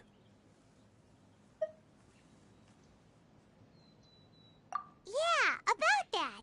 Risley said Farina has already left. What's that all about? Ah, Lady Farina. The people are only aware that her death sentence has not been carried out. She abdicated the post of Hydro Archon and left affairs related to that title to me, before leaving the Opera House. I related Focalor's words to her faithfully and completely. After hearing them, she seemed neither saddened nor comforted. She simply said that she was tired and needed to rest. Having said that, she then packed her things and moved out of the Opera House, not unlike how an ordinary person might. But she's still got a place to stay, right? You need not worry. I will make arrangements to ensure that she will not want for food, clothing, board, or travel. In truth, I am somewhat happy for her. The wear and tear on her spirit will, of course, take time to heal. But now that she no longer has to play the role of Focalor the Hydro Archon, she can finally lay down her burdens and lead a normal life.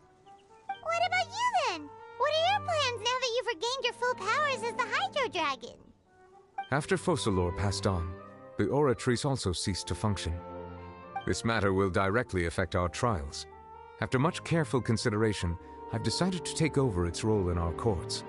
From now on, I shall hear cases and pass verdicts by myself. Looks like you're still considering stuff from the perspective of the Udex, huh? As an elemental dragon, there are indeed many things that I must do. But this power and this duty, in a manner of speaking, you could say that both were granted to me. As such, before I attend to my other responsibilities, I must first and foremost continue to serve Fontaine as its highest judge. The duty of the Hydro Sovereign and the duty of the Udex shall coexist within my person. Additionally, the Hydro Archon's departure has brought about another problem, which is that the Opera House shall no longer produce indemnitium. That's true. That power was derived from the people's faith in the Hydro Archon, wasn't it? Wait, but the various mechs and machines in the city are all still okay. Where are they getting their energy from? As I am now, I have full command over New Musia, and it can serve as a complete substitute. Another reason why I cannot quite leave Fontaine immediately. Wow.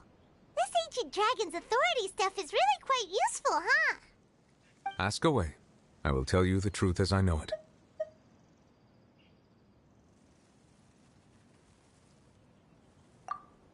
Oh, that's right! They say you've given it to the knave as a diplomatic gift or something! Leaving aside their intentionality, the two Fatui Harbingers have indeed done much for us during this crisis. Their sole remaining goal in Fontaine, at least at this point, would seem to be the Gnosis. The Oratrice has ceased to function. The Hydro Archon's divine throne is now no more, and I do not need the Gnosis's power. As such, it has lost all meaning for Fontaine. If the Fatui have impure designs, then we might as well accede to their request now, and avoid unnecessary conflict. What complicated considerations! Paimon thought you were just giving it to them out of gratitude to the knave and as an apology to Child. Ask away. I will tell you the truth as I know it.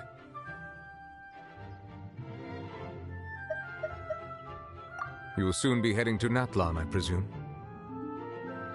I'm afraid that I have little talent as a travel guide, so all I can do is tell you what I know about that land. As far as I'm aware, Natlan can be said to be a nation of dragons. A nation of dragons? You mean like you? No, I suspect that I would not find myself welcome there. Unlike ancient dragons such as myself, the dragons of Natlan have undergone long years of development and evolution. Large numbers of them have entered a form of coexistence with humanity. Natlan is also the nation of war. War ravages those lands like an undying flame. There is one other piece of information I got incidentally from my negotiations with the Knave that I believe may be useful to you. The Harbinger known as the Captain has thrown his hat into the endless ring of war. The Captain. Sounds like a real tough customer. Seriously, everywhere you look, there's a Fatui Harbinger doing their thing. I suggest that you fully prepare yourself before going to Natlan. In the meantime, Fontaine's doors will always be open to you. Ask away.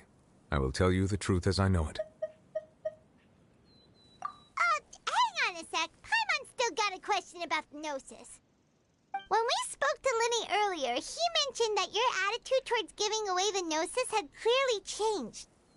We guessed that there might be some reason for it that only you were aware of.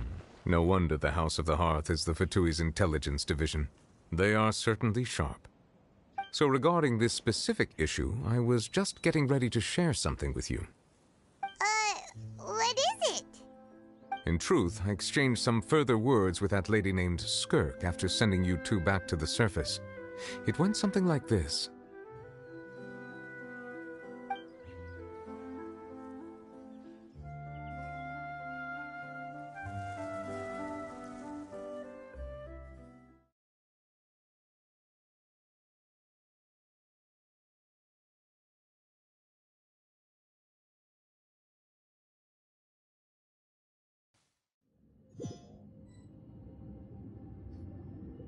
Well, we're going to head topside to see what's going on. You hurry over soon as well, all right, Nervalet?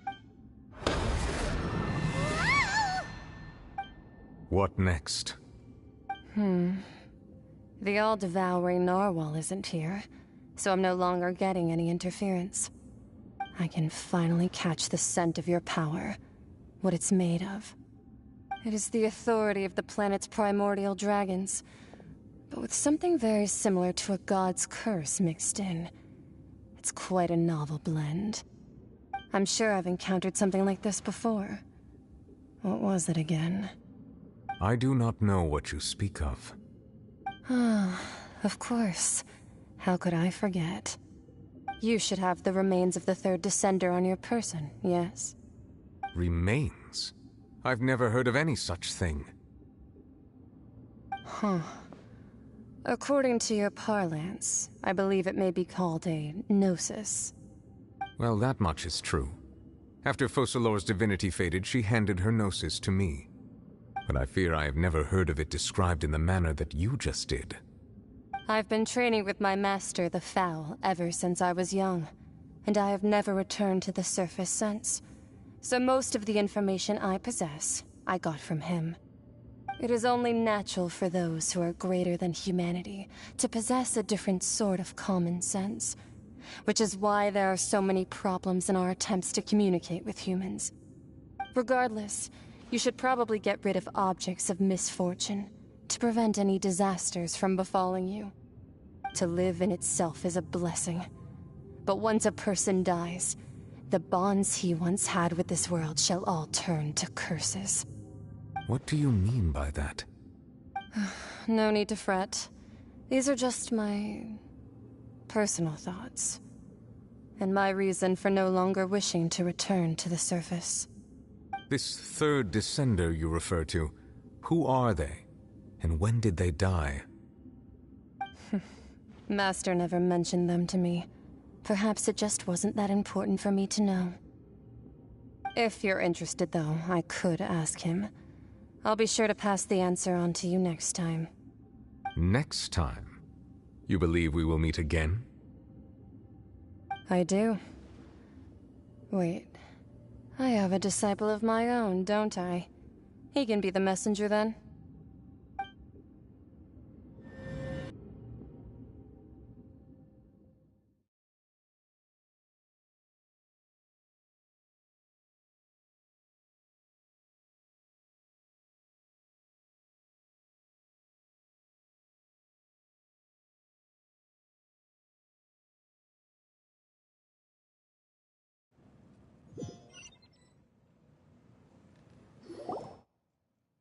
That's what she told me. Whether it would prove useful or not, I wanted to pass that information on to you. The remains of the third Descender? So that's what the Gnosis actually are. Paimon just thought they looked like chess pieces. How could they be a person's remains? All the same, assuming that there was no misunderstanding or special metaphor at play, that is what she meant to say. And she said that it would bring misfortune and that you should check it, which is why you gave it to the Fatui. If she speaks the truth, then I would simply be putting Fontaine at unnecessary risk by keeping it here.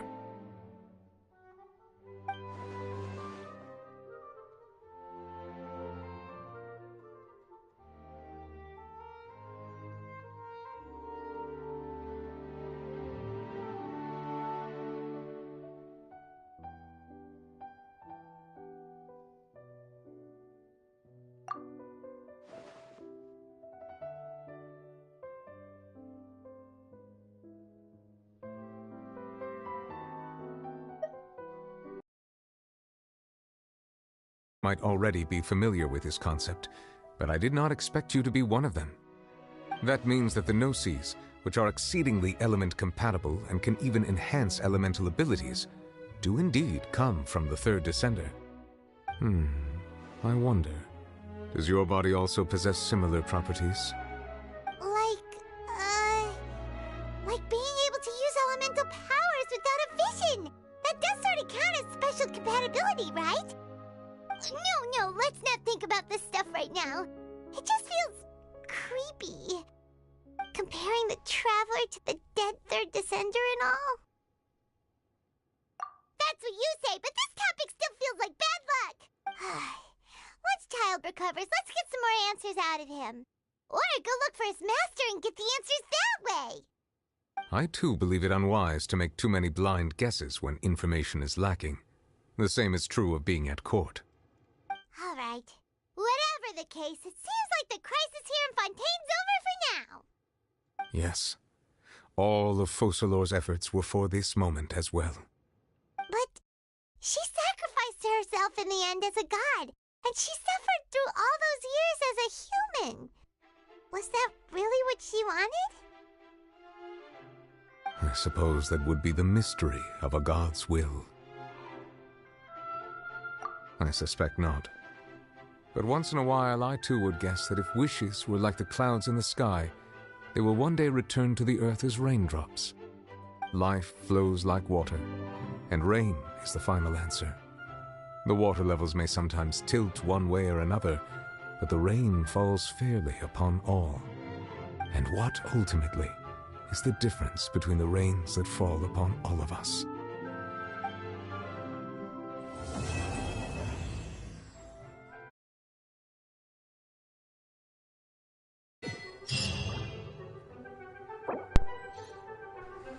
Masquerade of the Guilty Gun.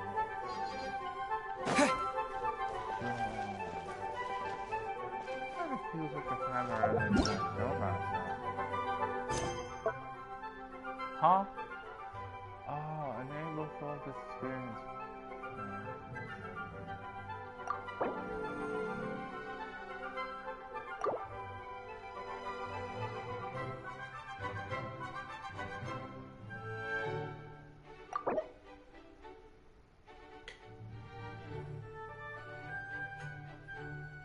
Sino.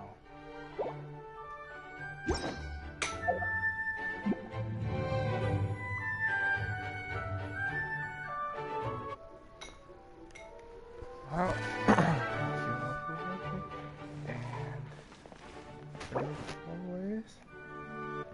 and okay, so fossilizing as always.